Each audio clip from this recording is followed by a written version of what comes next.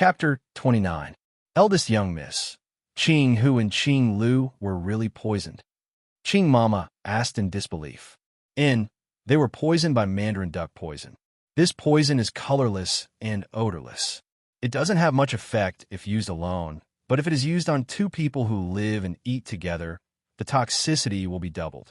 When they die, they will die silently. Even a doctor would have a hard time finding the cause. Yi Zhuge stopped. Seeing Qing Mama and the two servant girls pale with fright, she comforted them. You don't have to worry. Although this poison is powerful, the antidote isn't hard to make. Tomorrow, I will bring back 2 batches of medicine to refine. That's good. Qing Mama let out a sigh of relief, but still felt it was unbelievable. Why would someone poison these 2 servant girls without any reason? The conflict between them and Xiao Mama wasn't so bad that someone would die. You have to ask Qing Hu and Qing Lu. Yi Zhuge's beautiful eyes flashed and fell on Qing Hu and Qing Lu. Eldest young miss, this servant doesn't know either. Qing Hu and Qing Lu shook their heads in panic. Eldest young miss, they only went to Qiushui Yuan for 10 days. Even if they became enemies, it wouldn't be this fast. These 2 servant girls were personally trained by Qing Mama. She knew their temperament very well. Qing Hu was lively, sweet talker, and sensitive. Qing Lu was steady and the most mature. The 2 of them could endure and see other people's faces. How could they attract such a disaster? Yi Zhuge pondered for a moment before asking, Did you see something you shouldn't have, so someone wanted to silence you?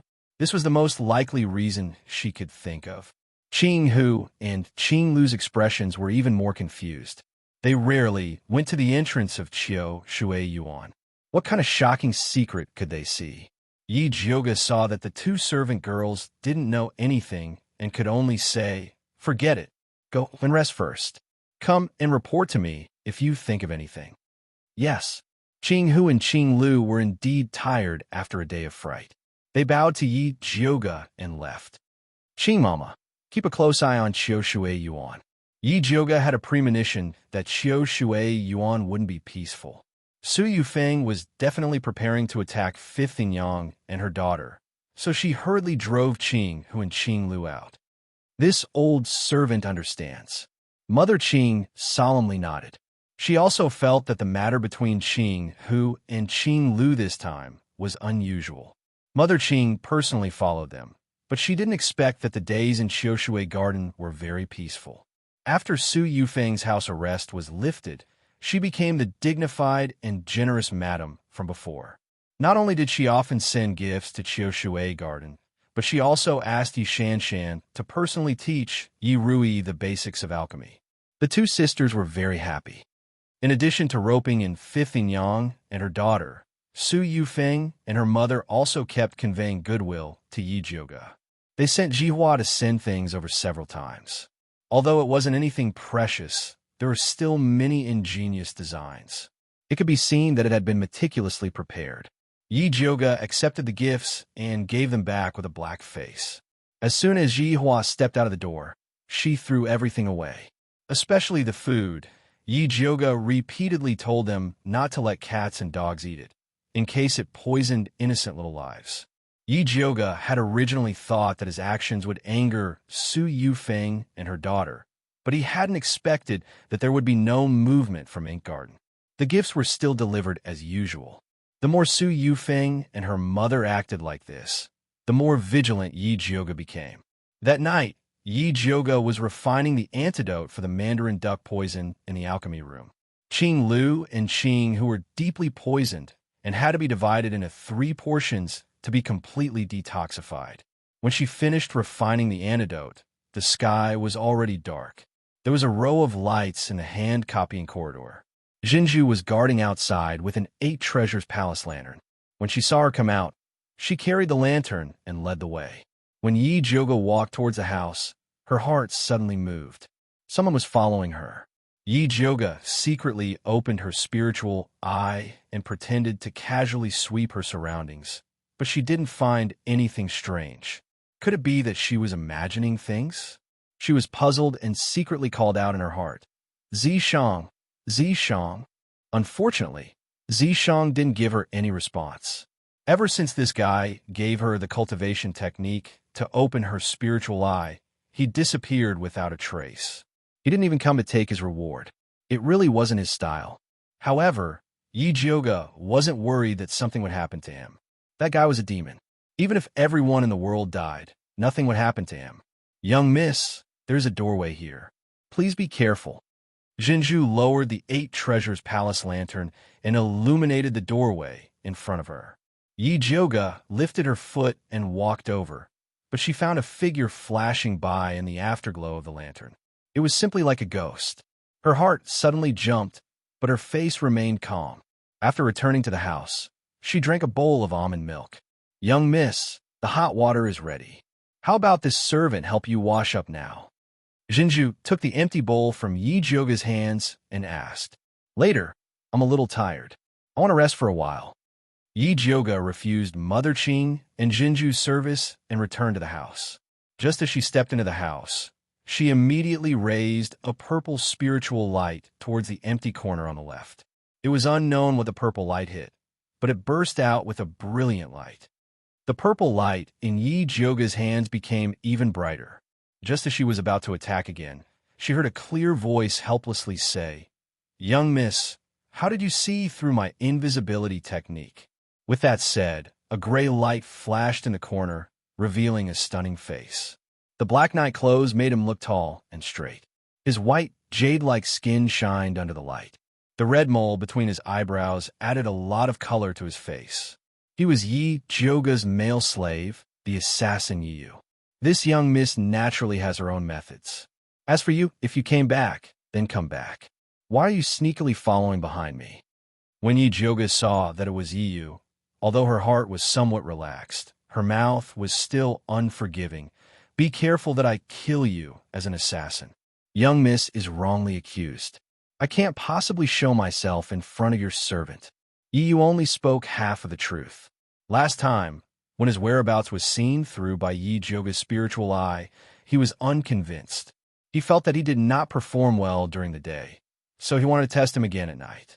He did not expect that he would be seen through by Yi Jioga again. This time, even if he was unconvinced, there was no other way. You've been gone for so long. Did you find anything? Yi Jioga sat down at the table and poured herself a cup of tea to drink. Yiyu, this fellow, had been gone for more than 10 days without any news. She was really afraid that he had been captured by the Crown Prince and Su Junqing. I found it. Yiyu's expression was heavy as he took out a letter from his bosom and handed it to Yi Jioga. He said in a hoarse voice, This is a letter that my sister secretly sent. Please take a look. You found your sister? Yi Jioga received the letter in shock. No, I followed the Yi clan's unique secret code and found an abandoned mansion. However, there was no one inside. I only found this letter in a secret compartment. Yiyu shook his head. When he first discovered the secret code, he was worried that it might be a trap. Fortunately, his sister did not disappoint him. What a pity. Yi Jioga shook his head and opened the letter that Yi Yunji left behind. With just one look, his expression changed. Chapter 30. Yi Jioga read Yi Yunji's letter carefully again, and then asked Yiyu with a serious face, Is what your sister said in the letter true? She doesn't need to lie. Yiyu's dark eyes looked straight at Yi Jioga, and a trace of pain flashed across his handsome face. That Su Junqing really deserves to die. Yi Jioga heavily slammed the letter on the table. Although she heard Zishang say that the cultivation method of bewitchment was very evil, she didn't expect it to be this evil. He didn't even let go of a 7-year-old girl. It was simply insane. She just didn't know if the Crown Prince and Su Yufeng knew that Su Junqing wanted to use Yi Rui to cultivate the bewitchment. What does eldest miss plan to do? Yi came back to discuss with her. A letter alone can't shake the foundation of the Su family. However, I've already guessed who Su Junqing's next target is. You stay in Choshui Yuan during this period of time. You must not let his plot succeed. Yi Jioga told him about how Su Junqing had used the bewitching spell on 5th concubine. Beast. Yiyu's eyes became incomparably cold. When he thought that Su Junqing used this method to harm his sister, he couldn't wait to kill him. Heaven's net has a long way to go. He will be caught one day. Yi Jioga's face was as cold as ice. Su Juanqing's bewitchment must have harmed a lot of people. She would catch him sooner or later. There's no time to lose. I'll go to Qiu Shui Yuan now. Yi Yu's figure flashed and disappeared. Yi Jioga carefully put away Yi Yunji's letter and was about to call Mother Qing and Pearl to come in to help her wash, when she suddenly heard a noise outside. It seemed to come from the direction of Qiu Shui Yuan. Could it be that Yi Yu found something when he went there? She was about to go out, but she saw Pearl walking in a panic and said repeatedly, "Eldest miss, it's bad, it's bad." Yi Jioga frowned and quickly asked, "Who's in trouble?" "It's Fifth Yang." Pearl took a breath and then said, "They said that Fifth Yang was caught in bed." "What?" Yi Jioga was really surprised this time and quickly asked, "What the hell is going on?" This servant also doesn't know. "I only heard that Madame suddenly brought people to seal up Qiu Shui Yuan and didn't allow anyone to enter or leave. Right now, Mother gone from the torture room is rushing over there. I'm afraid that fifth concubine is in danger." This news was secretly sent to Purple Forest Yuan by Mother Gone. Ever since Yi Jioga displayed her prowess in the torture chamber, Mother Gone has been trying to please her. This time, he had risked offending Madame by delivering such an important piece of news to her as a proof of allegiance. Yi Jioga remembered Mother Gone's kindness, but the most important thing now was to get fifth concubine out. Su Yufeng had been dormant for so long. Once she made a move, she would definitely go all out. She had to stabilize the situation as soon as possible. Yi Jioga took Mother Qing, Zhenju, Qing Hu, and Qing Lu, and hurriedly walked towards Qiu Shui Yuan. Qiu Shui Garden was brightly lit, and a group of sturdy old maids surrounded the gate of the courtyard, looking as if they were going to confiscate the house. Mother Zhang stood at the front. She had been beaten half to death by Yi Jioga last time, but it was a blessing in disguise that she had succeeded in advancing. Now that she was half a step into the realm of spirit practitioner, she was in high spirits. Seeing Yi Jioga and the others coming over, Mother Zhang's eyes flashed with hatred. She stepped forward and shouted, "Madam has ordered. No one is allowed to enter." "Dog slave, who are you? How dare you stop our family's eldest miss?" Was the lesson last time not enough? When Mother Qing saw Mother Zhang, new hatred and old hatred surged in her heart. No need to talk nonsense with her. Yi Jioga's expression was cold. She didn't have time to tangle with these jumping clowns. "Eldest miss, this kind of filthy thing is not worthy of you. This old servant is enough." Mother Qing stopped Yi Jioga, who was about to make a move, and walked towards Mother Zhang. "Humph, a waste dares to be presumptuous in front of me." In Mother Zhang's eyes, Mother Qing is not even a green onion. As soon as Mother Zhang's voice fell, she saw Mother Qing punch her in the abdomen at lightning speed. Mother Zhang hugged her stomach and fell to the ground. She was in so much pain that she kept gasping. "Mother Zhang." The few old maids who surrounded her quickly stepped forward to help her up, but they were all punched by Mother Qing. Zhenju was stunned. She didn't expect Mother Qing to be so powerful. Yi Jioga knew that in the past, Yin Tianwei felt sorry for his daughter's weak body, so the servants he chose were all qualified to practice martial arts. Because Mother Qing was loyal to her master, she obtained a set of Blue Cloud fist technique, which was much more powerful than Mother Zhang, who only ran amok in the backyard. If she hadn't been poisoned and lost her cultivation, she wouldn't have been bullied by Mother Zhang. Seeing that the road ahead was clear, Yi Jioga took Zhenju, Qing Hu, and Qing Lu to Autumn Water Garden. When he passed by Mother Zhang, he kicked her waist. Mother Zhang's newly formed spiritual sea was instantly destroyed. Her eyes turned white, and she fainted. "If you don't court death, you won't die." This was the kind of person she was. When Su Yufeng heard the sound of fighting outside, she quickly came out with Yishanshan. When she saw Yi Jioga, her slender and perfect eyebrows immediately frowned, and she asked unhappily, "Jioga, what are you doing?" "I also want to ask, Madam, what are you doing?" The corner of Yi Jioga's mouth hooked up, his eyes swept over the crowd in the yard, and he sneered, "This posture, is it possible that you are here to confiscate the house? What nonsense are you talking about? Fifth concubine's behavior is improper, and she has an affair with someone. I am here to interrogate her on behalf of the master. Su Yufeng's expression was dignified, and her eyes were cold as she said, You are an unmarried girl. It is not suitable for you to listen to such filthy things. Hurry up and go back. Madam's words are really ridiculous. Could it be that second sister is married? Why can she listen to me, but not me? Yi Jiuge raised his eyebrows. She wants to drive me away with just a few words? No way. You're the one who is married.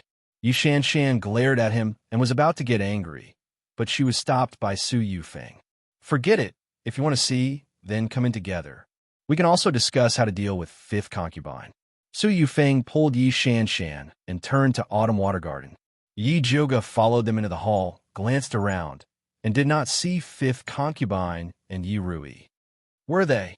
Fifth concubine realized that the affair was exposed, so she locked the room. We were just about to break the door when you came. Rui is young. This kind of thing does not need her to come, Su Yufeng said as she walked to the front of fifth concubine's room.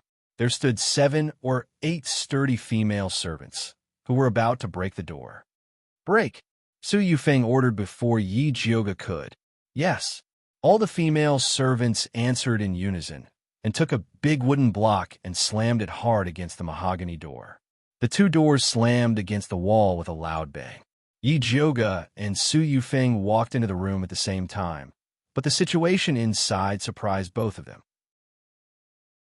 Chapter 31. He saw that fifth concubine's room was in a mess with cups and teacups scattered all over the floor. Looking further inside, there was actually a tall and sturdy man lying at the door of the inner room. He looked to be in his early 30s, and his facial features could be considered regular. At this moment, his eyes were closed, and the green robe on his body had been torn apart by more than half. On his waist, there was a black belt inlaid with jasper that was slightly loose. Not far from the man, there was a woman with messy hair lying on her back. Her face was pale, and her eyes were closed. The jasper hairpin on her head was tilted to one side. It was fifth concubine. Seeing that fifth concubine's clothes were undamaged, Yi Jiuge heaved a sigh of relief. If the 2 of them were having an affair, then even if she had the ability to do so, she would not be able to save fifth concubine. However, Su Yufeng frowned, as this was not in accordance with the plan. When she entered, the 2 of them should have been lying on the bed. How could they have fainted? However, it did not matter, as this could be considered as catching the adulterer in bed. Su Yufeng shouted, Come, tie up this shameless adulterer and adulterer for me. Wait. Yi Jiuge raised his hand to stop the female servants who were about to rush over. His eyes looked at the man and fifth concubine before finally looking straight at Su Yufeng and said, You said that they were having an affair. But why do I feel that this thief had ill intentions towards fifth concubine and was finally beaten to the ground? Jiuge, aren't you lying with your eyes wide open? Su Yufeng sneered and said, Our Yi residence's inner courtyard is heavily guarded. How could a man come in to commit a crime? This adulterer was clearly brought in by fifth concubine. Madam, you need to speak with evidence. You said that this criminal was brought in by fifth concubine. Could it be that you saw it with your own eyes? Yi Jiuge raised his eyebrows and asked, Why do I need to see it with my own eyes? There are so many people in Qiu Shui Yuan who have eyes. Su Yufeng snorted and ordered Mother Gan, who was standing in the corner, lock up all the servants in Qiu Shui Yuan and interrogate them. See if any of them have seen this adulterer. Yes. Mother Gan bowed and complied. Then she led the female servant to the torture room and rushed out like wolves and tigers, locking up all the female servants of Qiushui Garden. Yi Jiuge seemed to be watching coldly, but in reality, he had secretly opened his spiritual eye to search for traces of Yiyu. However, she could not find Yiyu after looking around the house. She did not know where he had run off to at such a critical moment. At this time, Gan's mother came in with another mother. Yi Jiuge recognized that the mother's surname was Wang. She was one of the elders that Su Yufeng had left behind in Autumn Water Garden. It seemed that Su Yufeng had already made arrangements. Madam, Mother Wang has already confessed. She said that this man was brought in by her fifth concubine. Mother Gan bowed and reported, Mother Wang, tell me clearly, how did fifth concubine order you to bring him in? Su Yufeng lowered her eyes, and a sharp light flashed in her eyes. Madam, please understand. I was forced by Madame Wu to bring her in. Mother Wang said with tears and snot. So this man was fifth concubine, who was fifth concubine's distant cousin. Before fifth concubine was sold into the Yi residence, she had always been living in his house and had a deep relationship with him. Previously, when fifth concubine was in dire straits, she did not dare to contact him. However, ever since she relied on her daughter to become rich, she thought of this cousin day and night. Not only did she secretly send him a lot of money, she even took advantage of the time when the master was out to threaten Mother Wang to bring the adulterer in. According to what Mother Wang said, fifth concubine should trust you a lot. Then why does she never let you serve by her side? Yi Jioga sneered. Although fifth concubine tried to curry favor with Su Yufeng, she was also worried that she would be plotted against. Thus, she only left Mother Qiu, Xinghua, and Peach Blossom, who were sent by Yi Yuxuan to serve by her side. Mother Qiu had previously caught a cold and had already asked for leave to recuperate. This is because fifth concubine is deliberately distancing herself from this servant. She is afraid that others will find out about this errand that she asked this servant to do. Mother Wang did not dare to look at Yi Jioga. She immediately turned to Su Yufeng and said, Madam, Xinghua has also seen this adulterer. If you don't believe me, you can summon her to ask. Xinghua was famous for being simple-minded and never lied. Okay, let Xinghua come up. Su Yufeng nodded.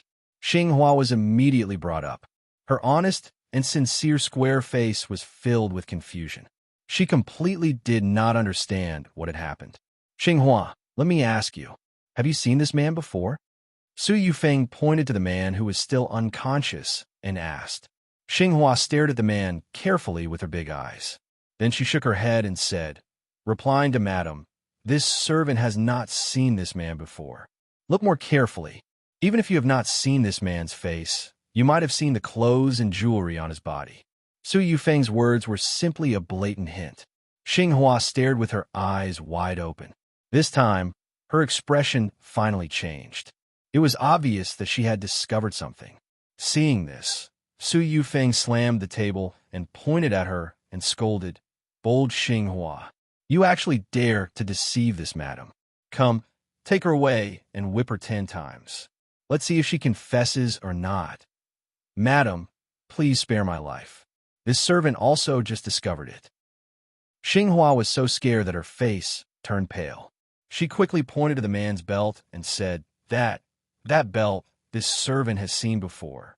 At this time, Qing Lu, who had been standing by Yi Jioga's side, secretly pulled her sleeve. Yi Jioga's eyes slightly slanted and saw Qing Lu's anxious eyes. It was obvious that she had something to say. Mother Qing also noticed that something was wrong with Qing Lu and immediately interrupted Xinghua's words. She pretended to be anxious and said to Yi Jioga, Eldest young lady, Fifth Yang has not woken up for so long. Do you think something happened to her? Yi Jioga immediately understood and followed Mother Qing's words and said, I also find it strange. We have been here for half a day, but Fifth Yang and the criminal are still unconscious. As she said, she looked at Su Yufeng. Madam, do you think it is strange? Jioga, don't worry. I have already sent someone to invite your father. If there is anything, wait for him to come back before we talk. Su Yufeng's eyes swept across and saw that the servant women were surrounding the door of the inner room. It was obvious that no one was allowed to go in. Since that is the case, then I will go out and see if father is here. Mother Qing, you stay here and don't let anyone touch Fifth Yang. If anyone dares to touch her, don't be courteous with her. Yi Jioga said as he gave a warning glance to the servant women and Su Yufeng. Then, he turned and walked towards the door. Qing Lu hurriedly followed. Su Yufeng and Yi Shanshan did not follow out. Both of them had a look of confidence and were not afraid that Yi Jioga would play tricks. Qing Lu, did you see something? Yi Jioga walked to a corner of the courtyard and asked Qing Lu. Eldest young lady, this servant saw that man's belt in Fifth Yang's room. Qing Lu lowered her voice and said. Chapter 32. What? Yi Jioga was shocked and quickly asked Qing Lu, When did you see in Fifth and Yang's room? Just 3 days ago. Qing Lu carefully told the situation at that time. At that time, she and Qing, who just came to Qiushui Yuan and wanted to build a good relationship with the maids, so they often helped them to do what they could. Her roommate, Xing Hua, was responsible for cleaning Fifth and Yang's inner room. That day, Xing Hua was not feeling well, so Qing Lu volunteered to help her clean. But not long after entering Fifth and Yang's inner room, Qiu Mama came in angrily and drove her away. She also scolded Xing Hua. Later, Xing Hua did not dare to let anyone help her clean. At that time, this servant only took a glance at the table and vaguely saw a black object inlaid with green jade. Before I could take a closer look, I was chased out by Qiu Mama. Just now, after listening to Sister Xing Hua's words, I then remembered that it was a belt tied around a man's waist. Qiu Mama, Yi Jiuge suddenly frowned. She did not expect that this matter was related to Qiu Mama. She did not believe that Yi Yuxuan would let Qiu Mama help Su Yufeng to frame Fifth and Yang for having an affair. No wonder Qiu Mama wanted to poison me. It turned out to be because of this. Qing Lu did not expect that Qiu Mama would make a move on them because of such a small matter. She was really hateful and scared. Qiu Mama pretended to be sick and resting because she did not want people to suspect her. It is normal to want to kill you. I just don't know what means Madam used to make Qiu Mama help her. Yi Jiuge was thoughtful. Qiu Mama was an old person by Yi Yuxuan's side. She had always been loyal. If Su Yufeng did not have a big handle on her, she would not help her. It seemed that it was necessary to carefully investigate this Qiu Mama. Eldest Miss, Qiu Mama deliberately put the belt in Fifth and Yang's room for Xing Hua to see. It was to confirm the rumor that Fifth and Yang had an affair. What should we do? Qing Lu looked worried. Everyone in Yi Mansion knew that Xing Hua was simple and did not lie, so Qiu Mama deliberately set this trap. Act according to the circumstances. Su Yufeng had planned for a long time. She must have arranged it flawlessly. She could not find any flaws at the moment. But fortunately, Fifth Concubine was not lying on the bed with that man, so the situation was not too bad. Let's see what Su Yufeng will do before resolving it. Just as Yi Jiuge was about to bring Qing Lu back to the house, he heard the voices of the servants coming from outside the courtyard. This servant greets master. In the next moment, Yi Yuxuan appeared at the entrance of the courtyard. He was travel-worn, and his face was as black as the bottom of a pot. However, anyone who knew that while he was working hard outside, his concubine at home had made him a cuckold would not be happy. "Father," Yi Jiuge calmly called out. "Why are you here?" Yi Yuxuan frowned. Seeing Yi Jiuge, his mood became even worse. "I heard that Madame Wu's place was robbed, so I specially came over to take a look," Yi Jiuge said with a worried expression. "Stolen?" Yi Yuxuan was stunned. Didn't they say that the fifth aunt was caught having an affair? How did it become a thief? Lord, don't listen to Jiuge's nonsense. She has always been on good terms with Fifth and Yang, so she will naturally speak up for her. When Su Yufeng came out and heard Yi Jiuge's words, she immediately became incomparably angry. So it turned out that Yi Jiuge, this damn girl, was specifically waiting here to complain. What a good scheme. Is that so? Why did I hear that Madam and fourth younger sister have been on better terms with fifth aunt than me recently? I heard that father even praised you. Yi Jiuge's mouth curled up, and her smile was very sarcastic. Big sister, I know that you want to help fifth aunt get off the hook, but you don't have to drag my mother into this. Yi Shanshan said angrily. Before she came out, her mother had repeatedly told her not to speak carelessly, but after holding it in for a day, she really couldn't hold it in any longer. Second younger sister, what do you mean? Could it be that Madam also had an affair? Yi Jiuge covered her mouth and made a frightened expression. What nonsense are you talking about? Yi Shanshan frowned, wishing that she could tear Yi Jiuge's mouth apart. You were the one who said that Madam was involved in fifth aunt's matter. Yi Jiuge made a face of grievance. When did I say this? It was clearly far-fetched and deliberately insulted my mother. Yi Shanshan said while gnashing her teeth. Enough, all of you shut up.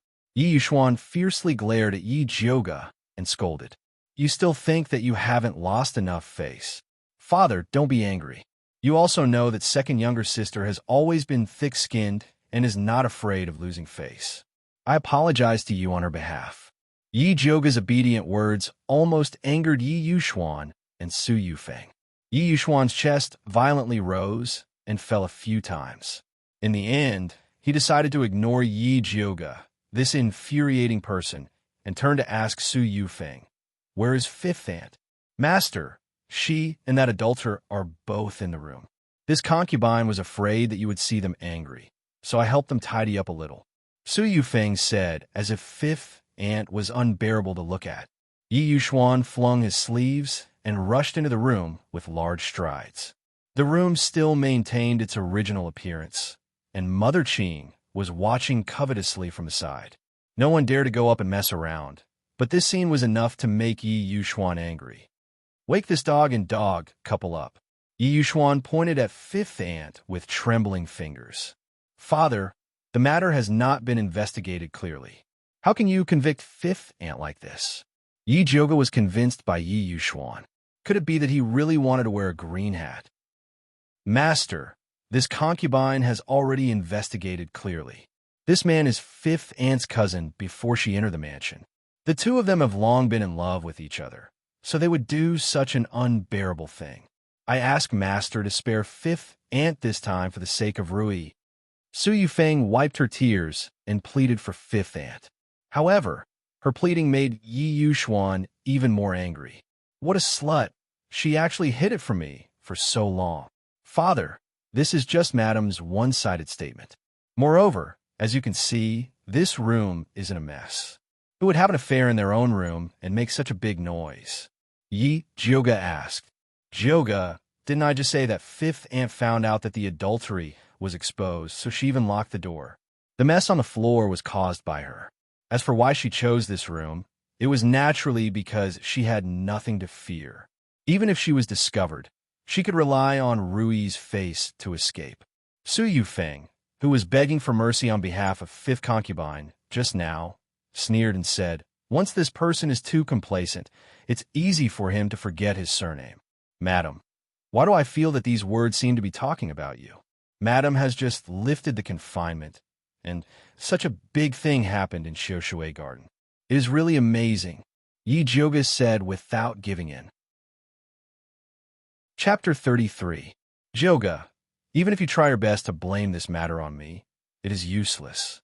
Xing Hua has already confessed." Su Yufeng's eyes revealed a proud expression. She turned around and bowed to Yi Yuxuan, saying, "Master, if you don't believe me, you can ask Xing Hua." Yi Yuxuan glared at Xing Hua and said angrily, "Tell me clearly what is going on." Xing Hua blinked her big eyes and said with some grievance, "Master, this servant also doesn't know what is going on. This servant only saw a belt that was similar to that man's waist on the table in fifth Inyang's inner chamber." Although Xing Hua was straightforward, she was not a fool, so she did not dare to say that the adulterer's belt was the one in fifth Inyang's room. But when Yi Yuxuan heard Xing Hua's words, he was still furious. He looked at fifth Inyang with reddened eyes and wished he could kick her death. "Master, fifth Inyang did such a shameful thing. This servant also has no face to plead for her." Su Yufeng sighed and looked at fifth Inyang like she was looking at a dead person. "Father, Xing Hua did not say that the belt on the thief was the one in fifth Inyang's room. Why don't we wake up fifth Inyang first and listen to what she has to say? You have been in for so long, but she still has no reaction. Something is wrong." Yi Zhouge persuaded at the side. In fact, when she came in just now, she already saw that fifth Inyang and the adulterer were knocked out. Needless to say, it must be Yi Yu's doing, so she did not make a fuss about this matter. Yi Yuxuan's face darkened, and he pinched fifth Inyang's waist. As for the adulterer, he was not so lucky. Yi Yuxuan directly kicked his stomach. The adulterer's body hit the wall, and he only woke up after vomiting a mouthful of blood. Yi Zhouge knew that no matter how things developed, this man could not walk out of Yi clan alive. But he deserved it. He framed a good woman and deserved to die. Fifth Inyang woke up and looked at Su Yufeng and Yi Yuxuan in confusion. "Foreign master, eldest young miss, why are you here?" Slut, look at what you've done. Yi Yuxuan stepped forward and slapped the fifth concubine's face to the side. The fifth concubine covered her face and looked up just to see her cousin, who she had not seen for many years, curled up in the corner of her room with his mouth full of blood. She couldn't help but shout, "Chun Fuan, why are you here? Bitch!" When Yi Yuxuan saw that fifth aunt actually knew this adulterer, he was so angry that he raised his foot to kick fifth aunt. "Father, you can't." Yi Zhouge hurriedly grabbed the fifth concubine's arm and pulled her back, dodging Yi Yuxuan's kick. There was a loud bang. Yi Yuxuan's foot landed on the mahogany table and forcefully shattered it. If this kick landed on fifth Yingyang's body, it was feared that half of her life would be taken away immediately. The fifth concubine finally understood that she had been set up. She looked up at Su Yufeng fiercely, gritted her teeth, and shouted, "You set me up. Peaceful coexistence? It's all a lie." Fifth concubine's words are really funny. Could it be that I used a knife to force you to have a rendezvous with your cousin? Su Yufeng sneered. It's true that Chun Fuan is my cousin, but after my parents died, he seized my parents' property and even wanted to sell me to a brothel. I can't wait to kill him, so how could I have a rendezvous with him? The fifth concubine knelt on the ground and cried to Yi Yuxuan, "Master, if you don't believe me, you can go and investigate. My aunt and uncle were angered to death by this beast. When she was sold to the Yi family, it was her aunt and uncle who helped her. Otherwise, if she stayed at home, she would definitely be sold to a brothel by Chun Fuan." When Yi Yuxuan heard the fifth concubine's words, he couldn't help but frown deeply. His expression was also somewhat uncertain. No one would be willing to wear a green hat. Moreover, the fifth concubine usually behaved herself. Could it be that there was really a secret behind this? Seeing this, Su Yufeng hurriedly said, "Master, this is all because the fifth concubine coaxed you. I have already inquired about it. When this Chun Fuan didn't gamble, his relationship with the fifth concubine was extremely good. Even if there was a gap in their relationship later on, the fifth concubine still couldn't forget about him. She even secretly took out money to help him pay off his gambling debts. If you don't believe me, you can ask him." Without waiting for Yi Yuxuan to ask, Chun Fuan had already shouted at the fifth concubine, "Cousin, I know you hate me, but this time, I really want to live a good life with you. Didn't we agree that after we sell that girl, Yi Rui, we'll take the money and run away? What? You dare to sell my daughter? I'll beat you to death." Yi Rui was now Yi Yuxuan's treasure. When he heard that Chun Fuan dared to have designs on his daughter, he was so angry that he once again kicked him in the heart. Chun Fuan hurriedly hugged his head and shrunk his legs into a ball. It seemed that he was very familiar with being beaten. Yi Yuxuan's foot landed on his bent calf. With a gotcha sound, that calf was actually forcefully kicked off. Chun Fuan cried out in pain. His forehead and back were covered in cold sweat. Yi Yuxuan wanted to hit him again, but he was stopped by Su Yufeng. "Master, this adulterer can be dealt with any time. Let's quickly go and see the 4 girls. Don't let them really sell them." When the fifth concubine heard this, she immediately ran towards the courtyard where Yi Rui was like a mad tiger. Yi Zhouge hurriedly brought people to follow. Just as he arrived at the entrance of Yi Rui's courtyard, he saw the servant girls lying on the ground. The door of the house was also open, and the inside was in a mess, as if it had been stolen. Yi Rui had already disappeared. Rui. The fifth concubine screamed at the top of her lungs. She was like a headless fly, and 2 of her 3 souls had been lost. "Mother Qing, search the entire courtyard for me," Yi Zhouge ordered with a frown. Mother Qing brought Zhenju, Qing Hu, and Qing Lu to search the entire courtyard, but they didn't even see Yi Rui's shadow. At this time, Yi Yuxuan had already caught up. When he heard that Yi Rui had disappeared, he was so angry that a layer of blood appeared in his eyes. He looked at the fifth concubine with a gaze as cold as an ice knife. It was not enough for the fifth concubine to have an affair with the adulterer. She even sold her most talented daughter. If he didn't cut this slut into pieces today, then he wouldn't be surnamed Yi. Yi Zhouge was really afraid that Yi Yuxuan would beat the fifth concubine to death on the spot, so he hurriedly changed the topic. "Father, the most important thing now is to quickly capture that Chun Fuan and interrogate him. Let's see where he took fourth sister. Bring that adulterer to me. Yi Yuxuan's chest heaved up and down as he said word by word. Mother Gone, why aren't you going? Su Yufeng said to Mother Gone, who followed behind. Yes, yes, yes, this old servant will go now. Mother Gone turned her head and hurriedly ran towards the fifth concubine's room. A moment later, a scream came from the fifth concubine's room. Chapter 34. When fifth concubine heard the cries coming from the room, she immediately rushed down like a whirlwind. Yi Juga also quickly followed.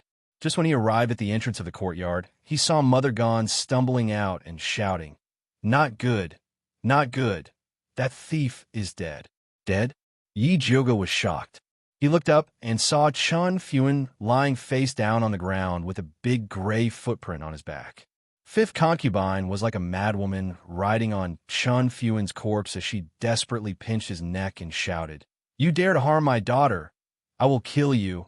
Kill you! Still not pulling fifth concubine away, Yi Juga shouted at Mother Qing and Mother Gone.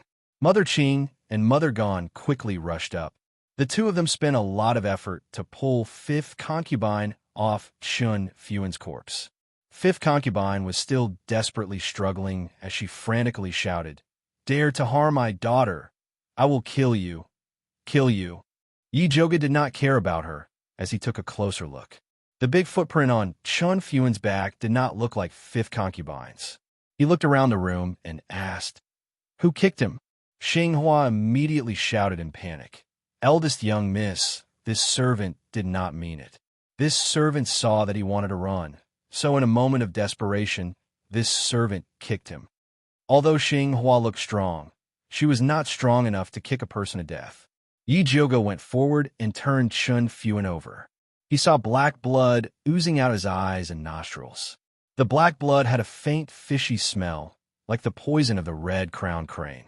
Although the poison of the red-crowned crane was overbearing, when it flared up, the 7 orifices would not bleed. Yi Juga reckoned that it was added with some medicine. Yi Juga secretly dipped a cloth in Chun Fuan's poisonous blood and put it away as he prepared to go back and check it. At this time, Su Yufeng just rushed over. When she saw Chun Fuan's corpse, she immediately covered her mouth with a handkerchief and said, Fifth concubine is so ruthless. She even killed someone to silence them. Foreign's words are really ridiculous. Just now, fifth concubine was not here. How could she poison this thief?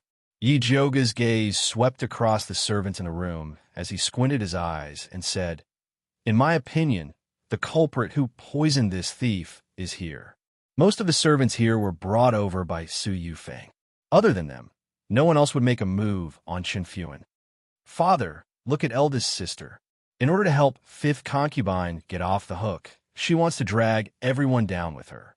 Yi Shanshan said indignantly beside Yi Yuxuan, who doesn't know what kind of person Xinghua is. How could she poison this adulterer? Xinghua was one of Yi Yuxuan's people. Yi Shanshan said this to provoke Yi Yuxuan's anger. Second younger sister, I didn't mention Xinghua at all. Why are you so sure that it's her? Who doesn't know how to splash dirty water? Yi Juga sneered. Without waiting for Yi Shanshan's reply, he turned his head and said to Yi Yuxuan, Father, don't you think this matter is too strange? Our Yi Mansion's guards aren't the best, but ordinary people can't come and go as they please. This Chun Fuan is just an ordinary person without any foundation. How did he get to know such a powerful expert who could break through our Yi Mansion's guards and take fourth sister away without a sound? Joga, did you forget one thing? Su Yufeng raised her thin eyebrows and said with a smile, During this time, fifth concubine is managing the house. It's very easy for her to bring people in. Is it really that easy? Yi Joga's mouth curved and his eyes were like lightning. He looked straight at Su Yufeng and said, Why do I remember that the housekeeper in the backyard can't manage the guards and patrols?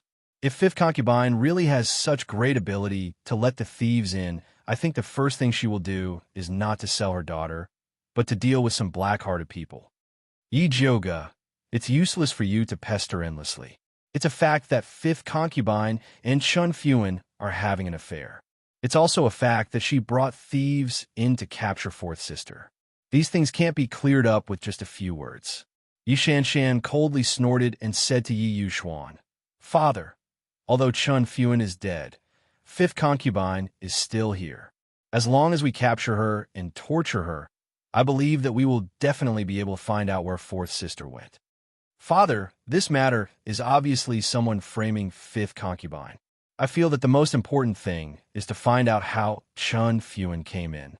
If our Yi mansion is so easily broken into by thieves, I'm afraid that you won't be able to sleep in peace in the future. Yi Jioga understood Yi Yuxuan very well and knew that he was most afraid of death. In his heart, fifth concubine was nothing more than a plaything. Compared to his life, she was worthless. Yi Rui was the same. Although Yi Yuxuan didn't like Yi Jioga, he had to admit that what she said was right. Fifth concubine could be dealt with at any time, and fourth girl could also be found later, but the guards of the Yi mansion had to be reorganized immediately. Yi Yuxuan immediately ordered Mother Gone, lock fifth concubine in the dungeon and strictly guard her. Master, fourth miss hasn't been found yet.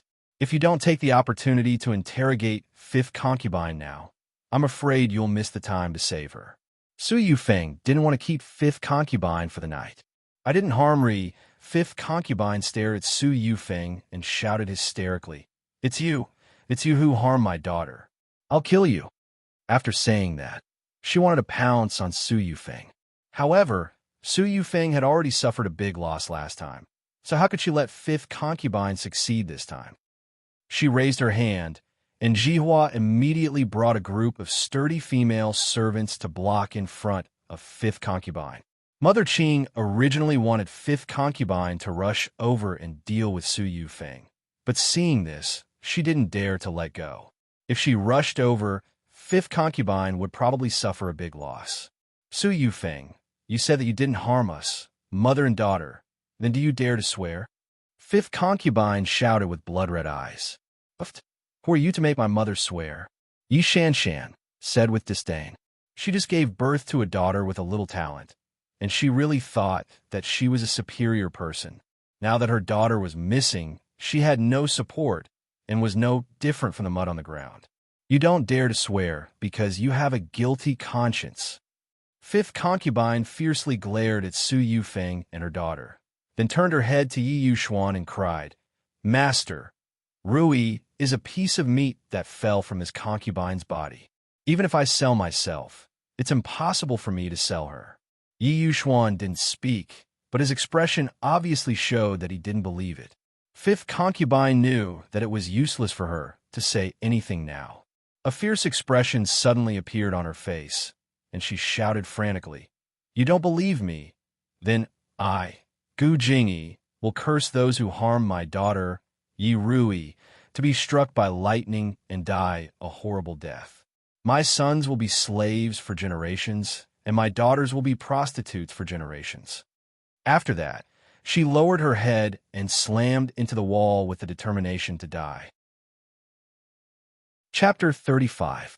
Fifth Ant, you can't. Yi Jioga was shocked and quickly pulled the fifth ant. But the fifth ant hit the wall with the determination to die. With a loud bang, a flower of blood bloomed on the wall. When Yi Jioga pulled the fifth ant back, there was a bloody hole in her forehead and blood was gurgling out. She was already exhaling more than she was inhaling. Fifth ant, why are you so stupid? Can't you just talk about it? Do you have to fight with your life? Mother Qing hurriedly pressed the wound on the fifth ant's head. Yi Jioga took out the thunderfire needle and sealed the fifth ant's acupoints. Then he looked up and said to Yi Yuxuan anxiously, Father, the fifth ant is about to die. Don't you have a bottle of 9 revolutions soul return pill? Please take one to save her. Yi Yuxuan's face was gloomy and he didn't say anything. A 9 revolutions soul return pill was worth 1,000 gold. It was impossible to use it to save an ant. Wishful thinking. Yi Shanshan's face was full of contempt, and she even gloated in her heart. The fifth ant used this trick every time. This time, she really saw a ghost. All right, say less. Although Su Yufeng also felt that the fifth ant deserved it, this kind of words were not pleasant to hear. That's right. Yi Shanshan pouted and said, Second sister, is your mouth too itchy? Do you want me to slap you to help you scratch it? Yi Jyoga glared at her. If she didn't need to use her spiritual power to maintain the fifth ant's life, she would definitely use a big slap to serve the mother and daughter. Yi Shanshan couldn't help but cover her mouth and step back. The situation of being slapped in the face by Yi Jyoga was too tragic. Master, you see that Jyoga is obsessed with the fifth ant. Those who don't know will think that they are mother and daughter. I only hope that Jyoga won't learn from the fifth ant in the future. In order to cover up the scandal, she doesn't even want her life. Su Yufeng hated Yi Jyoga for being disrespectful to the mother and daughter, so she wanted to take the opportunity to pour dirty water on her head. The fifth ant gave birth to my father's children and worked hard. What's wrong with me caring about her? Yi Jyoga coldly snorted and said, unlike some black-hearted people who, for their own selfish desires, actually joined hands with their nephew to deal with a mother and daughter. Do they really think that everyone else is blind? Yi Jyoga, what nonsense are you spouting? Su Yufeng was shocked. Her transaction with Su Junqing was so private. Where did Yi Jyoga hear about it? If you don't want people to know, then don't do it. Paper can't hide fire. Yi Jyoga had only wanted to test the waters. He didn't expect that Yi Rui's disappearance was really related to Su Junqing. The mother and daughter were really bold. Master, look at Jyoga. The more she speaks, the more outrageous she becomes. Su Yufeng pleaded to Yi Yuxuan for help. All right, all of you shut up, Yi Yuxuan said impatiently. Pull fifth ant back to her previous courtyard to live. Mother gone, bring some people to personally guard her. No one is allowed to enter or leave without my orders. Not letting fifth Inyang die in prison was already his greatest gift. Although Su Yufeng and Yi Shanshan were still somewhat unwilling, they didn't dare to refute Yi Yuxuan's orders. In any case, fifth Inyang wouldn't be able to live for long. Their goal could be considered to have been achieved. This servant understands. Mother Gone nodded her head and then carefully asked, then what should we do with the body of this thief? Yi Yuxuan stared coldly at Shan Fuan's corpse and said while gritting his teeth, throw it to the mass grave to feed the wild dogs. After saying that, he turned around and left without looking at fifth Inyang. Su Yufeng and Yi Shanshan hurriedly followed. Before they left, they didn't forget to reveal a victorious smile to Yi Jyoga. Yi Jyoga's mind was currently focused on saving people. He couldn't be bothered with them. Eldest miss, do you want to send fifth Inyang over now, or wait for a while? Mother Gone walked over and looked at fifth Inyang, who was covered in blood with incomparable worry. She was really afraid that fifth Inyang wouldn't be able to pull her back to that broken courtyard. Pull her over now, lest madam and second sister make a fuss again. If fifth Inyang continued to stay in Qiushui Yuan, Su Yufeng wouldn't let her have an easy time. Then I'll go find a palanquin now. Mother Gone received the order and quickly found a palanquin.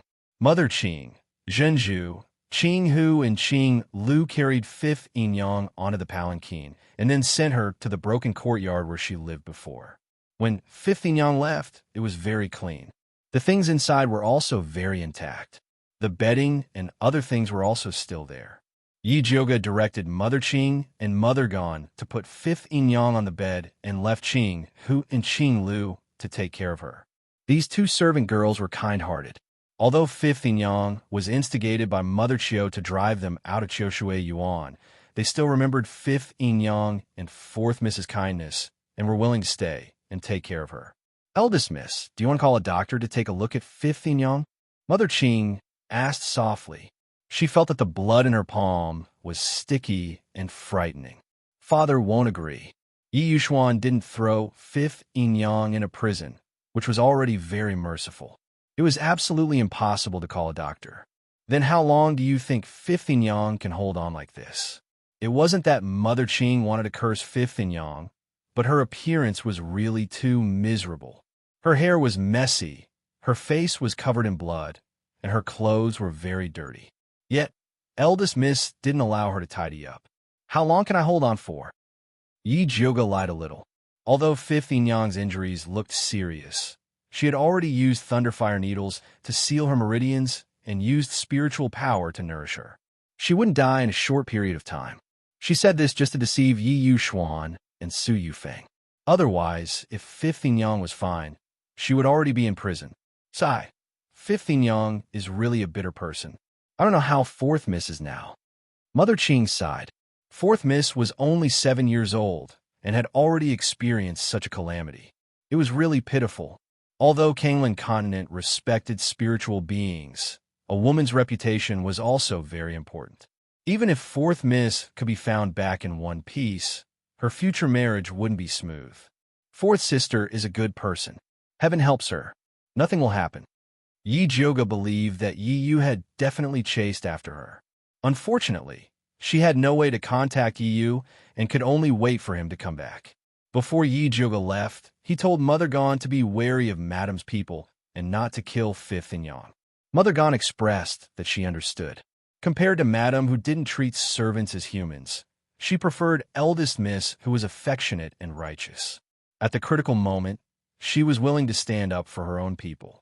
After Yi Jioga returned to his purple forest courtyard, he took out the cloth that was stained with Chun Fuan's poisonous blood and carefully studied it. Chun Fuan was just a vagabond. This time, he dared to use his life to frame Fifth Yang. If he wasn't being threatened, then he was being incited.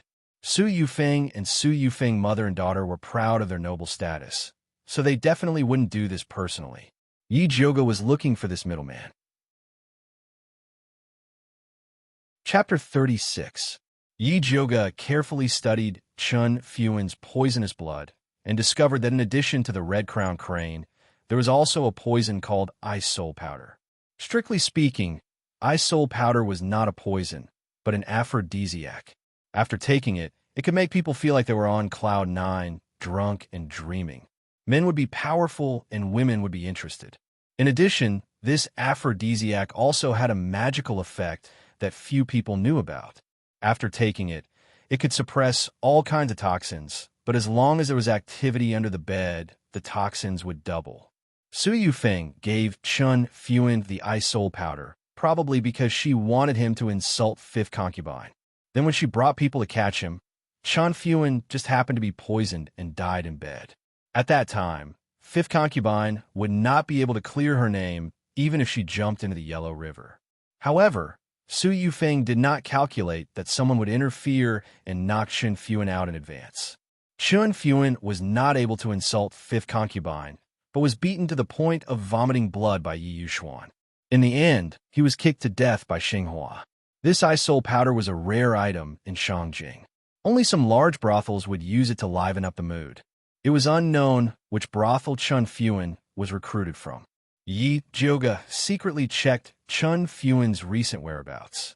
She heard that he suddenly made a fortune some time ago and even hooked up with the courtesan of Drunken Cloud Pavilion.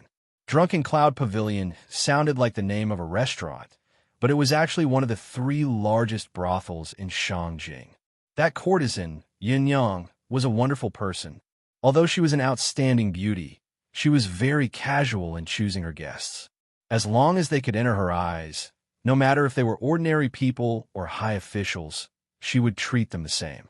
Therefore, there would often be commoners who thought they were extraordinary going to try their luck. Yi Jioga decided to investigate this Yin Yang. She changed into embroidered men's clothes and disguised herself as an elegant young master. She waved her fan and came to the red light street, where Drunken Cloud Pavilion was located. At this time, red lanterns were hung on both sides of the red light street. Girls in revealing clothes were soliciting customers at the door. The entire street was filled with the smell of cheap cosmetics. Drunken Cloud Pavilion was in the east corner. The 3-story wooden building was decorated very luxuriously. The girl standing at the door looked slightly more upscale than the other brothels. When she saw her coming, she smiled and shouted, "Guest, quickly come in." The moment Yi Jioga entered the Drunken Cloud Pavilion, the brothel keeper came to welcome him. The madam looked to be around 40 years old and had a lot of makeup on. She looked quite smart and had sharp eyes. She wore a red dress that was very low cut, and she smiled as she said to Yi Jioga, "Sir, you look quite unfamiliar. It must be your first time coming to our Drunken Cloud Pavilion. How should I address you?" This young master's surname is Yi. I heard that Lady Yun Yang is as beautiful as a fairy, so I came to pay a visit. Mother, please introduce me. Yi Jioga closed his fan and took out a silver ingot. The madam's eyes immediately lit up. She took the money and said with a smile, "Young Master Yi, I'm really sorry. Yin Yang is currently greeting guests. How about I introduce you to other girls? I came here because of your reputation. Mother, please do me a favor." Yi Jioga took out another ingot of silver. "Since Gongzi Yi is so sincere, then I'll go ask Yin Yang. Please go to the private room and wait for a moment." The procuress smiled as she took the silver. "Thank you, Mother." Yi Jioga opened his fan with a snap and followed the procuress to the private room on the second floor. The brothel keeper called for 4 beautiful girls to sit with her, and then she went out. The 4 girls were all experienced. They took their wine cups and rubbed them against Yi Jioga's body. They coquettishly said, "Young Master Yi, this servant will accompany you for a drink." Yi Jioga calmly blocked them and said with a smile, "This young master didn't come here to drink." Then Gongzi, "What do you want to do here?" A girl dressed in yellow smiled and stretched out her small hand to touch Yi Jioga's thigh. However, she was stopped by the girl. "This young master wants to do something exciting. I wonder if you have it here?" Yi Jioga patted the girl's small face. His eyes narrowed as he smiled maliciously. The expressions of the girls immediately changed. These days, the most frightening thing was to meet a pervert. The more refined a person was, the more beastly they were. The girl dressed in yellow was so scared that her face turned pale. She forced a smile and asked, "I wonder what kind of excitement Gongzi is looking for. First tell me what you have here." "Money is not a problem." Yi Jioga gestured as he rubbed his fingers. This was the code word for ice soul powder. The girls looked at each other. Before they could say anything, a bell-like voice came from outside the room. "I've let Gongzi wait for a long time. Yin Yang has sinned. Aya, Yin Yang is here." The girls immediately stood up while laughing. After opening the door and welcoming Yin Yang in, they all left. Yin Yang was indeed very beautiful. Her skin was snow white, and she had almond-shaped eyes and peach cheeks.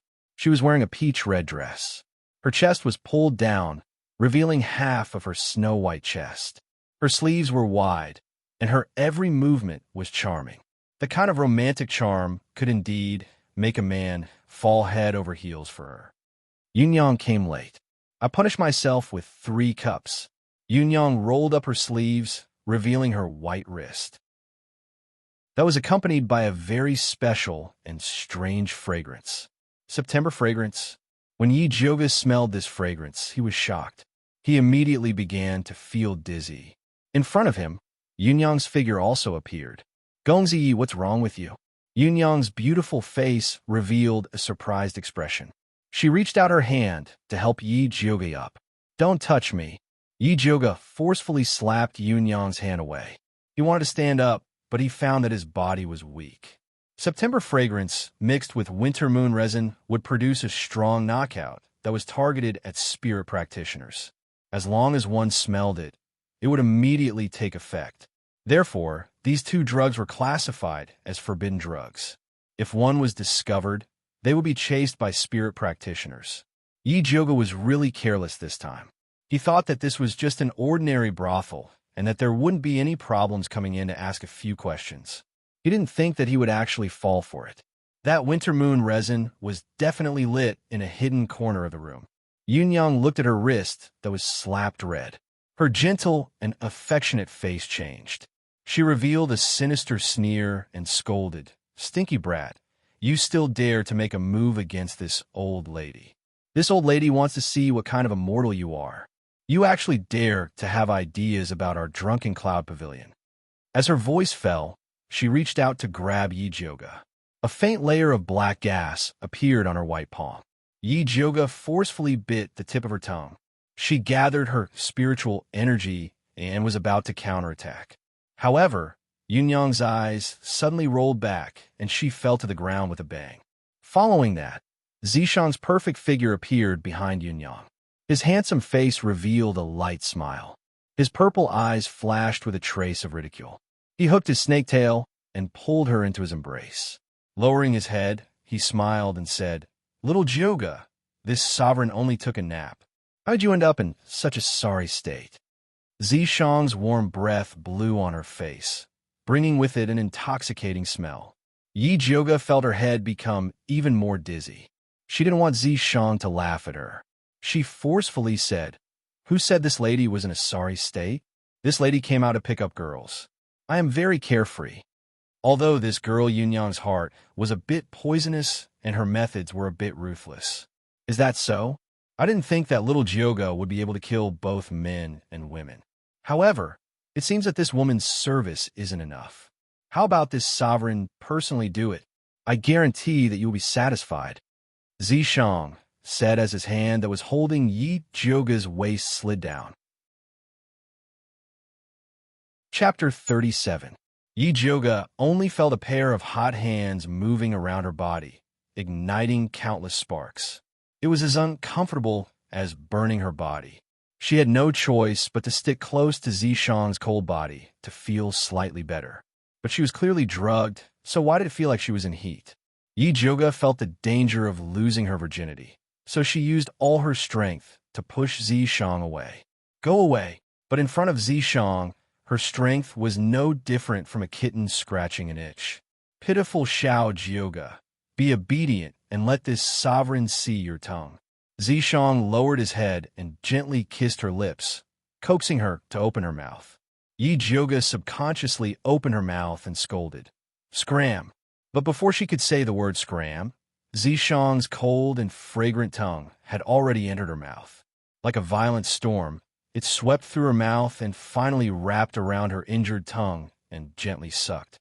The pain and numbness made Yi Jioga's mind even more muddled. Her body was soft like a pool of water, and she was pulled by Zishang onto the peach-red bed. The unbearable big bed let out creaking sounds.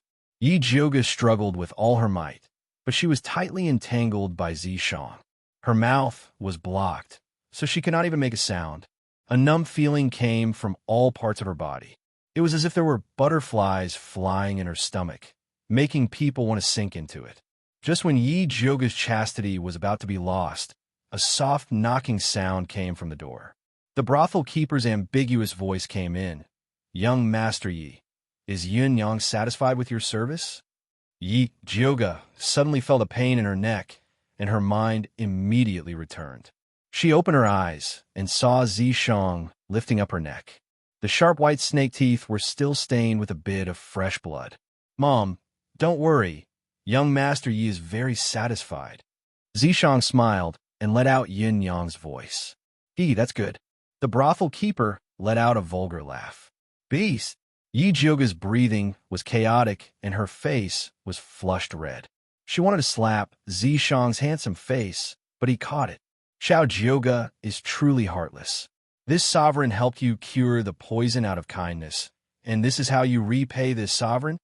Zishang licked the blood on his fangs, then brought Yi Jioga's palm to his mouth and bit it lightly, leaving 2 white marks. Yi Jioga wanted to retract his hand, but Zishang held onto Yi Jioga's hand very tightly. Zishang's expression seemed to be saying, "If you don't give me an explanation, I won't let you off."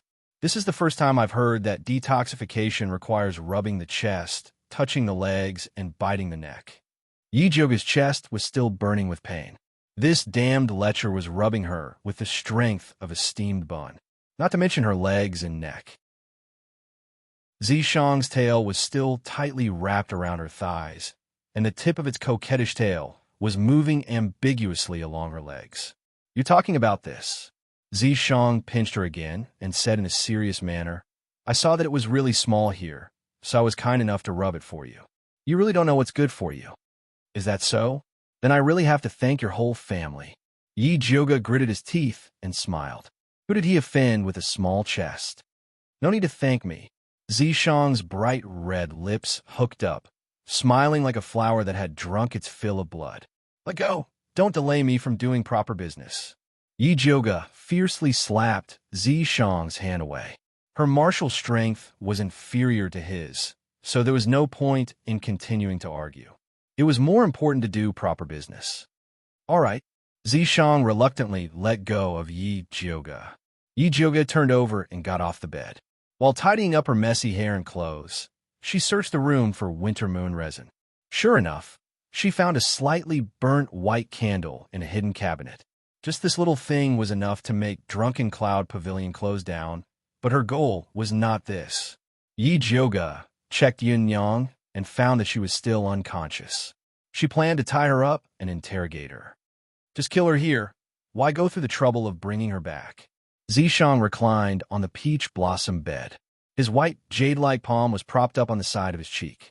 His black hair was like a crow's feather that spread across the entire bed. His coquettish face had an indifferent expression. Although he was half human and half snake, his peerless appearance completely transcended gender and species. He was so beautiful that people could not move their eyes away. The so-called flower queen Yun Yang was not even worthy of carrying his shoes in front of him. Then Yomi asked. Yi Jioga had no feelings towards Zishang's beauty. He only knew that his demon eye was very powerful. Previously, when Hong Lu falsely accused her, Zishang had helped her once. What's in it for me to help you? Zishang slightly raised his long eyebrows. His peach blossom eyes ambiguously swept across Yi Jioga's body. He had not touched enough just now. One drop of blood. Yi Jioga did not give him any room to choose. Fine. Zishang was in a good mood and readily agreed. His snake tail swayed in front of Yin Yang. His fingertip released a purple light as he pointed it at her forehead. Yin Yang suddenly opened her eyes and stiffly sat up. She blankly stared at Zishang as if she was a doll being controlled by him. Ask whatever you want to ask. Zishang's body leaned against Yi Jioga's body as if he had no bones. Help me ask her whose business Drunken Cloud Pavilion belongs to. Why did she use bewitching incense on me the moment we met? After Yi Jioga spat out a series of questions, he closely stared at Zishang. He wanted to see how he was going to use his demon eye technique. Okay, Zishang did not avoid it. He began to use his demon eye technique in front of Yi Jioga. His purple pupil suddenly split into two pupils. After turning a circle, it returned to a thin line. Yin Yang's gaze towards Zishang became even more lax. Her mouth opened and closed. Like a bamboo tube spilling beans, she said everything that Yi Jioga wanted to know. So this Drunken Cloud Pavilion was actually the Su family's business. It was also a place they used to gather information and trade people. Because they had done too many shady things, they were very wary of unfamiliar faces. When Yi Jioga just entered the door, he aroused their vigilance. Later on, when he said that he wanted to use the ice soul powder, it aroused their suspicions. Thus, they planned to use bewitching incense to knock Yi Jioga down and then torture him. This Su family really has big guts. They actually dare to casually make a move on a stranger. They are simply lawless. Yi Jioga clenched his teeth. Then he asked Yin Yang, "What's the matter with Chun Fuan?" The Su family wanted me to seduce Chun Fuan. Then they tricked her into framing Yi Mansion's fifth aunt, in order to earn money from me to redeem myself. Redeeming himself was fake. Poisoning him was the real deal. Chun Fuan thought that he had won the favor of a beauty. He did not expect that he would summon a deadly snake beauty. Besides this, what other evil things did the Su family want you to do? Tell me all of them. Yi Jioga planned to use this evidence to clean up the Su family. There's no time. The madam and the others are preparing to come up. Zishang shook his head. Okay, one last question. Does Su Yufeng have any blackmail on Mother Chiu? Yi Jioga asked. I don't know. Yin Yang said. Then have you recently done anything to anyone surnamed Chiu? Yi Jioga changed the way he asked. Yes. Yin Yang immediately said without hesitation. Chapter 38. Yin Yang had been in the Drunken Cloud Pavilion for so long. She had harmed too many people, but there was only one person with the surname Chiu. This person was called Chiu Dasheng. He was in his early 20s, a beginner spiritualist, and a frequent customer of the Drunken Cloud Pavilion. He had probably been chasing her for a long time. Yin Yang originally looked down on this low-level spiritualist, but orders came from above to lure Chiu Dasheng into fighting another spiritualist, which was why she chose Chiu Dasheng as a guest. Later, Chiu Dishing was heavily injured by his love rival, so he was dragged home to recuperate. Where does Chiu Dishing live? Yi Jiuge asked again. East Main Street, number 17.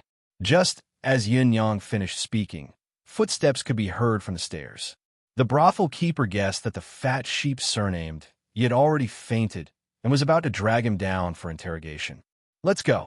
Yi Jiuge did not plan to have a direct confrontation with the brothel keeper, so he got up and prepared to leave. How should we deal with this person? Zishang looked at Yin Yang. What do you think?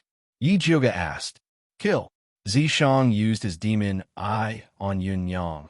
If it was discovered by others, it might bring trouble. Then kill him. This Yin Yang was an accomplice of the evildoer. She had committed many evil deeds. She deserved to die. Okay. Zishang did not make any movements, but Yin Yang's body softly fell to the ground, as if she was in deep sleep. Yi Jiuge did not check. He opened the window and floated down. It was already dawn, the time when the ladies and guests were sleeping. The golden sunlight shone on the lonely red light street. After Yi Jiuge quickly left the red light street, he arrived at East Main Street, number 18. This was a rather old house. The old stone lion in front of the door showed the owner's past glory. Yi Jiuge flipped over and entered the courtyard. He heard a familiar old voice. Shang-er, how do you feel today?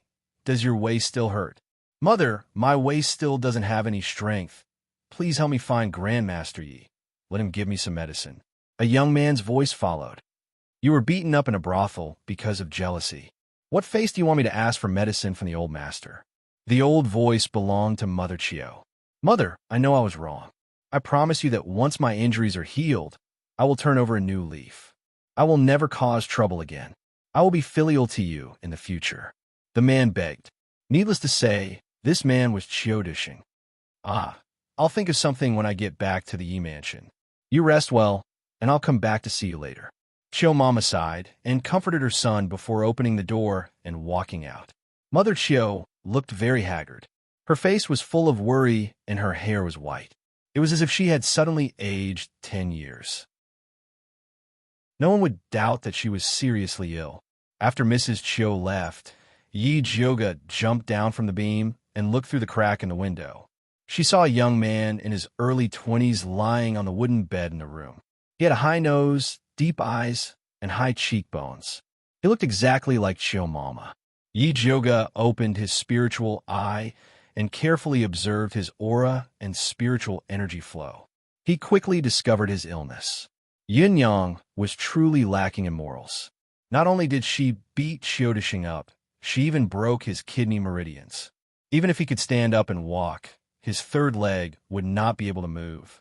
This was commonly known as impotence. This Chiu Dishing was beaten up in a brothel, so he must be a dissolute person. This illness was simply killing him. Mother Chiu, helping Su Yufeng deal with Fifth and Yang, was most likely to treat her son's injuries. It was a pity that this kind of impotence could not be treated by normal aphrodisiacs. Only the golden spear pill made of high-quality spiritual materials could restore his masculinity. The golden spear pill cost 50 silver per pill. Taking it for a long time was not a small amount. Although Mother Chiu had a lot of experience in the Yi mansion, she was still just a servant. Her monthly salary was only 20 silver. Even if she had a bit of income in private, she could not afford such a large amount of medicine. If she wanted to save her son, she could only continue to beg Su Yufeng. This was equivalent to being tightly held in Su Yufeng's hands. If she wanted to persuade Mother Chiu, she could only start with Chiu Dishing. Yi Jiuge opened the window and jumped in. When Chiu Dishing heard the movement, he immediately turned his head and shouted, "Who are you? Someone who can save you." Yi Jiuge sat on the table. "Get out, or I'll call for help." Chiu Dishing looked at Yi Jiuge vigilantly. Even if he was seriously injured, he would not easily believe a stranger's words. "Young Master Chiu, wait for me to finish, then it won't be too late to chase me out." Yi Jiuge looked down, his sharp eyes swept over his legs, then asked, "Young Master Chiu was beaten like this. Don't you feel strange?" "What do you mean?" Chiu Dishing frowned. "If I said that someone deliberately beat you, would you believe it?" Yi Jiuge said, "Deliberately?" Chiu Dishing's heart jumped. In fact, he also felt strange. Yin Yang had so many guests. Why did those people only target him, and with such a heavy hand? Could it be there was really a conspiracy? Jealousy is a common thing in a brothel, but to hit you so hard is not normal. Do you know who hurt me? Of course, in fact, all of this was set up by Yi Mansion's Madame Su Yufeng to threaten your mother to help her deal with Fifth Aunt.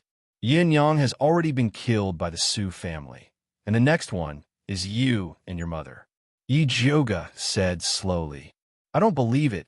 What evidence do you have to prove that the Su family did it? Qiu Dixing's heart beat even faster. If you don't believe me, you can ask your mother, or find someone to go to Drunken Cloud Pavilion to see if Yin Yang is still there. Yi Jioga got up and said, when you think it through, I will come to you again, and then we can talk about how to treat your injury. You have a way to treat my injury?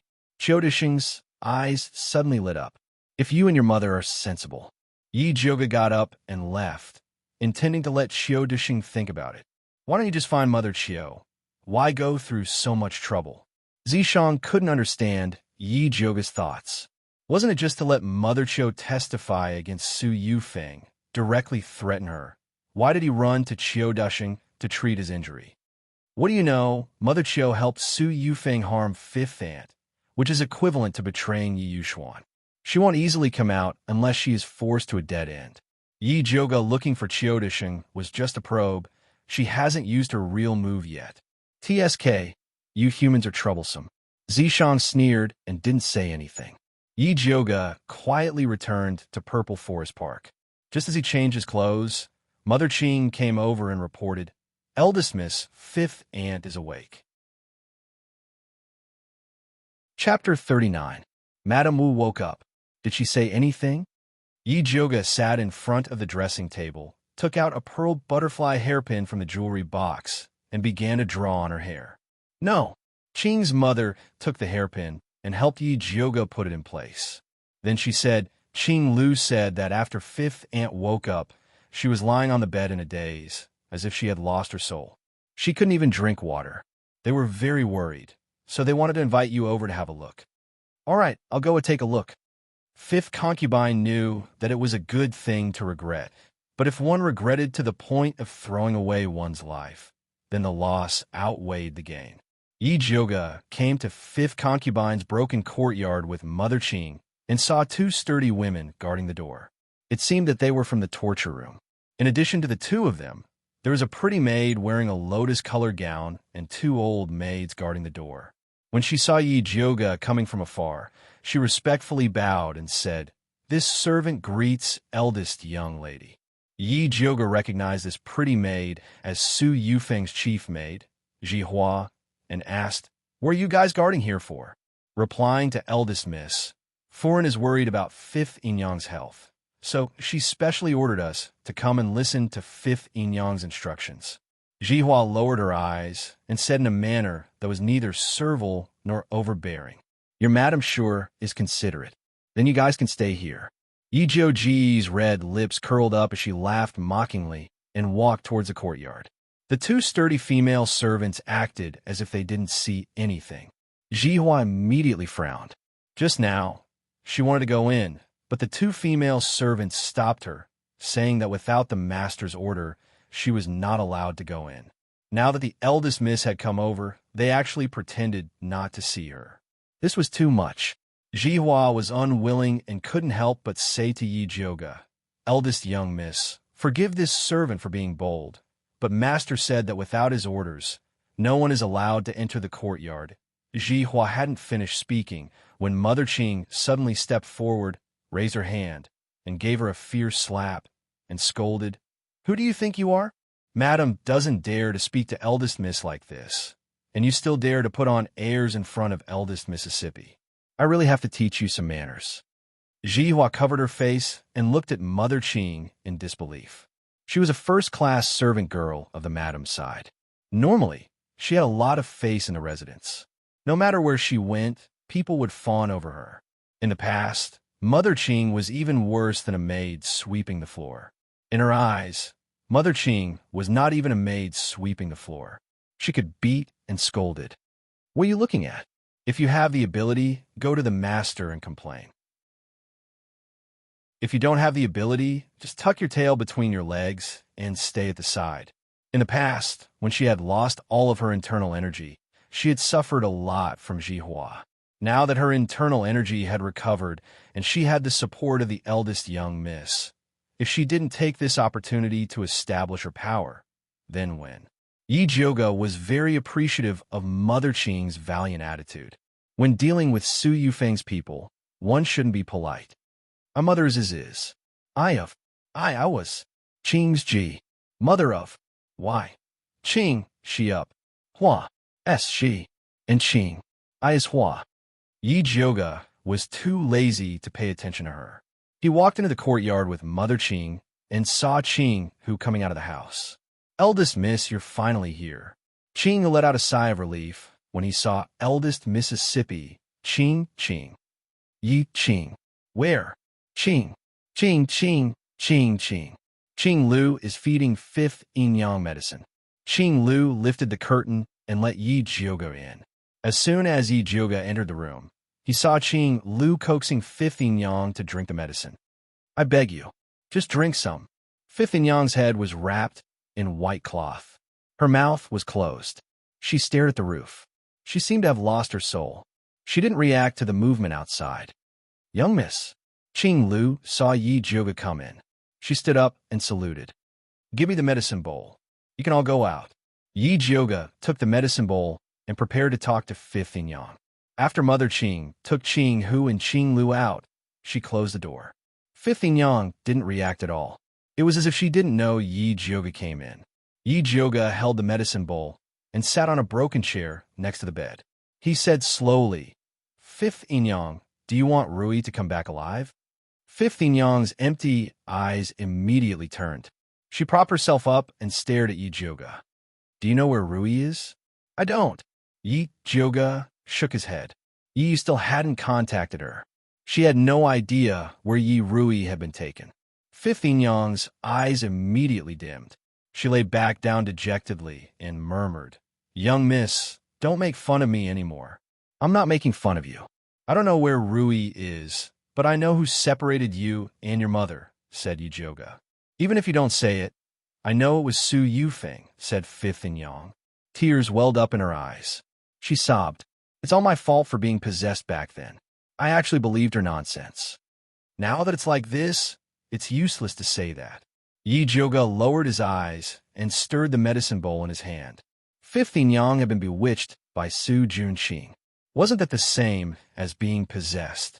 However, after this ordeal, he believed that 5th yin-yang wouldn't be so easily bewitched in the future.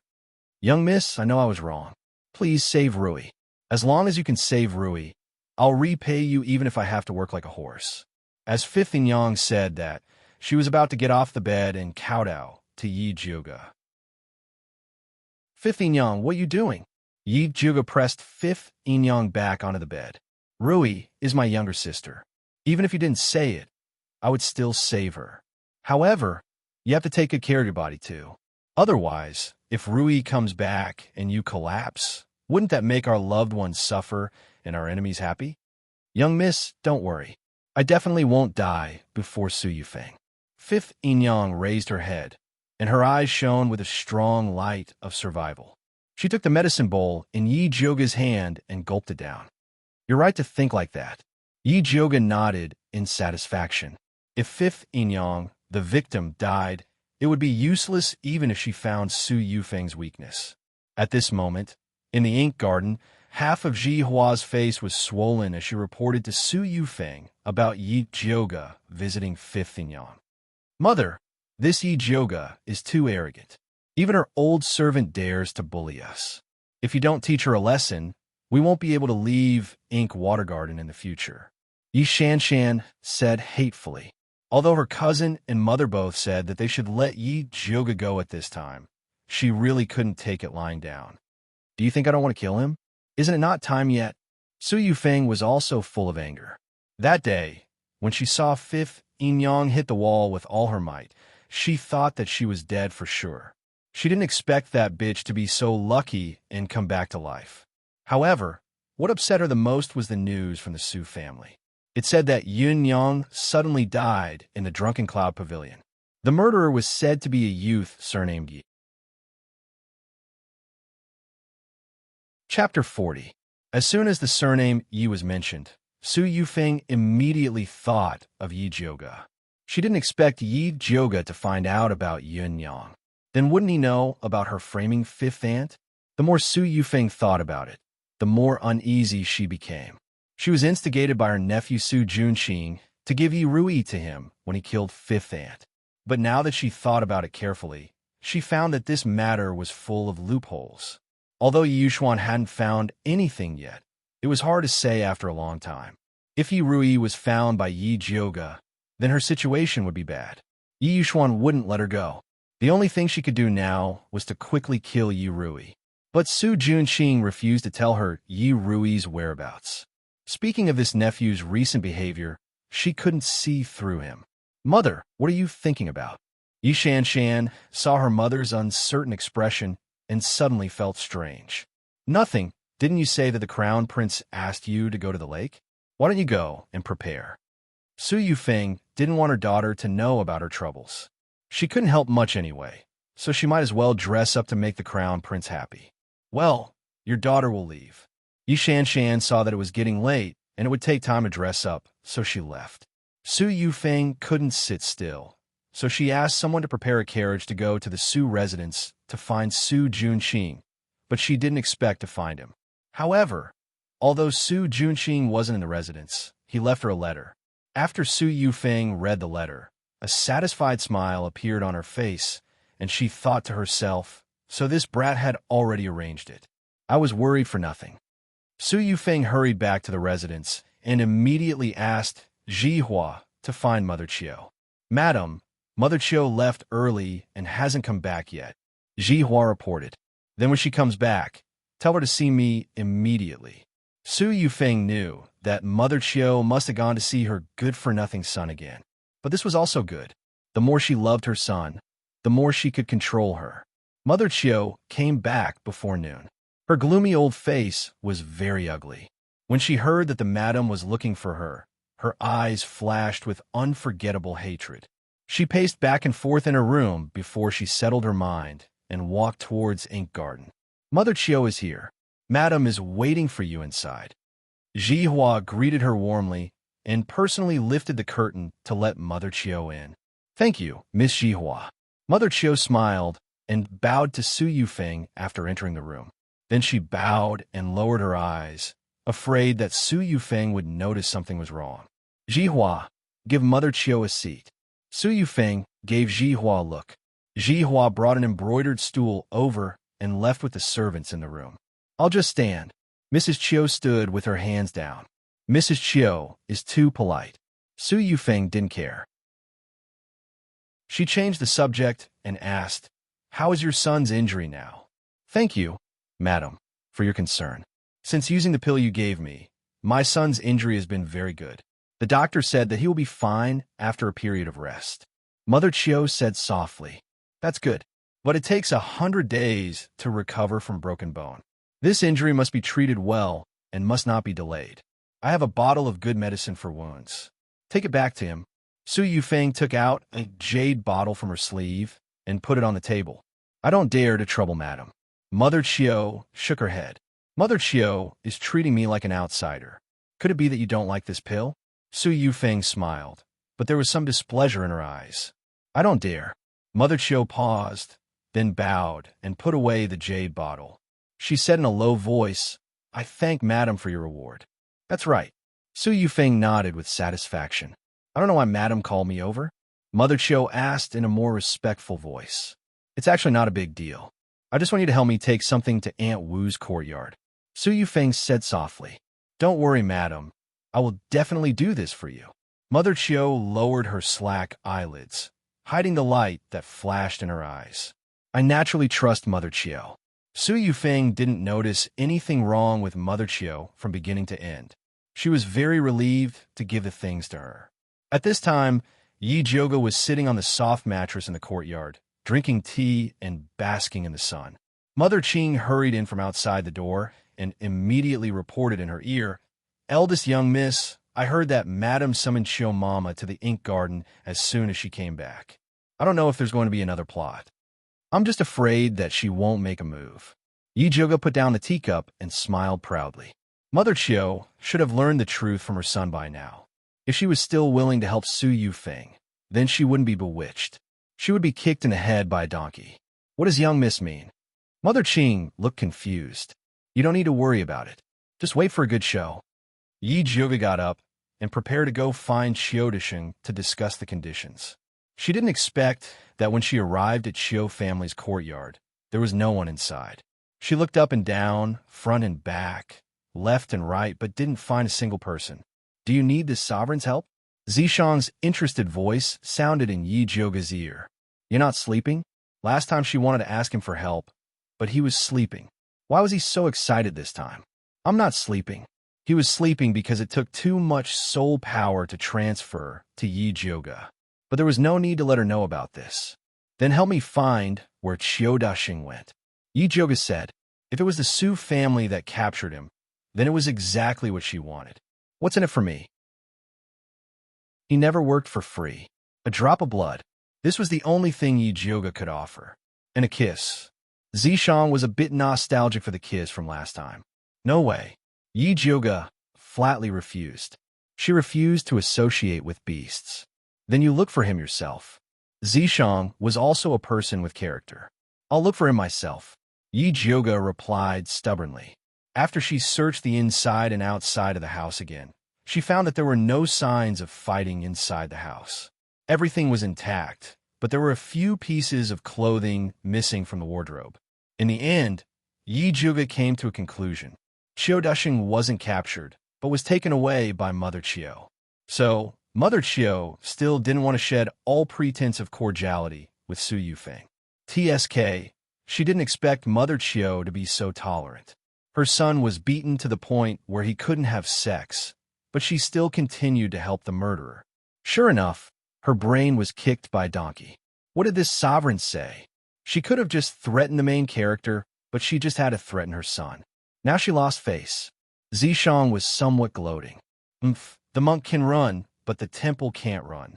Even if Mother Qiu took my son away, I still have a way to deal with her. Yi Jyoga wouldn't admit that her estimation was wrong. Fine, if you want this sovereign's help, you only need a kiss. Zishang's voice was full of temptation. Yi Jyoga said, kiss yourself. Chapter 41. Yi Jyoga returned to Purple Forest Park in a gloomy mood. From afar, he saw Mother Qing anxiously guarding the door. Eldest miss, it's not good. Master brought the people from the torture room and aggressively went to Fifth Aunt's courtyard. Mother Qing quickly came up and said, what happened to father? Yi Jyoga turned around and went to Fifth Aunt's courtyard. I heard that Fourth Miss's body was found. Master was so angry that he wanted to bury Fifth Aunt with Fourth Mississippi. Mother Qing also walked quickly. What? Fourth sister's body was found. Who found it and where? Yi Jyoga was shocked. Was Yi Rui killed by Su Junxing? Then why didn't Yi come to inform her? It can't be that he was also caught by Su Junxing, right? No, it can't be. Yi is so clever. It's impossible for him to fail twice in the same ditch. This old servant is not clear. It was Master's follower, Songbai, who brought back the news. I heard that Fourth Miss died very miserably. Not only was her head separated from her body, her face was destroyed, and her spirit root was also dug out. Mother Qing's heart was very uncomfortable when she said this. In this world, there were such black-hearted people who would dig other people's spirit root to sell. Head separated from her body, face destroyed, spirit root dug out. Yi Jyoga murmured and repeated. Yes, I heard that Master is very angry. I'm afraid that Fifth Aunt can't escape this disaster. Mother Qing sighed again. At this time, in Fifth Aunt's room, Yi Yuxuan was furious and ordered Mother gone. Drag this slut out and beat her to death. When Fifth Aunt was pulled out of bed, she still didn't know what happened. However, she promised Yi Jyoga to live well. She absolutely couldn't be beaten to death like this. She quickly begged Yi Yuxuan, Master, please look at Rui's face and spare this concubine's life for the time being. When Rui comes back, you can beat or kill this concubine without any complaints. Before Yi Yuxuan could say anything, Su Yufeng pointed at the fifth concubine and scolded, "Hey, you still have the face to mention Rui. If it wasn't for you, slut, colluding with the thieves to kidnap Rui, how could she have died outside?" Her pained expression made it seem as if the one who died was her own daughter. "What did you say?" Fifth aunt suddenly raised her head and stared at Su Yufeng. "What did you say about Rui?" "My poor Rui. How did she end up with such a heartless mother?" Su Yufeng covered her face with her handkerchief. Sobbing, she said, "Poor child, you've died too unjustly." "No, impossible, Rui won't die.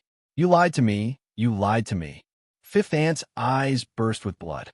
Like a mad tiger, she wanted to fight with Su Yufeng, but she was held down by Mother Gone. Master was right in front and would not allow Fifth Ingyang to be presumptuous. "AI, if you knew this would happen, why did you do it? It's too late for you to regret it now."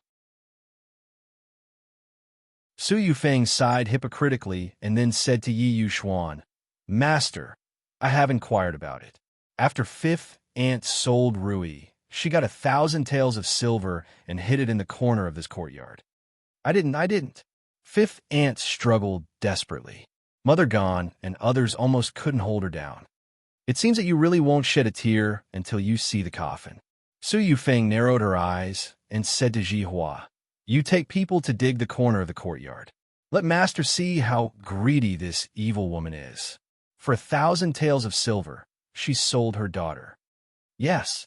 Ji Hua nodded and immediately took people to dig with a hoe. "Master, this concubine didn't sell Rui. All of this is Madam's conspiracy. Please help this concubine." Fifth Aunt looked at Yi Yuxuan with tears streaming down her face. She hoped that he could help her. Unfortunately, she was doomed to be disappointed. Not only did Yi Yuxuan not help her, but he also lifted his foot to kick her heart. Yi Yuxuan used all his strength in anger. This kick could even break a boulder, not to mention Fifth Aunt's small body. Su Yufeng covered her mouth with a handkerchief to hide her proud expression. Mother Gone couldn't bear to look anymore. She was sure that Fifth Aunt couldn't avoid this kick. At this moment, Yi Jioga rushed over.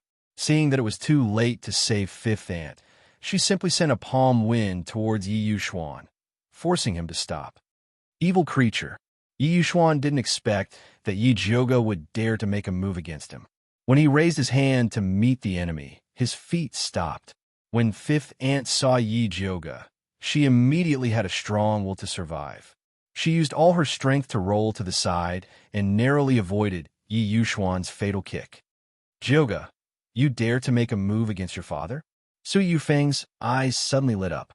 This was simply a weakness that could be used against her. "Father, I was just anxious for a moment.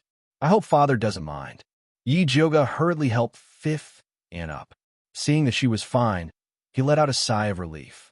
He immediately raised his head to look at Su Yufeng and said sternly, "On the other hand, Madam, seeing Father make a mistake, not only did you not stop him, you even encourage him to make mistakes again and again. Isn't this harming him? Jioga's mouth is really powerful. Is it still his fault that you beat up Master?" Su Yufeng smiled contemptuously. "Madam's words are really funny.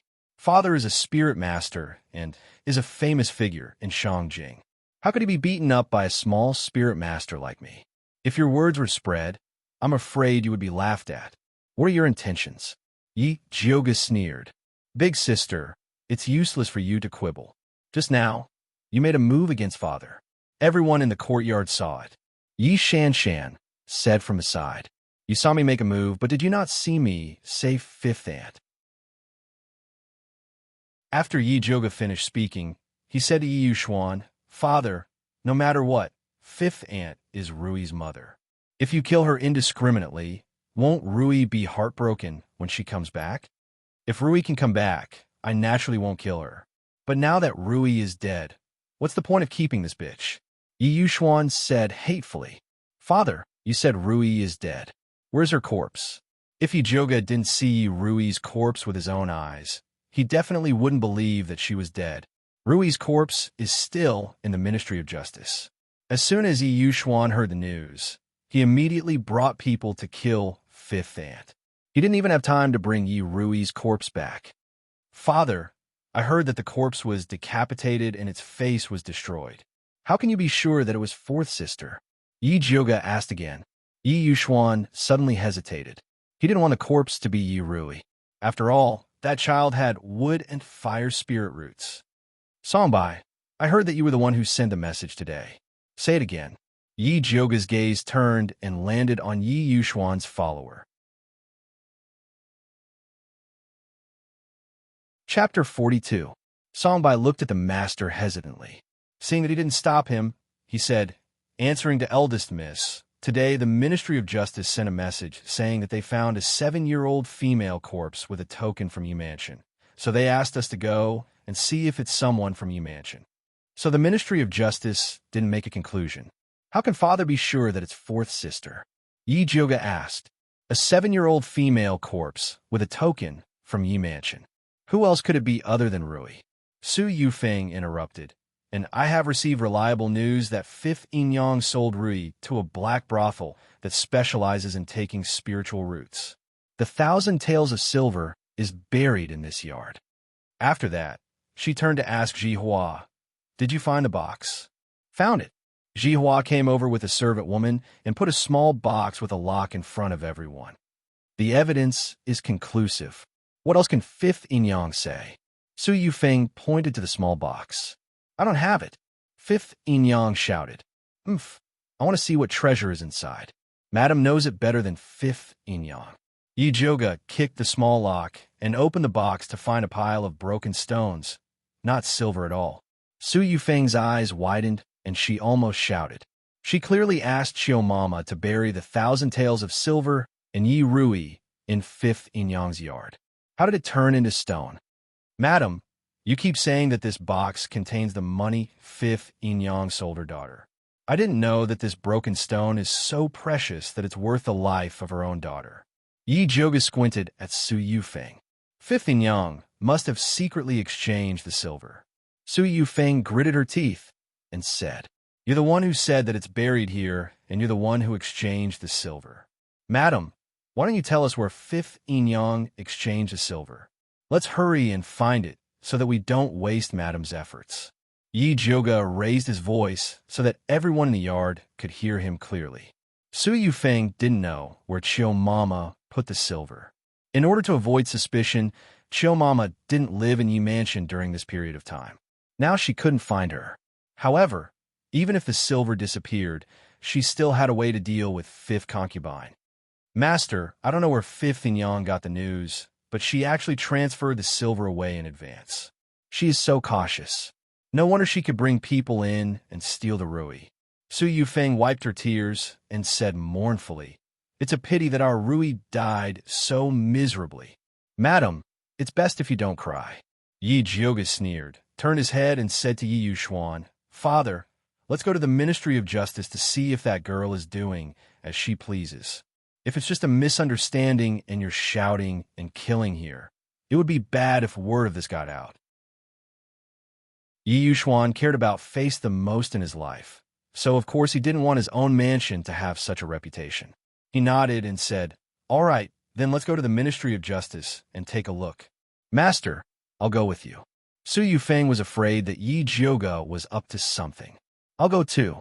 Yi Shanshan wanted to watch the show.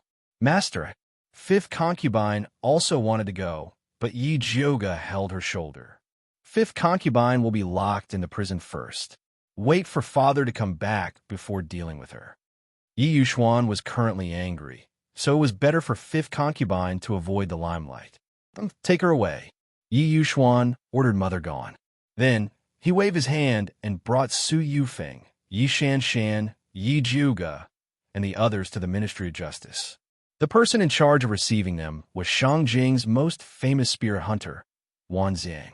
He was about 25 years old, and his handsome facial features were deep as if they were carved by a knife. He was tall and straight, filled with the aura of a tough man, and had a cold and ruthless appearance. It was said that although he was born as a commoner, he was extremely talented and was an intermediate spiritualist at a young age. The Ministry of Justice spent a lot of effort to invite him over, When Wan Ziang saw Yi Yuxuan bringing his wife and daughter, he immediately frowned and said coldly, "The morgue is an important place in the Ministry of Justice. Only Master Yi is allowed to enter. All right, all of you wait outside." Yi Yuxuan also knew that Wan Ziang's temper was famous for being cold. He did not give face to anyone, so he was too lazy to waste time arguing with him. "I want to go in as well." Yi Zhuge stood in front of Wan Ziang and looked straight into his eyes. "Do you not understand human language?" Wan Ziang's eyes darkened, and his voice was as cold as ice. If it was a normal woman, she would have been scared to tears. "I suspect that the girl's corpse was deliberately used to frame my fourth sister, so I want to go in and examine it." Yi Zhuge's eyes were like torches, and she did not back down. "You know how to examine corpses?" Wan Ziang's expression loosened a little. "Yes." Yi Zhuge nodded. Examining corpses was also a necessary skill for a former secret agent like her. "Zhuge, what are you doing? Hurry up and back off." Yi Yuxuan shouted unhappily. Their Yi residence was an aristocratic family of alchemists. When did it become an aristocratic family of alchemists? "Do you have a way to examine a destroyed spiritual root?" Wan Ziang ignored Yi Yuxuan and asked, "If the spiritual root is destroyed, we can still examine the bones. Examining the bones is more reliable than examining the spiritual root." Yi Zhuge said seriously. "Come in." Wan Ziang nodded, turned around, and walked towards the Ministry of Justice's prison. Yi Zhuge immediately followed. Yi Yuxuan looked at the two of them with hatred and followed behind them with a dark face.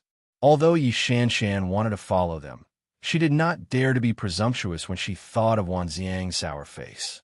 She could only pull Su Yufeng's arm anxiously and asked in a low voice, "Mother, is that corpse really fourth sister?" "Of course." Su Yufeng nodded. She believed that Su Junqing would not lie to her. When Su Junqing asked her for Yi Rui, she also suspected that Su Junqing was after Yi Rui's spiritual root. Now that Yi Rui had been captured for so long, it was time to take what should be taken. What was the point of keeping the corpse? "That's good." Yi Shanshan immediately felt relieved. Yi Rui was dead, and Aunt Wu would not be able to live either. No matter what Yi Zhuge said, it would be useless. Moreover, Yi Zhuge had contradicted her father for Aunt Wu, so her father would definitely not tolerate her anymore. When the time came, they would find her father and join forces. They did not believe that they could not kill Yi Zhuge. At this moment, Yi Zhuge and Wan Ziang had just walked to the morgue behind the Ministry of Justice. Although the room was very spacious, there was only a black coffin in it. The entire room was filled with a strange stench. This morgue is specially used for unsolved cases. As Wan Ziang spoke, he opened the coffin from the side, and it happened to be facing Yi Yuxuan and Yi Zhuge. Yi Yuxuan almost vomited when he smelled the stench coming from the coffin. He immediately covered his nose and distanced himself from the coffin. Yi Zhuge had already noticed Wan Ziang's little trick. He did not say anything and covered his mouth and nose with a handkerchief. After the stench drifted away, he moved closer to the coffin and carefully observed it. Chapter 43. Inside the coffin was the naked corpse of a headless girl. Her body was filled with knife and whip wounds and had been soaked in water until it had turned white, emitting a rotting smell. The head placed beside the corpse was even more tragic. The facial features had been cut off, and the spiritual roots at the back of the head had been dug out. All that was left was a head of messy black hair. It was impossible to tell what she looked like. "Lord Wan, where did you find this girl's corpse? What was the situation like?" Yi Zhuge asked solemnly. This girl's corpse was discovered by the villagers of Three Bends Village. Because the longevity lock on the corpse had the three words Yi Rui carved on it, "We came to your Yi residence." After Wan Ziang finished speaking, he took out a wooden plate from the side. On it, there were 5 exquisite pieces of jewelry that were used by girls. In the middle, there was a longevity lock made of old silver. On it, there was an image of a blossoming flower. On the back, there were the 3 words Yi Rui. This longevity lock is indeed from our Yi residence, Yi Yuxuan said with a frown. This longevity lock was originally designed by a craftsman, specially made for the girls and the residents. Although Yi Rui was not valued by him, she was still his daughter. Therefore, this longevity lock was still there. Yi Jioga did not ask any more questions. Instead, she opened her spiritual eye and carefully examined the corpse before saying, "This is a 7-year-old girl. She should have died yesterday at the hour of the morning. Before she died, she was violated and abused.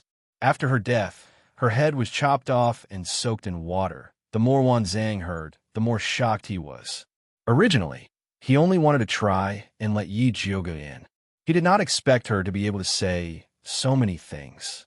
Furthermore, it was even more comprehensive than the coroner. "Is this corpse Rui's?" Yi Yuxuan was only concerned about this question. "I can't be sure about this. Let's first examine the bones to see if it's a fire or with spiritual root." Yi Jioga did not dare to make a rash judgment. "How do you intend to examine the bones? Do you want the coroner to help?" Wan Zhang wanted the coroner to secretly learn from him. "Sure. Also, ask him to help me prepare the withering grass, white swansea." Yi Jioga said the names of 5 herbs in one breath. These were the ingredients for examining the bones later. "Sure." Wan Zhang nodded. He went out and called for a bailiff, asking him to immediately ask the coroner, Bai Songling, to prepare the herbs that Yi Jioga needed.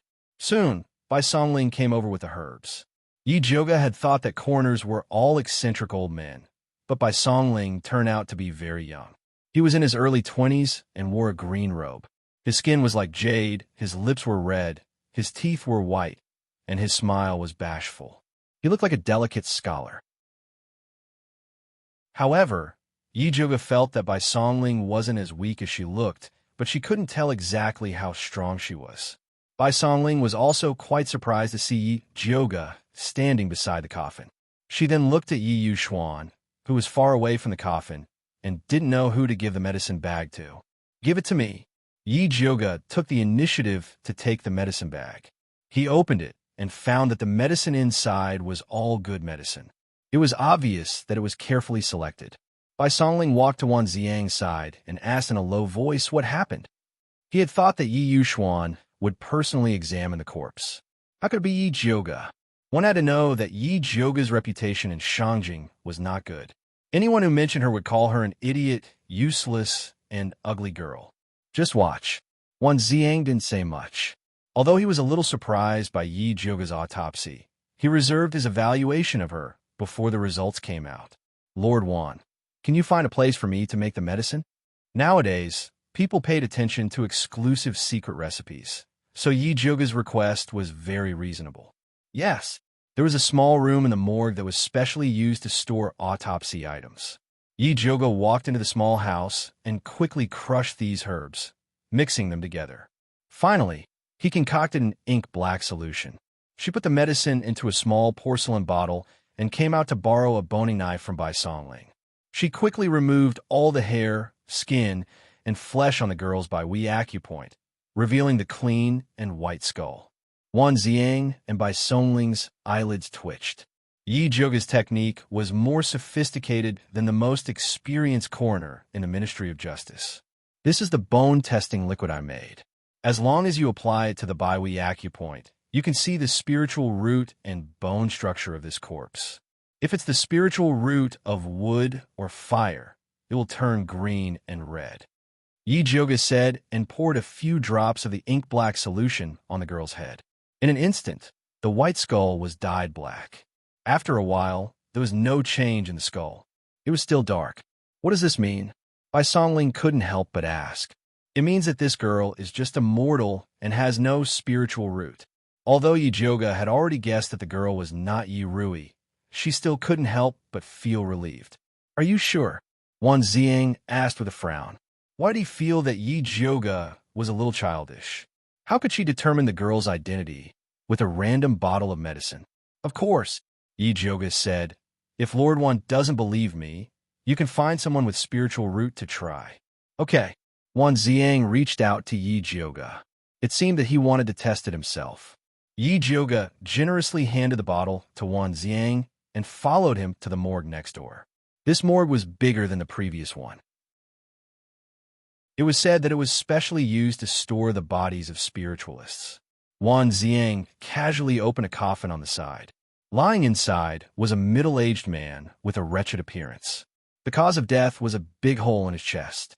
The wound was dark, and it could be seen that it was caused by fire's spiritual power. Yi Yuxuan curiously looked at it and asked, "Is this person a flower thief who committed crimes in Mianyang County some time ago?" "Yes." Wan Zhang rudely cut off the scalp of the flower thief and then poured a little bone-testing liquid on it.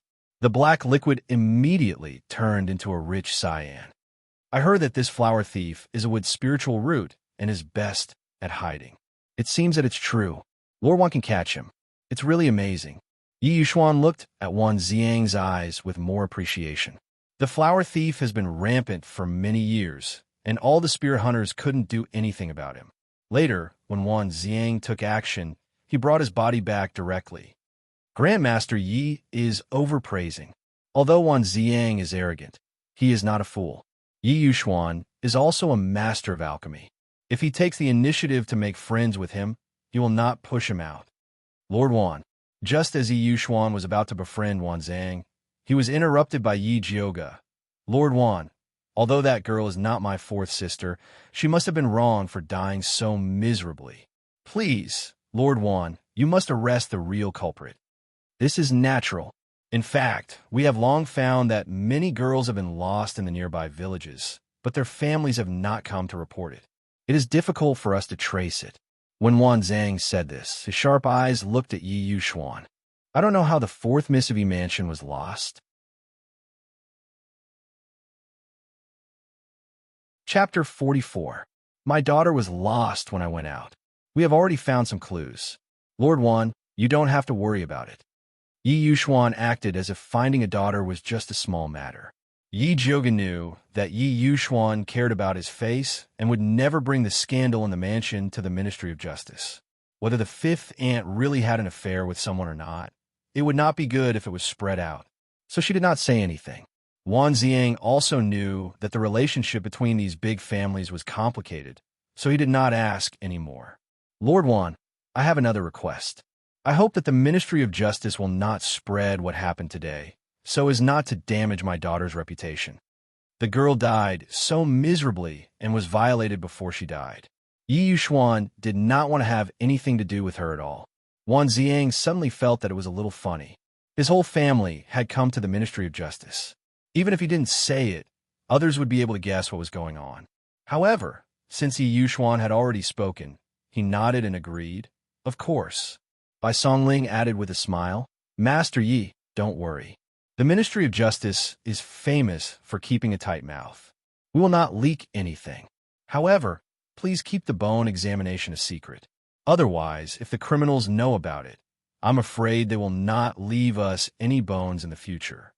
Yi Jioga did not wait for Yi Yuxuan to speak and said, "Of course, my father and I will definitely keep it a secret. If anything is leaked, our Yi Mansion will be despised by millions of people." Yi Yuxuan saw that Yi Jioga swore on his Yi Mansion and was immediately angry. However, he could not teach her a lesson in front of Wan Zhang and Bai Songling, so he could only force a smile and said, "We will never say anything about the bone examination. Then I thank Master Yi and Miss Yi for your cooperation on behalf of the Ministry of Justice." Bai Songling solemnly thanked them. "Lord Bai, although this girl wasn't my fourth sister, I feel that her death was quite pitiful. If there are any developments in the case, could you send someone to inform me? That would make me feel better." Yi Jioga spoke with sincerity. Hearing this, Yi Yuxuan immediately frowned. He did not want to have anything to do with these messy things.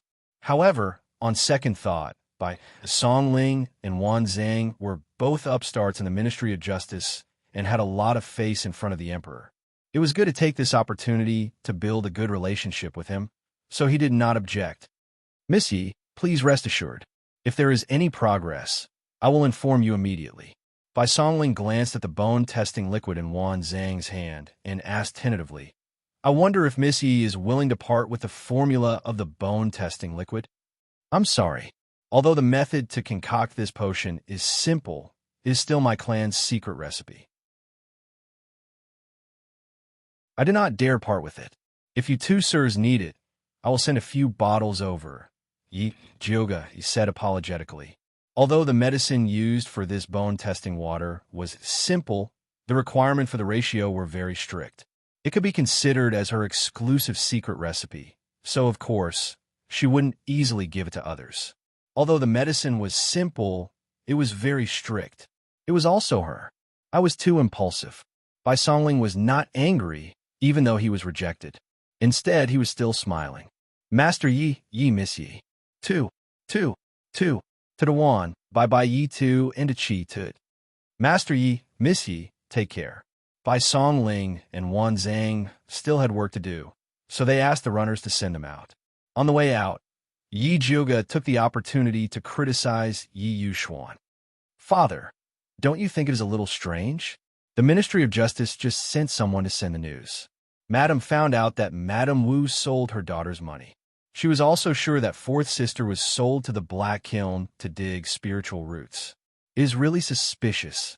Although Yi Yuxuan did not speak, his face darkened. When they left the Ministry of Justice, they saw Su Yufeng and Yi Shanshan were still waiting outside. Mother Qing stood behind them and looked at Yi Jioga anxiously. Yi Jioga deliberately made a very painful expression and shook his head at Mother Qing.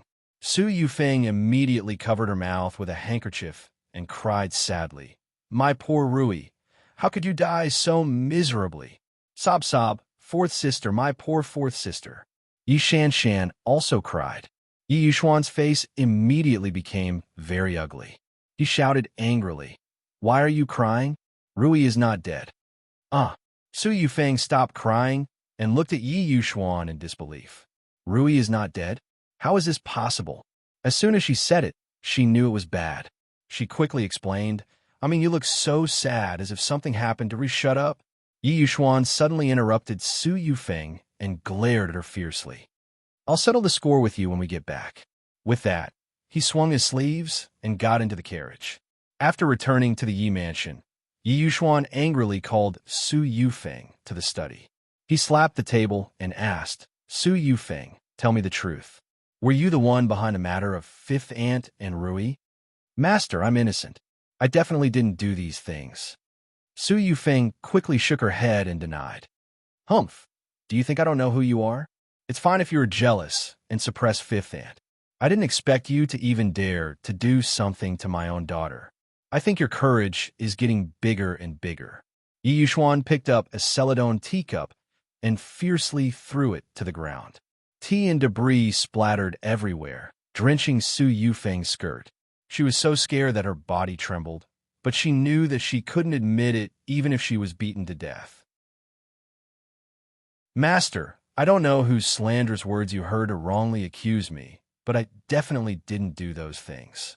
If you don't believe me, there's nothing I can do. I can only ask to go back to the Su mansion and think about it." Su Yufeng's eyes reddened. She cried like a weak willow in the wind. Yi Yuxuan thought of the old master who was still in seclusion and the Su family's imposing manner, and his anger subsided. This wife was still helpful to him, so he couldn't divorce her. So he slowed down his tone and said with a little pampering, "What nonsense are you talking about? Why are you going down? It's not like you don't know my temper. When I'm anxious, my words are a bit heavy. Don't take it to heart." "I don't dare." Su Yufeng wiped her tears and pretended to be aggrieved and moved. Yi Yuxuan's suspicions were mostly wiped away by Su Yufeng's tears. He immediately pulled her into his arms and warmly comforted her. "It was my fault this time. I didn't investigate clearly before throwing a tantrum. I apologize." "Master, please don't say that. I didn't manage the inner courtyard well. It's my fault," Su Yufeng said softly. Yi Yuxuan suddenly felt a bit guilty, and his voice became even softer. "Go back and rest well. Don't let your imagination run wild." "Yes." Su Yufeng gently nodded her head and left the study.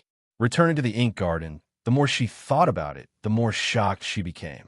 She didn't know where Yi Yuxuan got the news that he actually suspected her. Could it be that old servant, Mother Chiu, said something?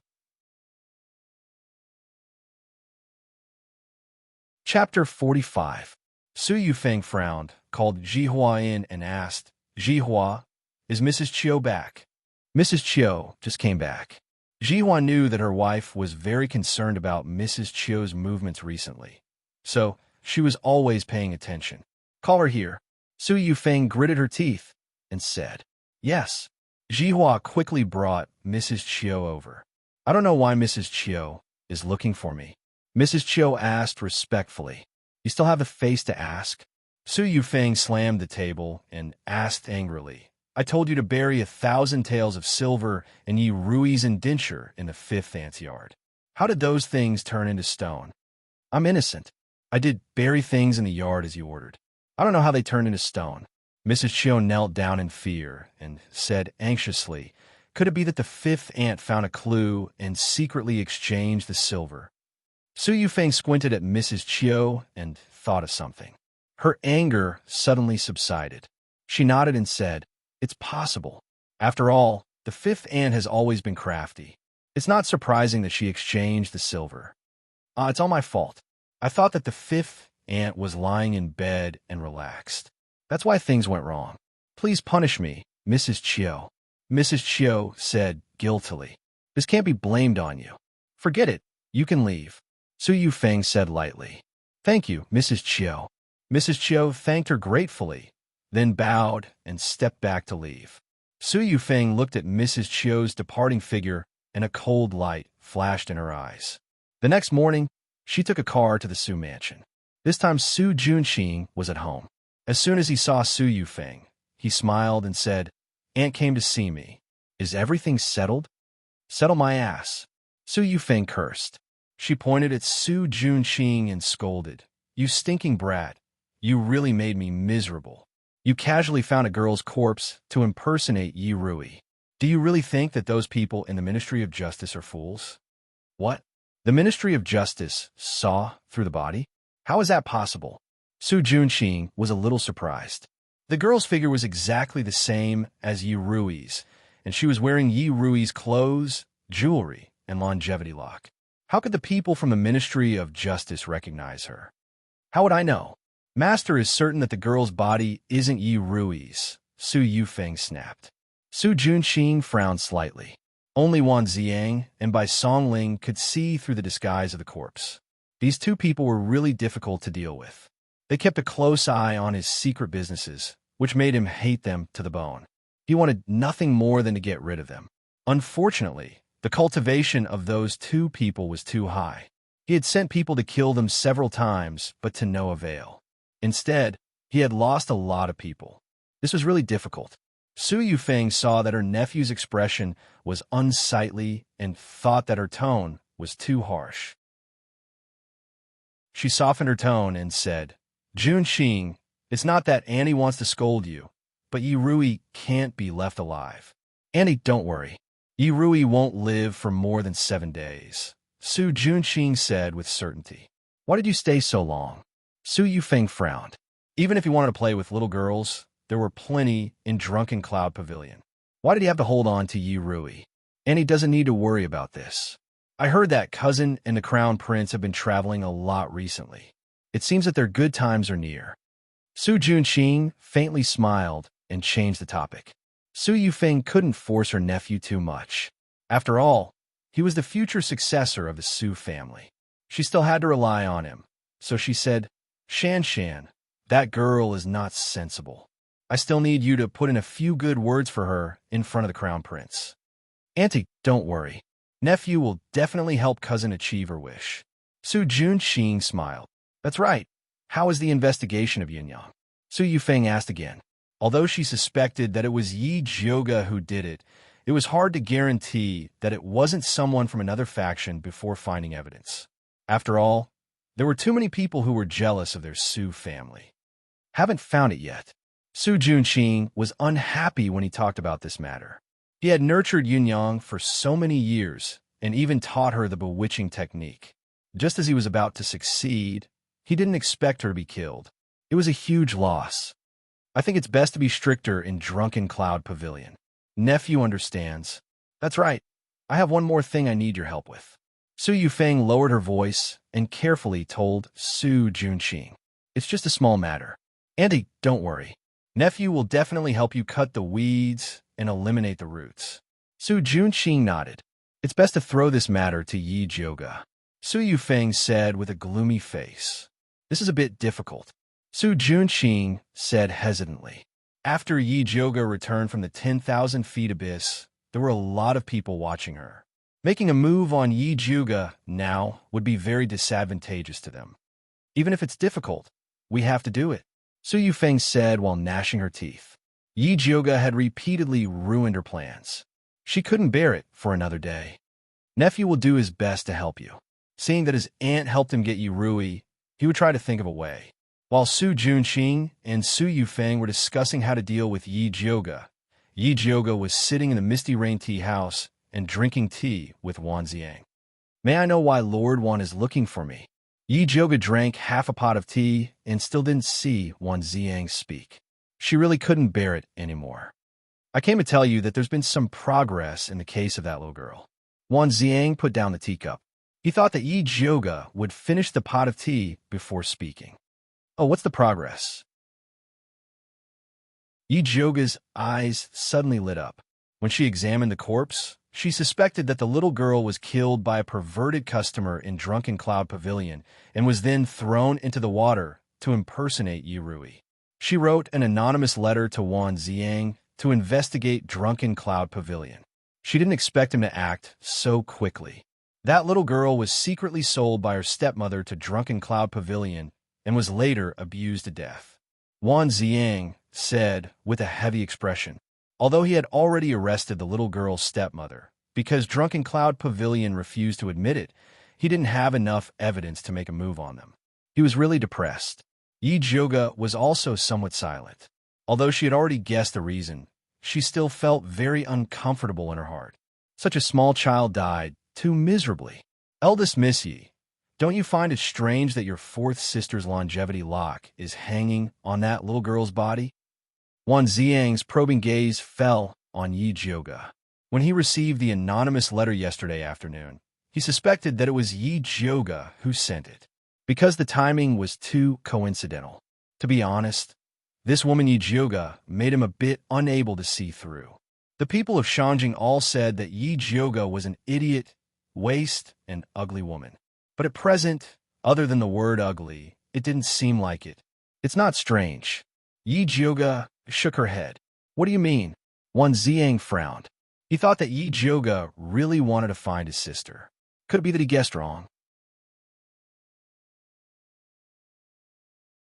Chapter 46. Because Drunken Cloud Pavilion is the Su family's property. Yi Jioga said word by word. The Su family's property? Wan Ziang's pupil shrank. No wonder he couldn't find out who the boss behind Drunken Cloud Pavilion was. It was the Su family. No, wasn't Yi Yuxuan's wife, Su Yufeng, a daughter of the Su family? How did fourth Miss Ye's longevity lock appear on the girl's body? Could it be that Yi Yuxuan was captured by the Su family? That's right. Just as Lord Wan thinks, my fourth sister was captured by the Su family. Yi Jioga smiled bitterly and said, I'm not afraid to laugh at you. My stepmother failed to murder me, so she set her sights on my fourth sister and her daughter. I only hate that I'm not capable enough to protect them. Damn the Su family. Wan Ziang's usually expressionless handsome face suddenly cracked. His anger overflowed. His sharp eyes were bloodshot, and he seemed to have turned into a beast. Yi Jioga didn't expect Wan Ziang to be so angry. But looking at his expression, it seemed more like he was venting his anger. Could it be that he had the same experience?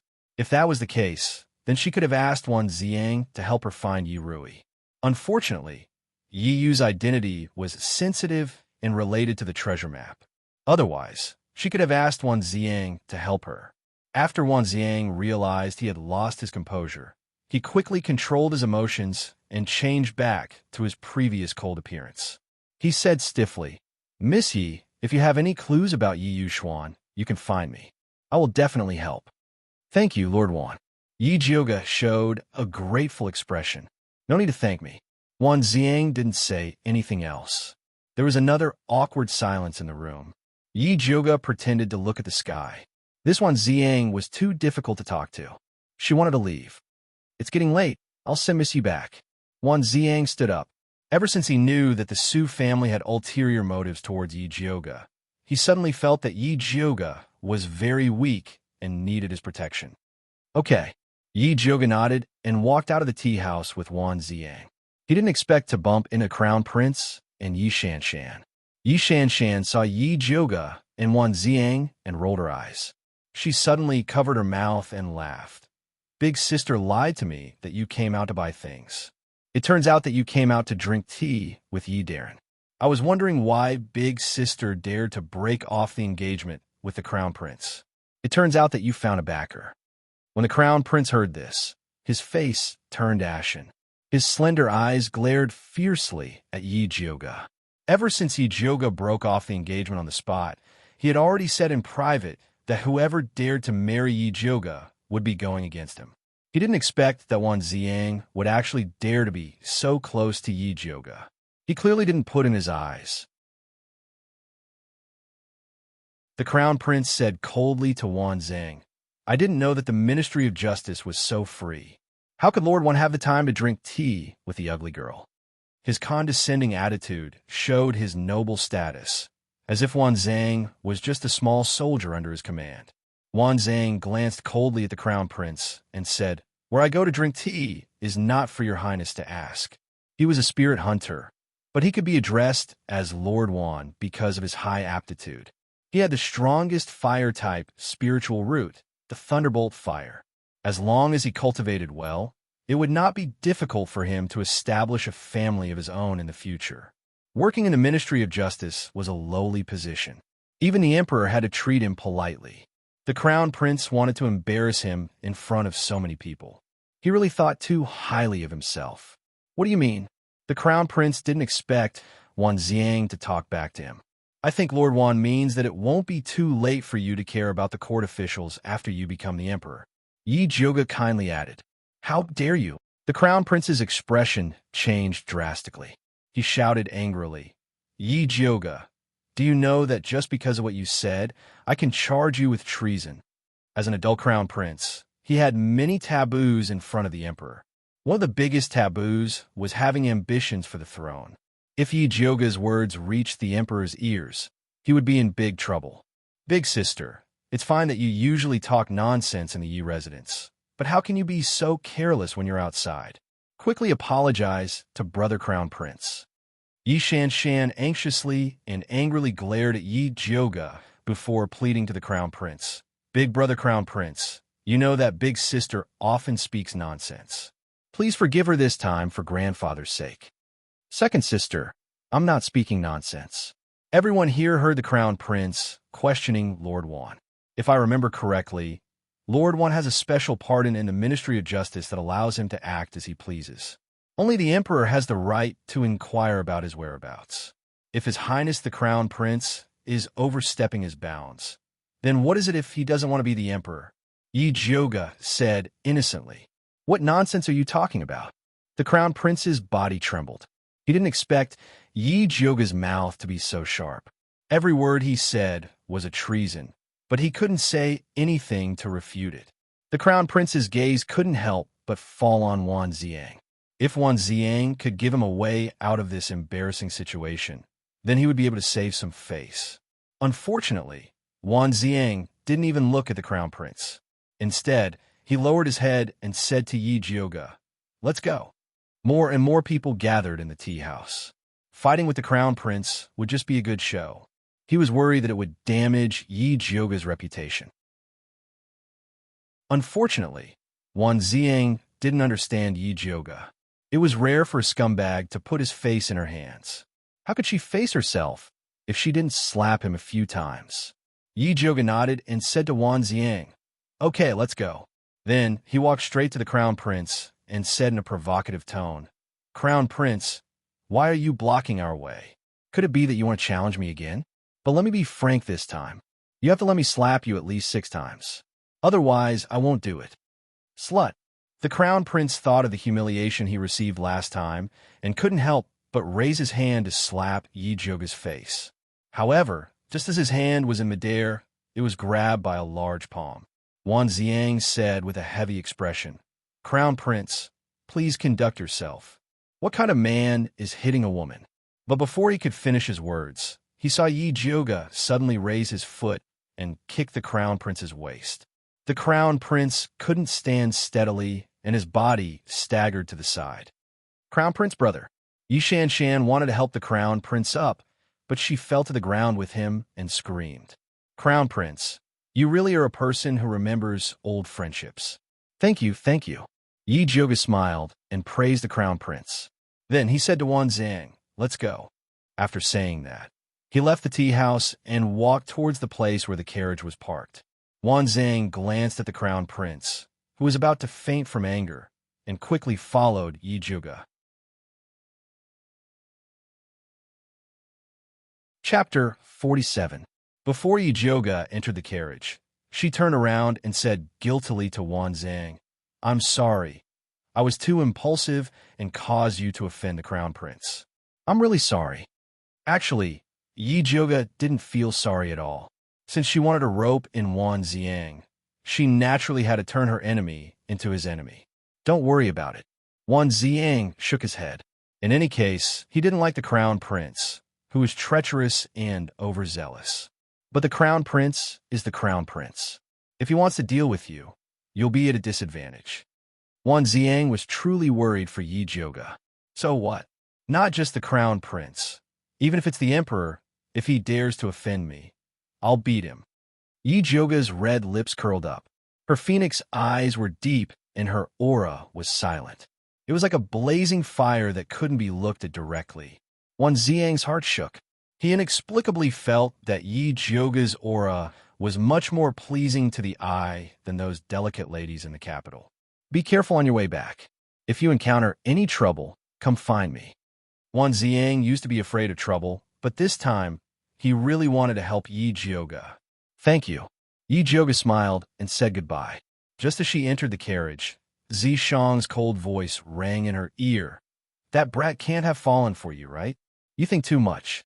Not everyone has such a heavy taste like you. Yi Jioga rolled her eyes. Just looking at her face, full of black scars, even he would feel disgusted. Only Zishang would be able to eat her. Don't insult my taste, Zishang said coldly. It was rare that Yi Jioga didn't mock him. Although she was a bit ugly now, having a devilish handsome man protecting her still made her feel good. All right, when you beat up the crown prince, what did you take? Zishang asked. You're quite observant. I'm just collecting a small amount of interest. Yi Jioga flipped her palm, revealing a dark green jade pendant in her palm. This jade pendant was carved with a dragon and phoenix. It was green like a pool of water. It was obviously not an ordinary item. There's something strange about this pendant, Zishang suddenly said. What's strange? Yi Jioga looked at it carefully. Other than its good looks, there was nothing special about it. Try pressing down on the eyes of the dragon and phoenix at the same time, Zishang said. Yi Jioga pressed the button according to Zishang's instructions. There was a cracking sound. The jade pendant split in the middle, revealing a silk scroll as thin as a cicada's wing. Yi Jioga opened it and was immediately shocked. It was actually a map with a mountain and river diagram. It was clearly an incomplete treasure map. No wonder the crown prince wanted to hunt down the Yi clan. He had already obtained half of the treasure map and was only missing the Yi clan's half. Your luck is really heaven-defying. Zishang really admired Yi Jioga's luck. The crown prince had the treasure map in his jade pendant and carried it with him every day. He probably thought that the most dangerous place was the safest place. Who would have thought that they would run into a guy like Yi Jioga, who took the jade pendant away without anyone noticing? You flatter me. Yi Jioga was grinning from ear to ear. Although she wasn't very interested in the treasure map, the thought of the crown prince losing the jade pendant made her feel very happy. Yi Jioga roped in a helper and stole a priceless jade pendant. She returned to Purple Forest Park in a good mood. As soon as she entered her room, she smelled an extremely faint smell of blood coming from the corner of the door. She hurriedly looked down and saw a slender figure dressed in black slowly appear in the corner. His beautiful face was deathly pale. It was Yi Yu, who had disappeared for a long time. What's wrong? Yi Jioga hurriedly helped Yi Yu up. Eldest miss, I found Yi Rui. Hurry and save her, Yi Yu said with difficulty. He then stuffed a piece of white cloth stained with blood into her hands. Don't speak. Let me take a look at your injuries first. Yi Jioga felt Yi Yu's pulse, and her expression became serious. There was an extremely cold aura in Yi Yu's body. His organs had all shifted, and there was a wound on his abdomen. Blood had soaked through the white bandage. He was in a very critical situation. Yi Jioga hurriedly took out thunderfire needles and sealed the acupoints on his abdomen. Then he stuffed a few foundation-strengthening pills into his mouth. Although Yi Yu's wounds were no longer bleeding after taking the pills, he was still unconscious. His long eyelashes were purple, his lips were cracked and pale, and his breathing was very unstable. It would be great if he had a 9 reincarnation soul pill at this time. Yi Jioga knew that Yi Yuxuan had a bottle in his furnace, but it was impossible to ask him for it. Zishang, can you help me hide? Yi Jioga could only ask for Zishang's help. Of course, just 2 kisses. Zishang replied slowly. Damn you, wasn't it just 1 kiss last time? How dare he raise the price? How shameless. Yeah, it was so cheap last time. Who told you not to? Zishang looked like he felt pity for Yi Yu. Motherf asterisk cur. To then. Yi Yu's injuries couldn't be delayed any longer. At most, he would just treat it as if he was bitten by a dog. It's bitten by a snake. Zishang said seriously. This concept couldn't be messed up. Whatever. Yi Jioga stood up and said, I want to go to Yi Yuxuan's furnace. Help me hide now. Sure, time limit is 1 hour. The moment Zishang finished speaking, Yi Jioga felt a mysterious power covering her body. She quickly walked out of the courtyard, and the servants along the way all ignored her. Yi Jioga smoothly arrived at Yi Yuxuan's pill refining room. Although there were many guards around because it was daytime, the windows of the furnace were open for ventilation. Yi Jioga dove in through the window. The pill refining room was very wide, and in the middle was a bronze furnace. On the wall were rows of wooden shelves. On the left were all sorts of medicinal ingredients, and on the right were finished pills. Yi Jioga didn't find the 9 reincarnation soul pill on the wooden shelves, so she started to look for a secret compartment. Yi Jioga quickly knocked on the tiles in each corner of the room, and finally found a secret compartment behind a wooden shelf. Opening it, there was indeed a row of exquisite jade bottles.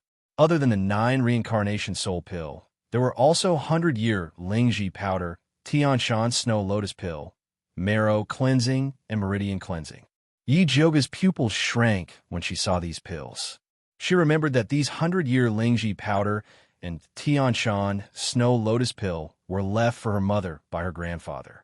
Because her mother's body had always been weak, her grandfather spent a lot of effort to refine these 2 bottles of pills that could prolong her life.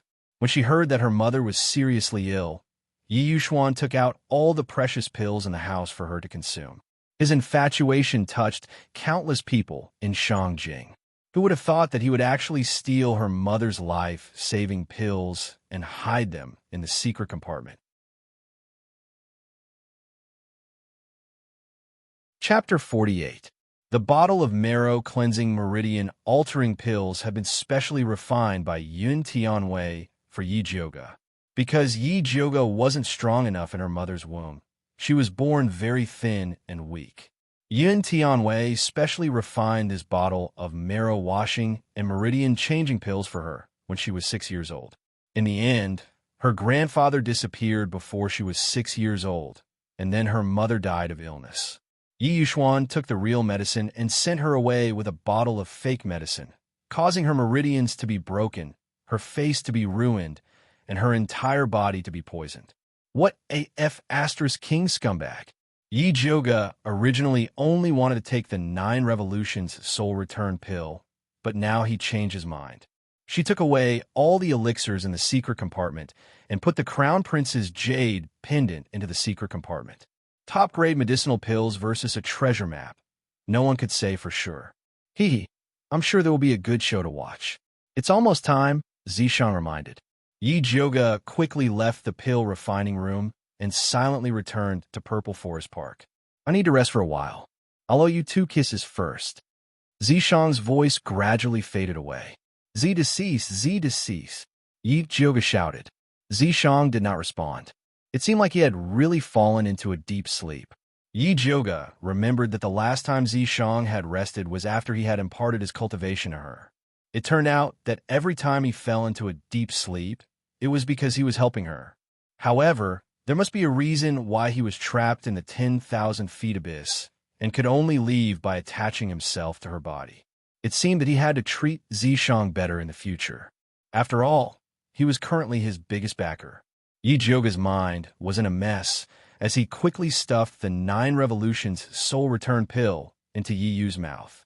After Yi Yu took the pill, his breathing stabilized and his internal organs began to regain their vitality. His life was finally saved. Yi Jioga heaved a sigh of relief. He planned to deal with the frost energy in Yi Yu's body and the wound on his abdomen later. Right now, the most important thing was to save Yi Rui. The paper ball that Yi Yu gave her was a topographic map of a house. The location of the house was clearly marked on it, as well as the geographical position. One of the places that looked like a dungeon had a bloody print on it. It seemed like that was where Yi Rui was imprisoned. There was no time to lose. She had to rush over to save them as soon as possible. Otherwise, it would be too late. However, there were spies everywhere in the Yi mansion. It would be inappropriate for Yi Yu to stay here. He needed to find someone to watch over him. Yi Jioga called Mother Qing over and asked her to help take care of Yi Yu. Why is he here? Mother Qing was shocked when she saw Yi Yu. She thought that eldest miss had already dealt with this beautiful male slave, but she didn't expect that she would bring him back to the courtyard. I don't have time to explain. I'm going to save fourth sister now. Think of a way to settle him down. Yi Jioga said as he organized the things he needed later. What? You found the fourth miss? Mother Qing looked at the clothes in Yi Jioga's hands and her eyelids jumped. She quickly said, How can you go alone? It's too dangerous. Let the master go. Master still valued fourth miss very much, so he would definitely spare no effort to save her. By the time he leaves, it will be too late. Yi Jioga was sure that Yi Yuxuan would bring a large group of guards to kill them. The Su family was not stupid.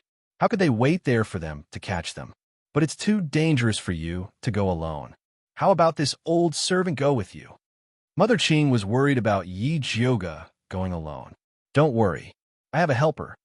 Yi Jioga saw the look of disbelief on Mother Qing's face and said, You know the 2 heroes of the Ministry of Justice, Wan Ziang and Bai Songling. The 2 of them have already agreed to help. Well, there's no time. I'll tell you in detail when I come back. After Yi Jioga left the Yi mansion, he went straight to Wan Ziang's residence. It was already dusk. Wan Ziang and Bai Songling were talking about what happened in Yuti House. After Bai Songling listened, she squinted her eyes and smiled like a fox. I didn't expect this Yi Jioga to be a bit interesting. Well, she looks soft and weak, but her temper is very bad. I heard that after the crown prince went back, he went to the palace to complain to the empress. What did the empress say? When Wan Ziang said this, his face couldn't help but reveal a look of contempt. He couldn't beat a woman, so he went to his mother to help him. The crown prince was really a coward. What else could the empress say? Of course, she went to complain to the emperor. But the emperor will not go to the extent of making things difficult for a little girl. But the matter of the Su family is a bit difficult. Bai Songling frowned slightly. The Su family's old master had a very good reputation in Shangjing. He always hated brothels and gambling houses the most. So, he didn't expect that the Drunken Cloud Pavilion was the Su family's business. Even if it's difficult, we still have to do it. Wan Ziang's face sank. He hated this kind of shameless people who fishing for fame the most. When Bai Songling was about to speak, she suddenly heard a movement in the courtyard. She stood up and shouted, Who is it? It's me. Yi Jioga's slim figure landed in the courtyard. Eldest Miss Yi, why did you come dressed like this? Wan Ziang looked at Yi Jioga in surprise. Today you said that if I have a clue about fourth sister, you will help me. Does this still count? Yi Jioga coldly asked. Of course. Wan Ziang nodded without hesitation. Good. Come with me to save her now. Yi Jioga handed the topographic map that Yi Yu gave to her to Wan Ziang. Bai Songling looked over and suddenly said in surprise, West Main Street 13. Isn't this the 100 Herb Hall's medicine storehouse? 100 Herb Hall? Yi Jioga remembered. Last time, when Yi was poisoned, she went to buy the purple serene grass and was followed by the Imperial Guards in Hunter Herb Hall. Could it be that the Crown Prince was also involved in Yi Rui's matter? Let's go take a look. Wan Ziang put away the topographic map, changed into black clothes with Bai Songling, and followed Yi Jioga to West Main Street. During this time, Shangjing was under curfew. After dark, no one came in or out. West Main Street was also quiet. The three of them arrived at West Main Street 13 without any problems. From the outside, this simple courtyard was no different from the other houses. But after climbing over the wall, they could feel the tense atmosphere inside. Not only were there guards patrolling, but there were also many wolf dogs. One of the tall and ferocious wolf dog opened its mouth and was about to howl when it saw Yi Jioga and the other two landing. Bai Songling raised her hand and threw a green light at the wolf dog, and it fell to the ground. Wan Zhang gestured to Yi Jioga, indicating that they should directly go to the basement to see the situation. Yi Jioga nodded. Seeing how the courtyard was heavily guarded, Yi Rui shouldn't have been moved. They could still make it if they went there now. Next, Wan Ziang and Bai Songling cooperated and advanced. If they encountered any guards or wolf dogs that they couldn't avoid, they would immediately fall to the ground.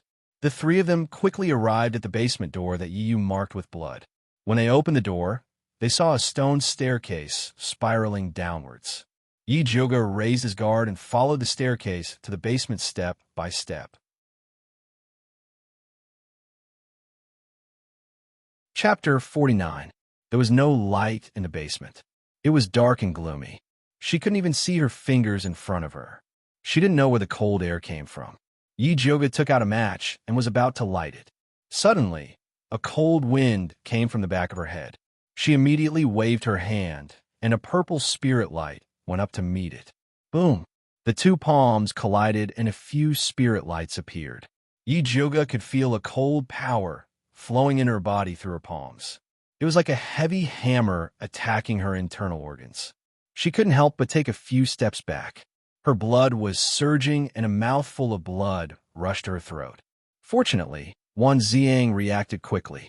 He immediately shot out a few fireballs towards the black shadow that attacked Yi Jioga.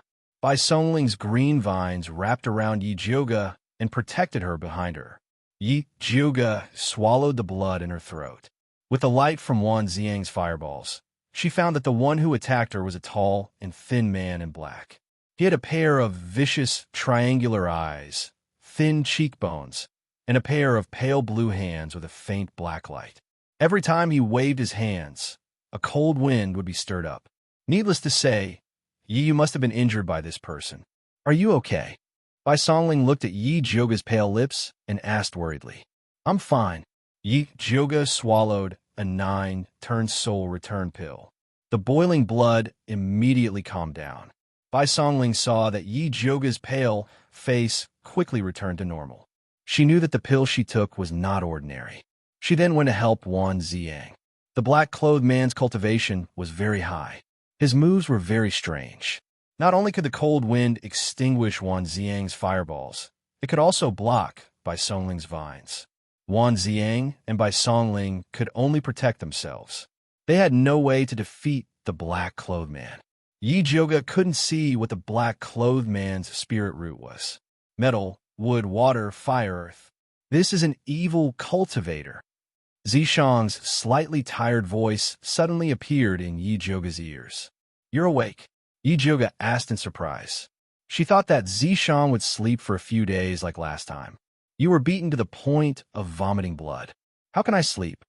Zishang was awakened by the cold wind that invaded Yi Jioga's body.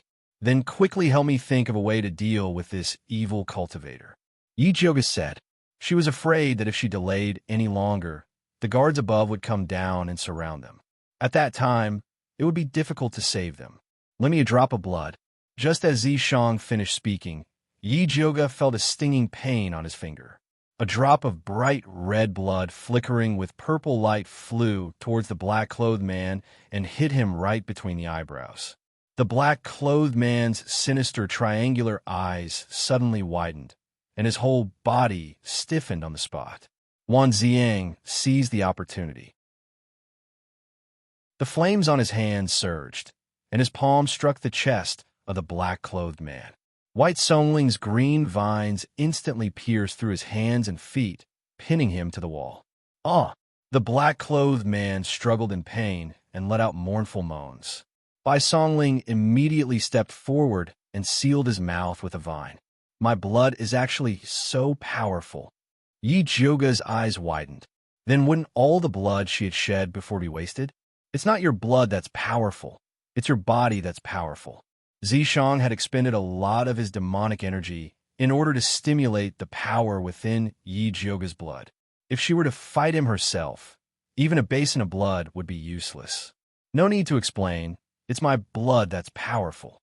Seems like in the future, I will have to collect my own blood just in case. This ghost cultivator cultivates death, chi, and resentment. As long as it's a masculine object, it will be able to deal with him. I just couldn't find a suitable object, so I borrowed your blood. In order to prevent Yi Jiuge, this money grubber, from selling her blood as a treasure, Zishang had no choice but to tell the truth. Which snake eye of yours saw that this lady is masculine? Even if her chest is small, she is still a genuine woman, okay? I know that you're not convinced. It's fine. In the future, you will soften after I rub a bit more. Zishang smiled. Soften your ass. Yi Jiuge didn't have time to bicker with Zishang. Right now, the most important thing is to interrogate this black-clothed man. Speak. Where did you lock the fourth miss of the Yi mansion? Yi Jiuge stepped on the black-clothed man's wrist that was pierced through. Unexpectedly, the black-clothed man didn't even make a sound. Instead, his face revealed a strange smile, and his sinister triangular eyes revealed an evil light that could make one's scalp tingle. Yi Jiuge could see that this black-clothed man was a tough nut to crack. Instead of wasting time interrogating him, it would be better to find the location of the secret room himself. Wan Ziang and Bai Songling also thought the same, so they went around the basement and knocked on it. Very quickly, Yi Jiuge found that there was a problem with a floor tile.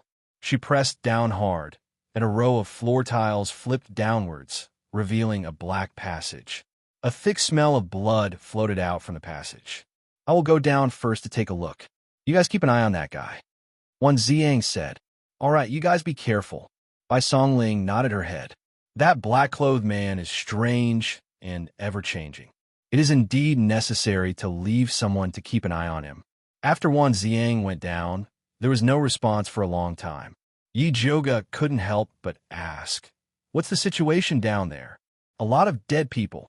Wan Ziang's tone was filled with undisguised shock and anger. Yi Jiuge's heart skipped a beat. He quickly walked down the black staircase and was immediately stunned by the scene in front of him. He saw that it was a stone room. The naked corpses of girls were piled up randomly like garbage. The floor was stained with blood, and under the dim light, it reflected a frightening light. Among these girls, the oldest was only 15 years old, and the youngest was 7 years old. Everyone's face was filled with extreme fear and pain. Their naked bodies were covered with wounds, and each of their wrists were badly mutilated. Not even blood could flow out. Yi Jiuge couldn't help but shudder. She remembered the letter that Yi Yunji left for Yi Yu. It said that Su Junqing needed the blood of virgins to cultivate the bewitching art, so he'd been using the blood of girls to cultivate. He also established the Drunken Cloud Pavilion to buy and sell these girls. Su Junqing. Wan Ziang said each word with a pause, as if he wanted to crush these 3 words into pieces. The expression on his face was incomparably terrifying. Yi Jiuge calmed herself down and quickly looked through the bodies of the girls. She didn't find Yi Rui's. According to Yi Yunji, Su Junqing would usually leave the girls with the best aptitude for later. Sometimes, he would even raise them for other purposes. He shouldn't have acted so quickly. There's another secret room here. It is behind the 3rd oil lamp on the left. Zishang took the initiative to say. Yi Jiuge hurriedly walked to the wall on the left. Then, she grabbed the 3rd oil lamp and forcefully pulled it down. The wall opened to both sides, revealing a narrow secret room. There was a stone bed in the secret room, and on the bed lay a beautiful girl. Her skin was white and tender, and her facial features were exquisite. She was dressed in a vermilion satin dress embroidered with 100 butterflies. She wore a pair of silk shoes embroidered with pearls, a gold necklace around her neck, and 2 gold bracelets on her arms. Her makeup was neat and tidy, and she looked like a gift that had been meticulously decorated. Chapter 50. Fourth Sister. Yi Joga immediately recognized that the beautiful girl was Yi Rui. She quickly went up to take her pulse and was relieved to find that she was only poisoned by sleeping incense. At this moment, Wan Zhang had already searched the cellar and said solemnly, "Aside from the fourth miss, no one is alive." "Who said no? Isn't there no one upstairs?" Yi Joga's expression was cold. The evil practitioner cultivated death qi and resentment qi. The wounds on the girls must be his work. Wan Zhang also thought of this and quickly walked up the stairs. Yi Joga carried Yi Rui and followed Wan Zhang out of the cellar. Bai Songling was guarding the evil practitioner. She saw the girl in Yi Rui's arms and asked, "Is this fourth Miss Yi?" "Yes." Yi Joga took out a piece of black cloth from her bag and wrapped Yi Rui tightly so that she wouldn't be recognized. Bai Songling looked at Wan Zhang and was about to ask about the situation down there. However, Wan Zhang suddenly pulled the vines out of the evil cultivator's mouth, grabbed his hair, and asked fiercely, "Where did you get those girls down there?" The evil practitioner laughed strangely. "They're just some useless girls. If they die, then they die. Why are you so excited?" Wan Zhang was furious and punched the evil practitioner's abdomen. The evil practitioner curled up in pain, but he still had a strange smile on his face. It was indescribably strange. Wan Zhang wanted to hit him again. Yi Joga had already stepped forward and kicked the evil practitioner's mouth. There was a cracking sound. The evil practitioner's teeth all fell out, and he even spat out blood. "Tell me the truth, and you'll suffer less. Otherwise, I have plenty of ways to deal with you." Yi Joga's eyes were cold. She wouldn't be stingy to deal with this evil practitioner who was worse than a beast. The evil practitioner smiled with his mouth full of blood. His sinister gaze fell on Yi Joga, and he said vaguely, "Do you think you can save this girl? You'll be crying in the future. You dare threaten me when you're about to die? You're courting death." Wan Zhang punched him again. However, that evil cultivator was very stubborn. Even if he was beaten to death by Wan Zhang, he still refused to reveal any information. "There's no way to beat him. We have to use other methods to deal with him." Yi Joga stretched out his hand to stop Wan Zhang. "What do you have in mind?" Wan Zhang shook off the blood on his fist. This man in black was definitely a tough nut to crack. Yi Joga was just a weak girl, so what could she do? "I will not divulge the secret recipe. Just wait here for me." Naturally, Yi Joga wanted Zishang's help. However, Zishang was a demon after all. If Wan Zhang and Bai Songling saw him, they would probably capture him immediately. Therefore, she carried the heretic into the cellar. "Bitch, look at how ugly you are. Even if you lay down and beg me, I won't be interested in you." The evil cultivator spat out a mouthful of bloody saliva. His eyes were sinister. It was obvious that he wanted to provoke Yi Joga. "Is that so?" Yi Joga pulled down his mask, revealing his scarred face. Then, a pair of cold purple vertical pupils appeared in her eyes. They reflected a demonic light in the dim light, and even her face became extremely strange. "Demon, are you a demon?" The evil cultivator opened his eyes wide and looked at Yi Joga in horror. "Have you heard that demons love to eat people's hearts? They dig them out and cut them into pieces to taste. It's wonderful." Yi Joga's red lips curled up. The purple light in her eyes became even brighter, and her voice became even deeper. "There's also a human brain. Open up the top of the skull and scoop it out to eat. The person is still alive and twitching. It's especially interesting. Do you want to taste your own brain?" The evil cultivator shuddered. Although he was a heretic, he was still a human after all. He would also be afraid if he had to watch helplessly as his heart and brain were dug out. "Please give me a quick death." The evil cultivator no longer had the arrogance he had just now. He wanted to kneel down and beg for mercy, So he quickly begged, "If you tell me the truth, I will consider giving you a quick death." Yi Jioga smiled gently. "I will definitely tell you the truth." The evil cultivator nodded. "Then let me ask you, does the crown prince know that Su Junqing is cultivating the bewitching art? Where did you get these girls? Why did you dress Yi Rui up like this? Where's Yi Yunji now? How did you see through the Yi clan's invisibility technique?" Yi Jioga asked many questions in one breath. Crown Prince doesn't know that Su Junqing is cultivating the bewitching art here. Some of these girls were bought, and some were captured. Su Junqing dressed Yi Rui up like this to give her to someone else because girls with wood and fire spirit roots are very rare. Yi Yunji has already been sent away by Su Junqing, but I don't know where he sent her, the evil cultivator replied honestly. Although he was powerful, he couldn't go out during the day because he cultivated resentment, so he could only rely on Su Junqing. Su Junqing used blood to cultivate, and he collected the resentment of the girls who died tragically for cultivation. They were just taking what they needed. Although Yi Yu's invisibility technique was powerful, it was completely useless against a heretic who lived in the dark. So, he was discovered as soon as he came in and injured with a palm. The evil cultivator was conceited and thought that Yi Yu would definitely die, so he didn't report it to Su Junqing. "Lord, I was threatened by Su Junqing, so I had no choice but to help him. Please spare my life.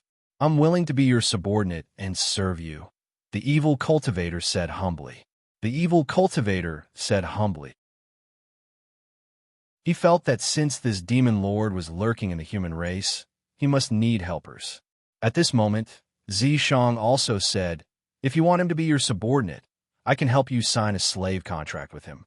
Yi Jioga glanced at the girls who died tragically behind the evil cultivator. Su Junqing only needed virgin blood, not resentment. The wounds on those girls were caused by this evil cultivator. Also, the girl who died tragically in the morgue must be the work of this evil cultivator. This kind of trash would only be disgusting in the world, so she didn't want him no matter how powerful he was. "Lord," the evil cultivator wanted to continue begging, but he saw Yi Jioga smile coldly. "Go to hell and atone for your sins." With that, he crushed the evil cultivator's heart with a palm. Wan Ziang and Bai Songling were waiting anxiously in the basement. When they saw Yi Jioga come up, they hurriedly asked, "How is it? Did you get anything from him?" This is indeed Su Junqing's secret chamber. He not only collects girls to cultivate his evil arts, but also selects qualified girls to give to others, but he doesn't know who he gives them to. Yi Jioga told them what the evil cultivator said, but he didn't tell them about Yi Yunji. People die for wealth. She didn't want to challenge Wan Ziang and Bai Songling's character with the treasure map. They could work together to deal with the Su family, but it was still to be seen whether they should go treasure hunting together.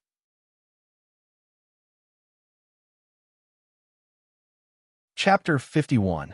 Su family actually dared to collude with evil cultivators. They deserve to die. Wan Ziang gnashed his teeth. He hated them to the bone. Although Tsanglan continent respected spirit practitioners, there were always some people who would use all kinds of evil methods to quickly increase their cultivation. These people were evil cultivators. No wonder the Su family can expand their business to such a large scale. It turns out that they have other connections, Bai Songling said thoughtfully. "What do you mean?" Yi Jioga asked. "Other than Drunken Cloud Pavilion, Thunder Nation also has a few brothels that collect girls." Bai Songling couldn't help but sigh. Although they had already destroyed a few of those brothels, they would never be able to eradicate them if they didn't find the source. It seems that Su family is indeed not simple. Yi Jioga remembered his grandfather hated evil cultivators. Could his disappearance be related to Su family? Otherwise, why would Yi Yuxuan marry Su family's daughter after his mother died? "This is not the place to talk. Let's go out," Bai Songling said. They had been here for a long time. If they didn't go out, they would be discovered. "Let's go." Yi Jioga nodded, picked up Yi Rui, and was about to go out. Suddenly, dozens of torches were thrown through the door. Then the door was slammed shut. "Not good."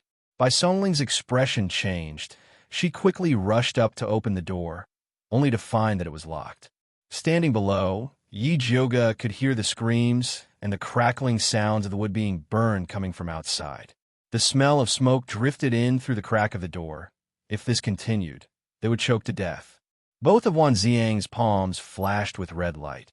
He fiercely slammed the door. The wooden door was burnt into pieces by the flames, revealing a large gray stone behind it.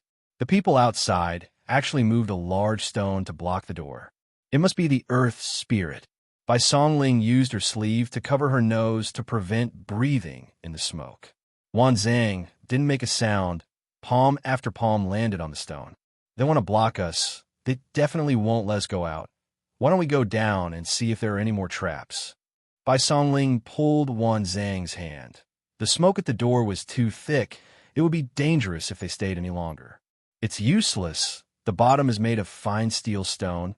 It is even more impossible to open. Wan Zhang had already turned the basement upside down.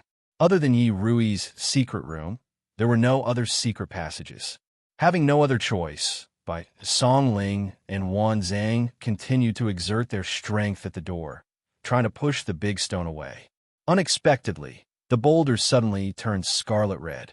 When Wan Xiang's palm touched it, a layer of his skin was almost scalded off. The white Songling's green vines were instantly burnt. They're really generous. They actually used firestones to block the entrance. Bai Songling's expression was extremely ugly. It was all their fault for being too careless and too conceited. They thought that such a small courtyard wouldn't be able to trap the two of them. They didn't expect them to be so ruthless and use firestones to block the entrance. Although this flamestone wasn't considered a rare, or it was still very difficult to find such a large piece. At this time, the basement was already filled with thick smoke, and the air was getting thinner. Yi Jioga bent down and covered Yi Rui's face with a handkerchief. He quickly called out to Zishang in his heart. Quickly think of a way to get us out of here. What are the benefits? Zishang said slowly. Is this the time to talk about this? Did this fella know what it meant to be a life and death situation? Don't worry, you definitely won't die. It's hard to say for the other two. He didn't have any obligation to save the human's pretty boy. Save the four of us. We'll let you touch us as you please. The situation was dire. Yi Jioga could only grit his teeth and offer himself. Deal. Zishang smiled in satisfaction, then said, Actually, it's very easy to break out of this situation. You just need to use your blood to undo the seal on the lightning fire needle. Then, you'll be able to use the red lotus lightning fire's aura to shatter that piece of flamestone. Yi Jioga suddenly felt humiliated. The treasure was with her, but she still wanted to cry and beg Zishang. However, the heart of the Tree of God is a treasure of the demon race. It doesn't matter if you condense it into purple lightning wood or lightning fire needle. But if someone discovers that it contains the red lotus lightning fire, not only will the human race attack you, even the demon race will not let you off. Zishang's words made Yi Jioga's heart sink. You have a treasure, but can't use it. You're cheating me. It's okay, Zishang kindly explained. Just remember to kill them after you use it. Yi Jioga looked towards the door. Although Wan Xiang and Bai Songling were coughing from the smoke, they still desperately used their spiritual energy to hit the stone. The two of them didn't believe in fate. Even if they were to die, they would struggle until the last second. Yi Jioga had a good impression of the two of them. He might need their help in many things in the future. He definitely couldn't kill them, but he could knock them unconscious. Yi Jioga quietly came behind the two of them and hit them on the back of the head without hesitation. Wan Xiang and Bai Songling were completely focused on breaking out of this situation. They didn't expect Yi Jioga to sneak attack them from behind. They immediately fainted. Yi Jioga threw the two of them into the basement. Then, he pierced the lightning fire needle into his index finger and said in his heart, Unseal the red lotus lightning fire. Bright red blood seeped into the lightning fire needle. The lightning fire needle slowly turned into a red flame the size of a bean. It carried a little bit of lightning. It was so weak that it looked like it could be extinguished at any time. He didn't know if it would work. However, since things had come to this, he could only give it a try. Yi Jioga braced himself and flicked the small flame onto the firestone that had already turned bright red. In the end, there was no reaction at all. F*CK, you liar. Before the word I could come out, Yi Jyoga's body involuntarily flipped forward and rolled down the stairs. Then there was a loud boom. The firestone at the entrance actually exploded. The huge impact blasted a big hole in the door, and countless red fragments scattered like rain. Yi Jyoga stood up with a face full of dirt. She looked at the big hole and felt extremely scared. If she was still standing by the door, she would have been turned into a fried dough twist by these fragments. Why aren't you leaving? Zishang urged. Yi Jyoga carried Yi Rui on his back. His left hand grabbed Wan Xiang's ankle, and his right hand grabbed by Songling's arm. He instantly rushed out of the basement. He saw a sea of fire outside. The house was burning so much that it was crackling. The ground was covered with the corpses of guards and wolf dogs. The street outside the courtyard was filled with people. They were all shouting, "Go! Water, it's on fire! Hurry up and put out the fire!" Yi Jyoga didn't have the ability to carry the three of them away, so he took the needle and pierced it into Wan Xiang and Bai Songling's acupoints. The two of them woke up with a start. "What's going on?" Bai Songling saw the courtyard full of corpses and immediately went to check the cause of death. "Stop looking. Hurry up and leave this place," Yi Jyoga said anxiously. If the people outside who were putting out the fire found them leaving this place, they wouldn't be able to explain themselves. Chapter 52. Go that way. Over there is a small alley. Wan Xiang pointed to the south wall. From there, they could avoid the people fighting the fire. "Let's go." Yi Jyoga carried Yi Rui and went out first. Wan Xiang pulled by Songling and went out as well. Yi Jyoga carried Yi Rui and successfully left the West Street with Wan Xiang and returned to their residence. Once Wan Xiang entered the house, he immediately asked Bai Songling, "How did those guards die?" "They were all poisoned to death." Bai Songling's handsome face was very solemn. This Su Junqing was really malicious. The poison he gave the guard was called Lian Cheng. This poison was usually not a problem, but as long as the fuse was ignited, everyone who was poisoned would die. You guys have to be careful. Su Junqing's poison methods are very good. His Drunken Cloud Pavilion even has 9 moons fragrance and winter moon resin. Yi Jyoga said, whether it was the bewitching spell or all kinds of strange poisons, it all showed that Su Junqing had an unusual relationship with the evil cultivator. Behind him, there must be an even greater network of connections. 9 moons fragrance and winter moon resin are forbidden items. Where did he find them? Bai Songling frowned even more. Who knows? You guys have to investigate it yourselves. Yi Jyoga was happy to cause trouble for the Su family. We'll talk about this later. It's getting late. If Miss Yi doesn't go back, aren't you afraid of them finding out? Wan Xiang looked at the dirty Yi Jyoga and Yi Rui behind her. Yi Jyoga looked at the sky. The east side was starting to turn gray. Indeed, she couldn't stay any longer. But before she left, she still had something to ask Wan Xiang and Bai Songling for help. Just tell us if you need anything. Bai Songling said, after going through this life and death disaster, the relationship between the two sides had become much closer. I want to ask the two of you to help me investigate someone. Yi Jyoga said solemnly.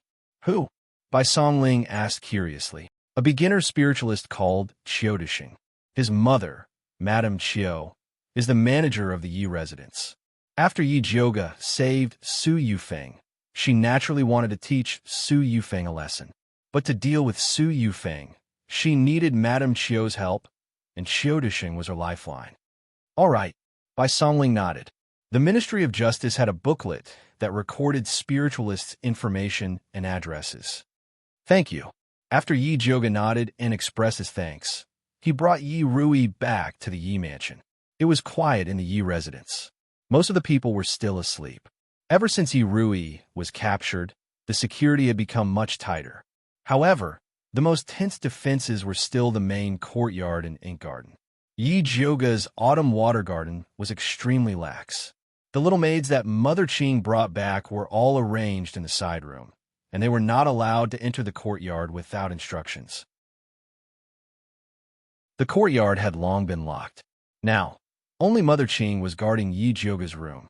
When she saw the filthy Yi Jioga carrying Yi Rui in, she quickly asked, "What happened to fourth miss?" "It's nothing. Fourth younger sister is just under the effects of bewitching powder. I'll have to trouble Mom to take her down to clean up and then change her clothes. I'll go see Night Rain." Yi Jioga changed out of his night clothes. After she washed her head, face, and hands, she went into the room to see Yi Yu. Yi was still asleep. His beautiful face was a bit pale. The red mole between his eyebrows had dimmed. The white cloth tied on his abdomen had already been glued together with the wound. Yi Jioga boiled a pot of water and added some salt. Then, he carefully wet the white cloth and slowly removed it. The wound on his abdomen was very hideous. It needed to be sutured to heal. Suturing wounds was Yi Jioga's specialty. Although he didn't have catgut, he could still use ordinary sutures. A spiritualist body was very strong, so he didn't have to worry about inflammation. Yi Jioga soaked some sutures in strong alcohol and quickly sutured Yi Yu's wound. The wound on his abdomen was a small matter. The difficult part was the strange yin qi in Yi Yu's body. Although the 9 Revolutions soul return pill healed his internal injury, the strange yin qi left behind by the evil cultivator was still wreaking havoc in his body. Unfortunately, she used the thunder fire needle to balm the firestones. She couldn't use it in the short term, so she couldn't help him get rid of the yin qi. There's no need to help him get rid of it. Once he refines this yin qi, his invisibility technique will improve. Zishang said. The reason why Yi was seen through by the evil cultivator was because the aura of a spiritualist on his body was too obvious. However, if he could refine this evil qi for his own use, even the evil cultivator wouldn't be able to find him. You make it sound so simple. If this yin qi stays in his body, his injuries won't be able to heal. He won't even be able to keep his life. How can he talk about cultivation? Yi Jioga couldn't help but roll his eyes. I have a cultivation technique here that can help him refine this yin qi. Do you want it? Zishang's tone was full of temptation. If you want benefits, go find Yi Yu yourself. Yi Jioga wouldn't sacrifice himself to help Yi Yu. You can use this cultivation technique to make him sign a slave contract with you. Zishang said. The thin slave contract in Yi Jioga's hand was completely useless against Yi Yu. Aren't you taking advantage of him? A demon was a demon. As long as he could find a weakness in others, he would use it to his advantage. Just tell me if you want or not. Zishang didn't feel that Yi Jioga was any better than him. Of course I want it. Yi Jioga wasn't a charity. If Yi wanted to exchange for a cultivation technique, he naturally had to pay the price. Wise. After Zishang revealed himself, he hugged Yi Jioga in his embrace and laughed softly. You owe me too much. Let's talk about it after you pay back what you owe me. 2 drops of blood, 2 kisses, and 1 time when he was allowed to touch and kiss her. He remembered it very clearly. Come on. Yi Jioga was very straightforward. She was currently stinky. If Zishang could kiss her, then let him. She didn't expect that Zishang would suddenly turn his head and use Yi Jioga's voice to shout, Mother Qing, please prepare hot water for me to take a bath. Okay. Mother Qing quickly responded. What do you want to do? Yi Jioga looked at Zishang vigilantly and said, Of course I want to properly enjoy my delicious food. Zishang squinted his purple eyes. That expression of his was indescribably evil. It made that handsome face of his look even more bewitching. There is no such thing as taking a bath in our deal. Yi Jioga refused. Now that there is, take a bath in exchange for the cultivation technique. Do you want it? Zishang wasn't afraid that Yi Jioga would refuse. Yi Jioga really wanted to say no. But based on her understanding of Zishang, if she refused now, the price she would have to pay for begging him in the future would be even greater. I can take a bath, but you're not allowed to touch me. The only thing Yi Jioga could do was to protect her last chastity. Sure. Zishang's red lips curled up slightly. Good things should always be left for later.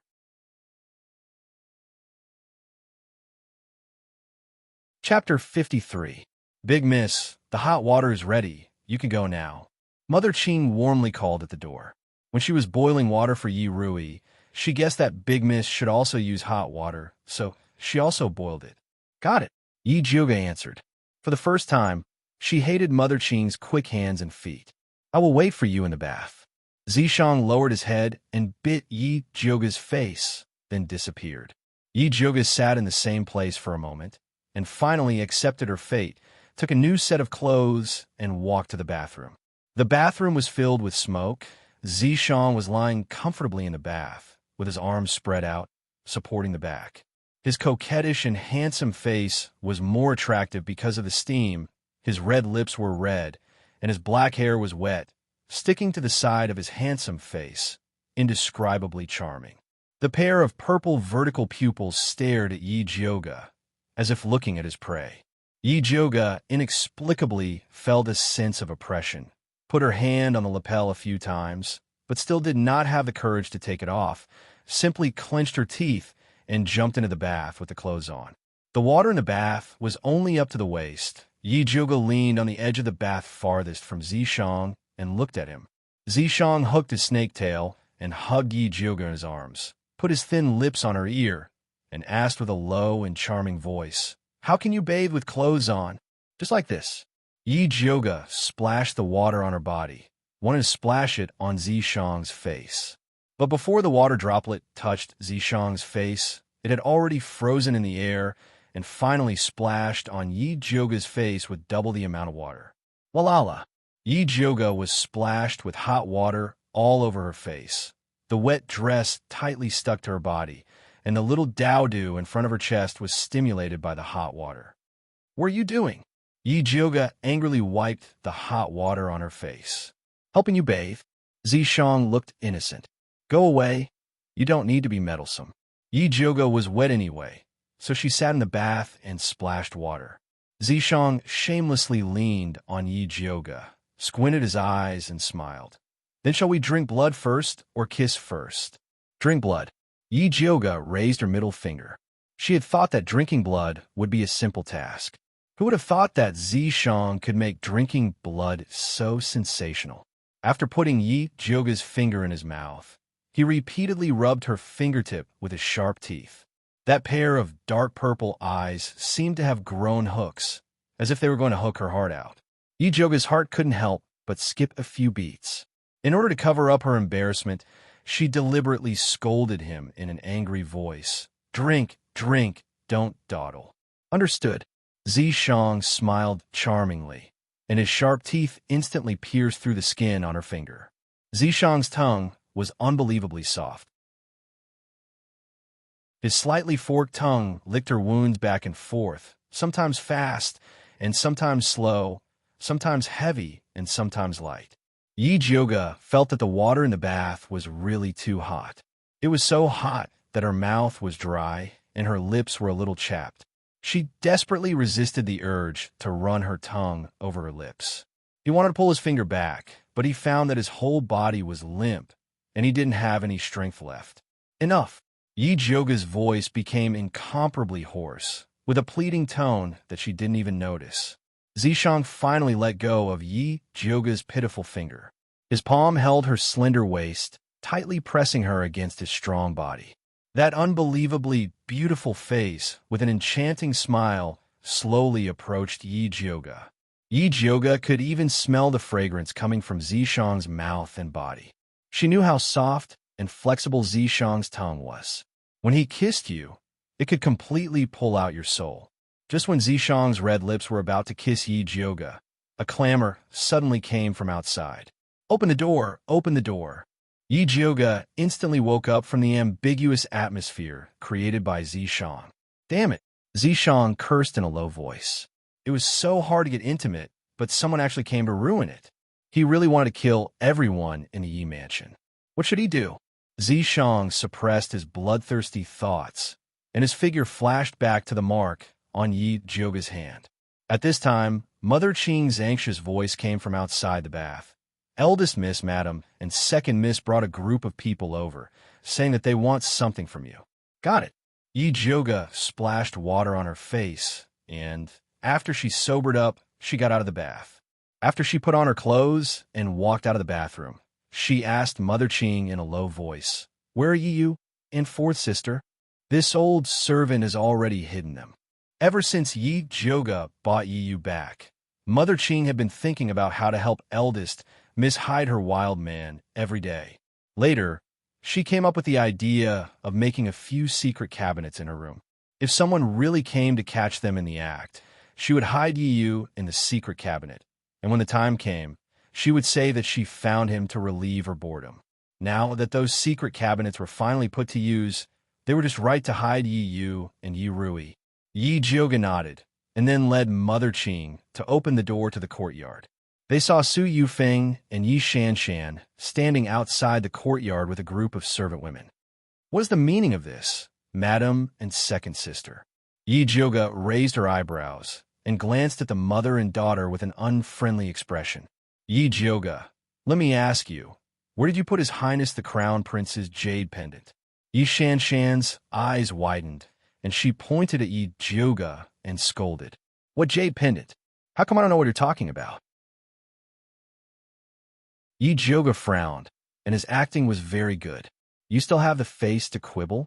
After the Crown Prince met you today, the jade pendant that he always carried with him disappeared, and you still dare to say that you didn't take it? Yi Shanshan acted as if she had seen Yi Joga steal the jade pendant with her own eyes. Yi Shanshan, you need evidence to speak. If you dare to falsely accuse me again, do you believe that I won't slap you? Yi Joga raised his hand and waved at Yi Shanshan. The Crown Prince took so long to question her, which meant that he didn't discover the jade pendant was missing on the spot and shouldn't suspect her. Moreover, she had purposely wiped the 1,000 miles fragrance that the Crown Prince left on the jade pendant on Yi Shanshan's dress. If the Crown Prince wanted to suspect someone, he should suspect Yi Shanshan. When Yi Shanshan saw that Yi Joga was angry, she couldn't help but shrink behind Su Yufeng. Just now, the Crown Prince suddenly sent someone to find her, and specifically asked if she had seen the dragon and phoenix jade pendant that she always carried with her. She saw that the Crown Prince attached great importance to the jade pendant, so she wanted to blame this matter on Yi Joga. Joga, His Highness the Crown Prince's jade pendant is priceless, and suddenly losing it is not a small matter. You should carefully think about it. Let me ask you, after you came back today, where did you go? Su Yufeng said without batting an eyelid. She didn't come for the Crown Prince's jade pendant, but because the Su family suddenly sent news that the place where Yi Rui was being held had caught fire, and that Yi Rui had been rescued. The first thing Su Yufeng thought of was Yi Joga, so she hurried over to see what Yi Joga had to say.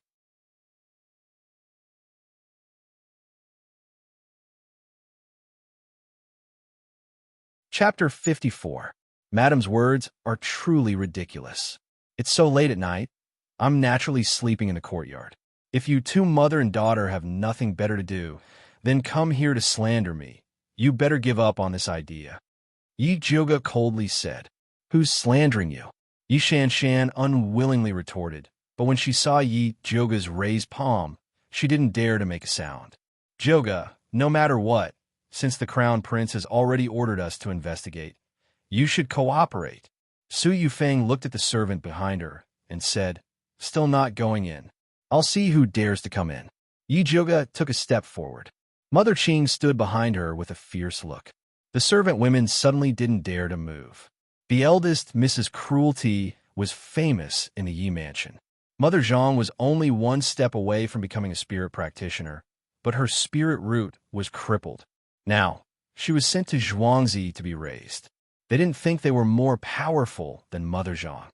It seems that no one listens to this madam's words.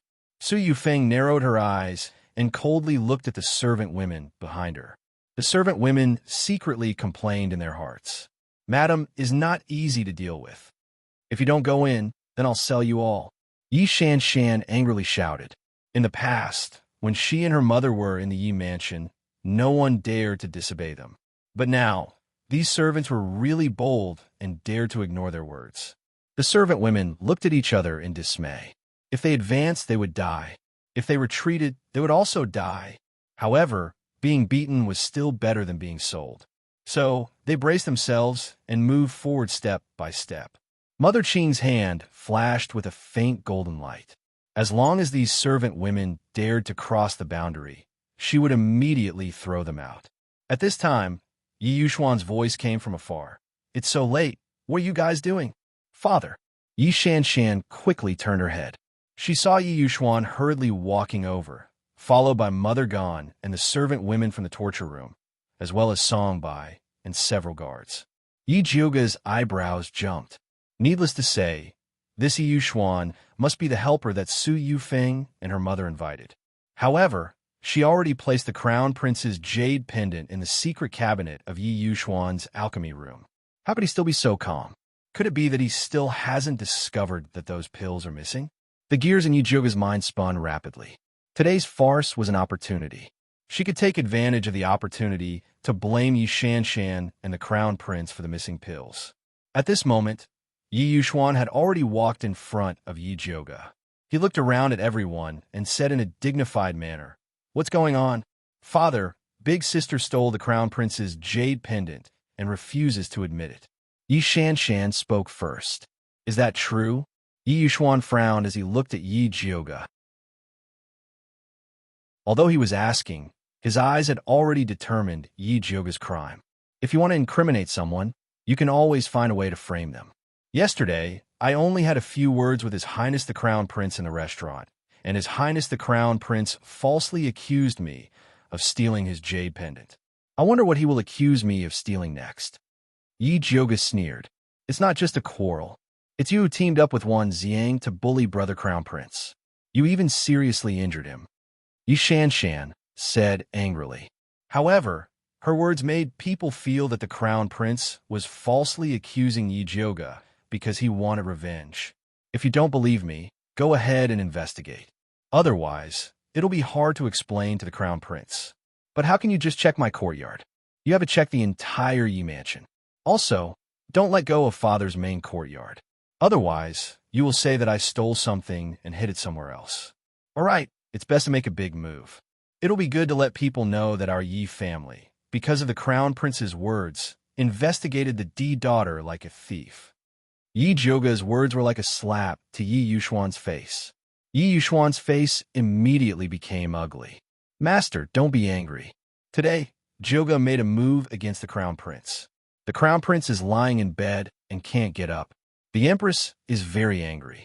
We are only doing this to appease the Empress and His Highness the Crown Prince," Su Yufeng softly advised. She didn't put the Crown Prince's jade pendant in her heart. She just wanted to take the opportunity to check Yi Jiuge's room. The Crown Prince didn't dare tell others that there was a treasure map in the jade pendant. No wonder no one took the jade pendant seriously. After hesitating for a moment, Yi Yuxuan said, "Then let's check.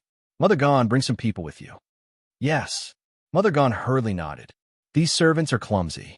I'll do it myself." After Su Yufeng finished speaking, she brought the servants to Yi Jiuge's room. Yi Jiuge hurriedly followed. Mother Gan and the others could only search other rooms. Only then did Mother Qing let out a sigh of relief and followed Mother Gan. Su Yufeng carefully searched Yi Jiuge's room. She wanted to find traces of Yi Rui. In fact, she knew that Yi Jiuge wouldn't bring her back. It's most likely that she stayed outside.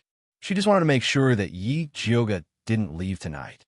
Su Yufeng reached out her hand and touched Yi Jiuge's bedding. It was cold. It looked like it had just been changed. She asked with a smile that wasn't a smile. "Jiuge, why do you need to change your bedding after waking up? How do you know that my bedding was just changed? Did you see it?" Yi Jiuge coldly retorted. Su Yufeng still wanted to say something. However, she was interrupted by Yi Yuxuan impatiently. "If you've seen it, then hurry up and leave." Could it be that he really wanted to find something? Their Yi family can't afford to lose face. Yes, Su Yufeng was sure that Yi Jiuge must have gone out tonight. She was not in the mood to continue to stay in Yi Jiuge's room. Although she didn't show up when she kidnapped Yi Rui, she still had to find a way to cover up the previous evidence. After Yi Shanshan followed Su Yufeng out of Yi Jiuge's room, she said unconvinced, "Mom, the other rooms haven't been searched yet." "Then you go and search," Su Yufeng said absent-mindedly. Yi Shanshan took her people to Mother Qing's room. Yi Jioga and Mother Qing's hearts were in their throats. They wanted to refuse, but they were afraid of arousing suspicion. So, they could only calm down and follow her. Yi Shanshan just wanted to vent. She randomly knocked in Mother Qing's room. Gradually, she walked to the place where Mother Qing set the secret cabinet. Mother Qing's hand trembled. She wanted to rush to stop them. However, she was stopped by Yi Jioga. It was too late to stop them. Huh? Yi Shanshan also studied the secret cabinet. She immediately found something unusual behind the wooden wardrobe. She was shocked. She immediately pointed to the wardrobe and shouted excitedly, "Oh, so it was hidden here."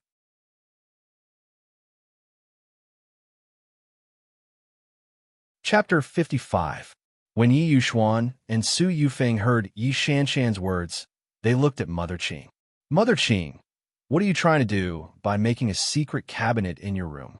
Su Yufeng narrowed her eyes, and her well-maintained face showed a touch of ruthlessness. Mother Qing was Yi Jioga's right-hand man. If she could take the opportunity to get rid of her, it would be good. Mother Qing's legs were a little weak. In this situation, even if she said that Yi Yu was her lover, no one would believe her. And the fourth miss, Madame has been falsely accusing Madame Wu of selling her. If she found out that she was in her room, who knows what kind of dirty water she would pour on the eldest miss. Although Yi Jioga's expression didn't change, he was quickly thinking about how to help Yi Yu and Yi Rui. How about saying that Yi Yu was a spirit practitioner that he invited to help find Yi Rui? "Jioga, what's going on?" Yi Yuxuan faked a cough, as if to give Yi Jioga a chance to defend himself. Before Yi Jioga could speak, Yi Shanshan already said, "Father, of course, Big Sister asked Mother Qing to make a secret cabinet to store some shameful things." Yi Shanshan finally caught Yi Jioga's sore spot. She was so excited that her face turned red. She immediately ordered Jihua, "Smash it for me." Yes. Jihua immediately led a group of servant women to open Mother Qing's wardrobe. Behind the wardrobe were two separate secret cabinets. At this moment, Yi Yu and Yi Rui were nowhere to be found. Mother Qing's eyes suddenly lit up. She quickly knelt down and hurriedly said, "Master, please understand. In fact, this hidden cabinet was ordered by this old servant by the madam. She was afraid that she wouldn't be able to protect the eldest miss after her death. So she wanted this old servant to help the eldest miss hide some of her belongings so that they wouldn't be taken away by others. Unfortunately, the madam passed away before the hidden cabinet was finished, so she didn't leave anything behind." Mother Qing's words made Su Yufeng and Yi Yuxuan's faces change. Especially Yi Yuxuan. He still felt a little guilty about Yun Jiaojiao's death. If he hadn't secretly exchanged the 2 bottles of life-saving pills, Yun Jiaojiao wouldn't have died so quickly. On the other hand, Su Yufeng remembered that she had secretly moved a lot of Yun Jiaojiao's things into her storeroom after she entered the house, afraid that Yi Jioga would bring up old scores. "You old cunning slave, don't talk about the former madam. I think you." Before Yi Shanshan could finish her sentence, she was interrupted by Yi Yuxuan. "Stop talking. Isn't it enough to mess around for the whole night?" "Father." Yi Shanshan pouted unhappily, but Su Yufeng gently tugged at her sleeve. Yi Yuxuan was obviously unhappy. It was better not to provoke him at this time. Yi Shanshan could only reluctantly shut up, her eyes still staring at the hidden cabinet. She doesn't believe that Mother Qing, this old cunning slave, made these secret cabinets as a memento. She must have an ulterior motive. Unfortunately, Yi Yuxuan's unpleasant memories were evoked by Mother Qing's words just now. He flicked his sleeves and left. Su Yufeng and her daughter couldn't continue to stay in the courtyard, lest Yi Jioga really went crazy and beat them up. After Mother Qing sent the group of people away, she felt that her back was soaked in cold sweat. "Where are they? Where did you hide them?" Yi Jioga asked in a low voice. This old servant hid them in the secret cabinet. Mother Qing did not know how they disappeared. Yi Jioga's heart moved. He hurriedly returned to Mother Qing's room and opened his spiritual eye to scan the surroundings. Indeed, He saw Yi Yu using the invisibility technique to hide under the bed with Yi Rui in his embrace. He never expected that this brat would wake up in time. It's okay. They're all gone. Yi Jioga hurriedly pulled Yi Yu out. Yi Yu's beautiful face was deathly pale. He wanted to speak, but did not have any strength. He had already woken up when Mother gone and the rest came in. He was just about to bring Yi Rui to a safer place to hide when Yi Shanshan suddenly came back. He could only use the last of his spiritual energy to use the invisibility technique to hide under the bed. Yi Jioga saw that Yi Yu's expression was not right. After taking his pulse, she discovered that the yin qi in his body was even stronger. She originally wanted to wait for Yi Yu to recover before talking about selling himself, but it seemed like she could not drag it on any longer. I have a cultivation technique here. Not only can it dispel the yin qi in your body, it can also raise your cultivation and invisibility technique to the next level. The price is to serve me for 20 years. Are you willing? Yi Jioga said straightforwardly. A cultivation technique for Yi Yu to sell himself for a lifetime was too long. 20 years was more like it. All right. Yi Yu did not hesitate to agree. You're not going to consider it. Yi Jioga did not expect Yi Yu to agree so straightforwardly. She originally said that if Yi Yu wanted to haggle, he could even take a step back and sell himself for 10 years. You saved me twice, especially this time. Yi Yu thought that he was dead for sure. He never expected that not only did Yi Jioga save him, she even wanted to teach him a cultivation technique. Let alone serving him for 20 years, he was even willing to sell himself for a lifetime. A wise choice. Yi Jioga said straightforwardly, rest well tonight. I will give you the cultivation technique tomorrow morning. The purple deceased technique was in her mind. She still had to write it down. Yi nodded. He was also tired today. Yi Jioga went to check on Yi Rui. Seeing that she was still sleeping soundly, he brought her back to his room. Yi Yu arranged for her to stay in her side room. After tonight's farce, Yi Yu believed that Su Yufeng and the others would not search her courtyard again. However, he had to make arrangements for the jade pendant and elixirs as soon as possible. Thus, Yi Jioga changed into his nocturnal clothes and silently made his way to Ink Garden. Ink Garden, main room. Yi Shanshan sat beside Su Yufeng and angrily muttered, Mother, there was clearly a problem with that hidden cabinet. How could you let that old cunning slave off just like that? All right, that's enough. Su Yufeng used her fingertips to press on her swollen and painful temples. She thought about how she had asked Su Junqing to deal with Mother Qiu and her son. She wondered how he was doing. Speaking of which, this nephew of hers was becoming more and more unreliable recently. How many times had she told him to kill Yi Rui, but he just wouldn't listen. He even got someone to save Yi Rui. He was simply trash. Mother, are you all right? Seeing Su Yufeng's ugly expression, Yi Shanshan obediently came over to massage her shoulders. Su Yufeng finally felt a little better. She patted her daughter's small hand and asked, How are you getting along with the Crown Prince? It's all right. However, ever since Yi Jioga tricked the purple lightning wood away, Big Brother Crown Prince's cultivation has encountered a bottleneck. I am really worried for him. Yi Shanshan sighed.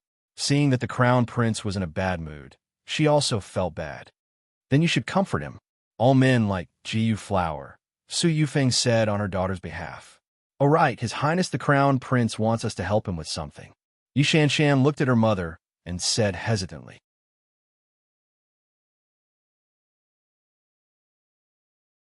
Chapter 56.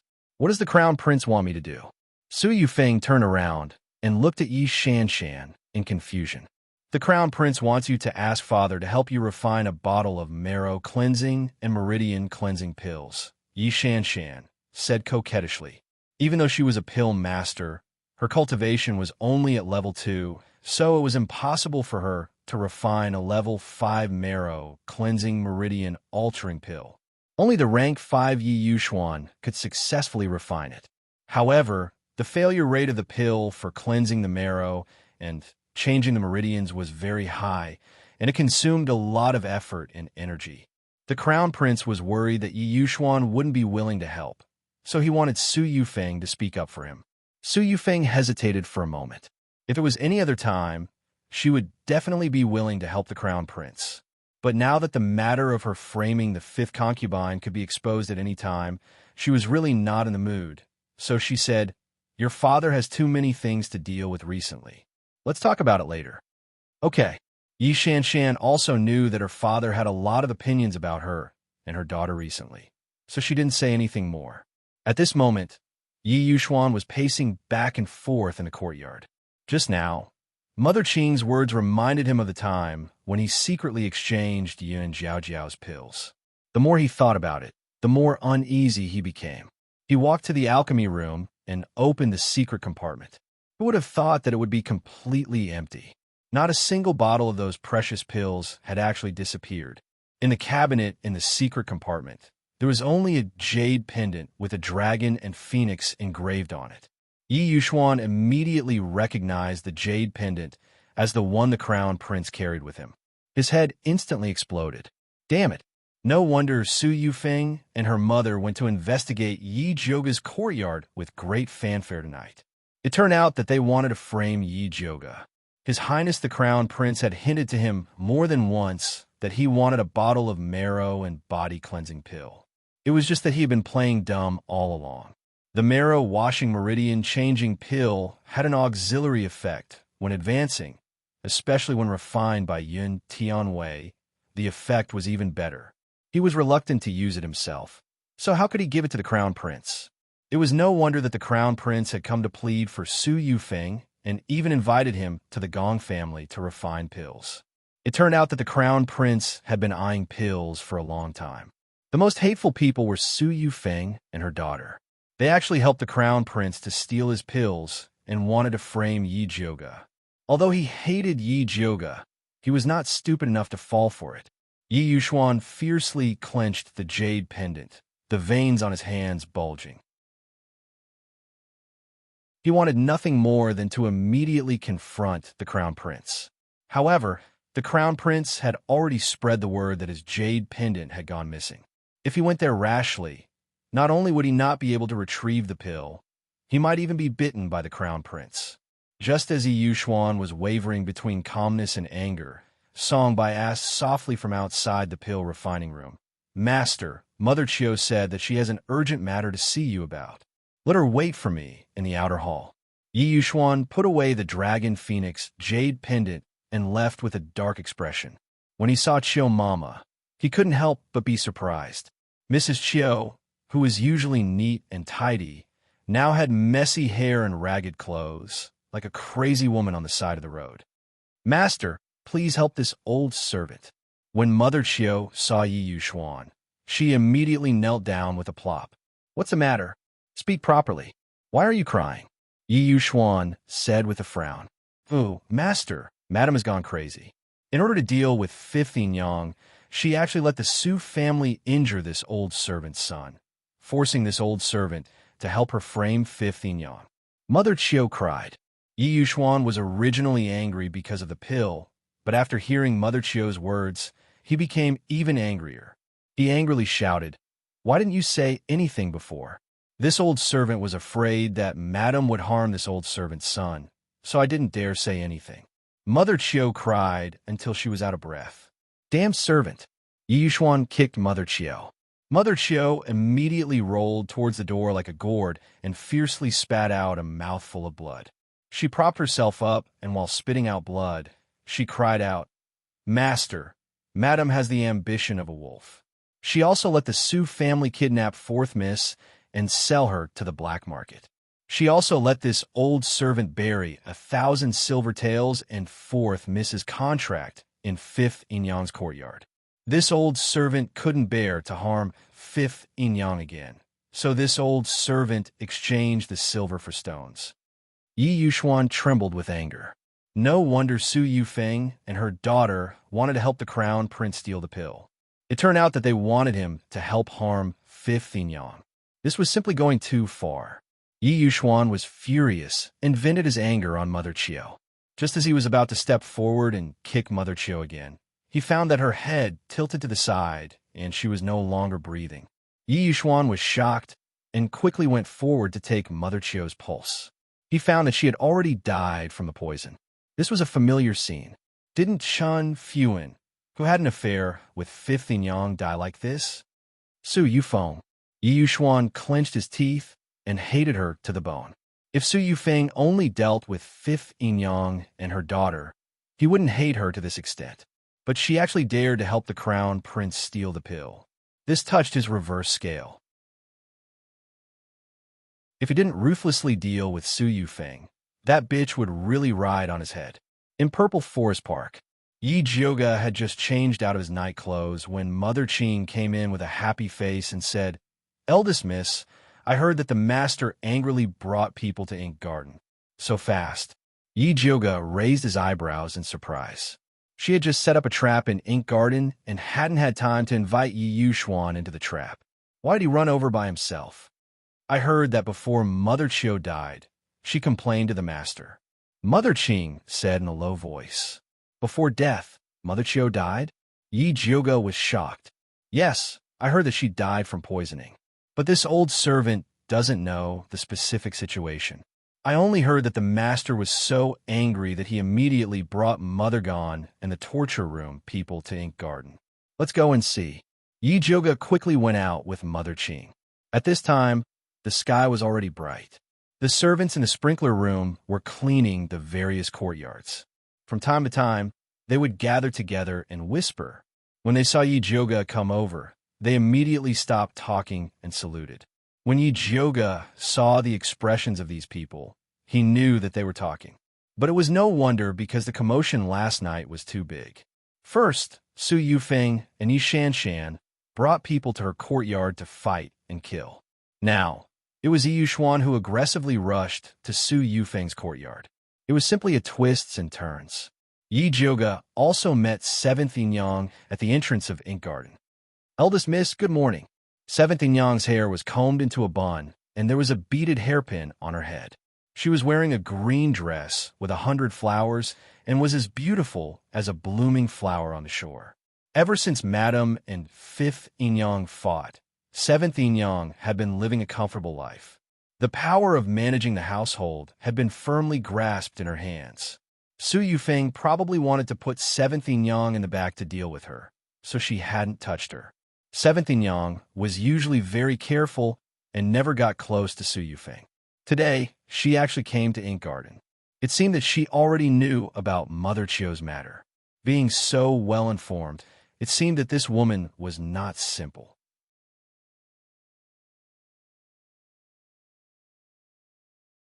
Chapter 57. Eldest miss, let's hurry in, lest we miss a good show. Seventh Yang said with a smile, as if she was very familiar with Yi Jioga. Yi Jioga lightly nodded and took the lead to enter the Ink Garden. As soon as she entered the courtyard, she heard Yi Yuxuan's angry scolding. Slut, you still dare to quibble at this point. Do you think that after poisoning Mother Chio, no one will know of your evil deeds? Master, I definitely did not harm 15 Yang and Rui. It was Mother Chio who slandered me. Su Yufeng cried with incomparable grievance. Not to mention that Mother Chio was already dead. Even if she was still alive, she would not admit it. Seventh Yang stood outside the room and covered her mouth as she laughed. She said to Yi Jioga in a low voice, "At this time, Madam is still so stubborn. Does she really think that our master is a fool?" Yi Jioga ignored Seventh Yang. She secretly glanced at the courtyard and saw Songbai digging out a small box in the west corner. That was the place where she set up Su Yufeng. Songbai immediately brought the small box to Yi Yuxuan. Yi Yuxuan opened the box and saw that it was the jade bottle where he kept the 9 Revolution Soul Return pill, but the pills inside were gone. Slut, what else do you have to say? Yi Yuxuan picked up a jade bottle and fiercely threw it at Su Yufeng's head. Master, I have been wronged. Su Yufeng quickly lay down. The jade bottle flew over her head and smashed into the wall behind her, shattering it into pieces. Seeing that she dared to dodge, Yi Yuxuan went up to kick her. Su Yufeng's servant girl quickly stopped in front of Yi Yuxuan and begged, Master, please calm down. Scram! Yi Yuxuan kicked the maids and old women, sending them rolling all over the place. Su Yufeng saw Yi Yuxuan's face full of killing intent, as if he wanted to beat her to death. She braced herself and shouted, "Yi Yuxuan, I am your wife, not your servant. If you want to kill me, you have to see if the Su family agrees." Good, good, good. Yi Yuxuan pointed at Su Yufeng and was so angry that his fingers were trembling. He fiercely scolded, "I won't kill you, but our Yi family can't tolerate an evil woman like you. Now scram to the Yi family's ancestral temple and reflect." Yi Yuxuan had basically banished Su Yufeng. Su Yufeng slowly stood up from the ground, and her cold eyes swept over Yi Jioga and seventh mistress who were watching the show. Although she knew that Yi Jioga was a difficult character to deal with, she didn't expect that her carefully laid trap would be so easily broken by her. There was also seventh concubine, that bitch. She used to flatter her in every possible way, but now she dared to come and watch the show. She wouldn't let any of these people off.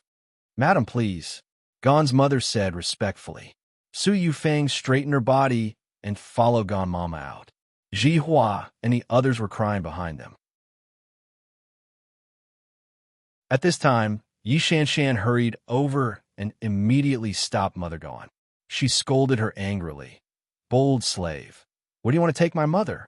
Mother Gon bowed to Yi Shanshan and said in a neither servile nor overbearing manner, "Second miss, the master ordered this old servant to send the madam to the ancestral temple to recuperate. Please don't stop her." "Mother, what's going on?" Yi Shanshan looked at her mother in disbelief. Why would father send mother to the ancestral temple to reflect on her mistakes? The ancestral temple was built on the outskirts. It was desolate everywhere. It was not a place for people to live. "I'm fine. I'm just going to the ancestral temple to recuperate for a few days." Su Yufeng shook her head at Yi Shanshan, telling her not to panic. Now that Yi Yuxuan was angry, it was useless for her to say anything. It was better to go to the ancestral temple to hide and wait for the Su family to get her out. "It must be you who harmed my mother." Yi Shanshan's fierce eyes fell on Yi Jioga. "Yi Shanshan, the order was given by father. If you want to find someone, find him. Don't act like a mad dog and bite people," Yi Jioga said coldly. Yi Shanshan gritted her teeth. She couldn't wait to strangle Yi Jioga. At this time, Yi Yuxuan's angry voice came from inside. "Yi Shanshan, get in here." Yi Shanshan's body trembled. This was the first time her father spoke to her in this tone. Su Yufeng couldn't help but raise her heart. Just a moment ago, Yi Yuxuan falsely accused her of stealing pills. She didn't even have time to figure out what was going on. "Madam, let's go," Mother Gon said in a low voice. "If we stay here for too long, I'm afraid the master will be angry."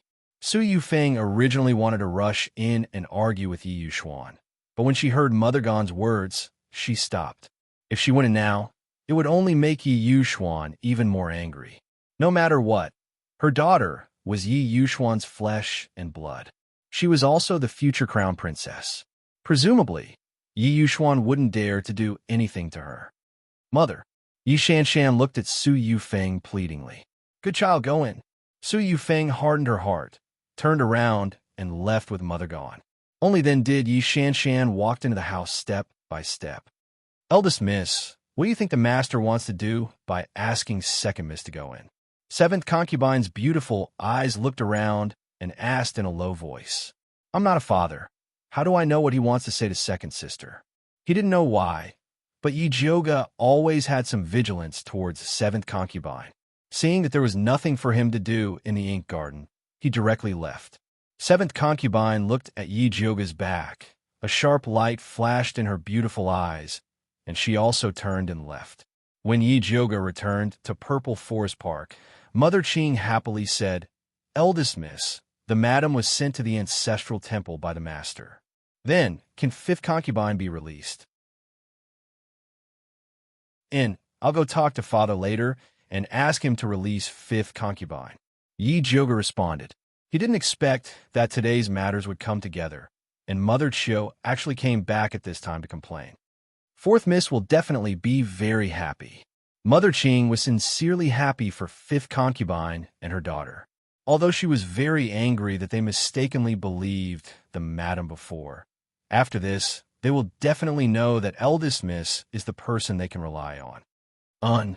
Yi Joga prepare to go out and ask Wan Zhang about Mother Chio's matter, and then think of a way to let Rui come back.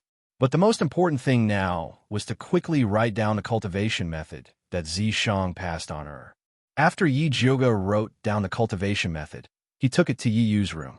When Yi woke up, he only felt that his whole body was sore, like his body was soaked in ice water, and it was very difficult to move his fingers. This feeling was really worse than death. If Yi Joga didn't say that she had a way to solve it, he was afraid that he would have lost all hope.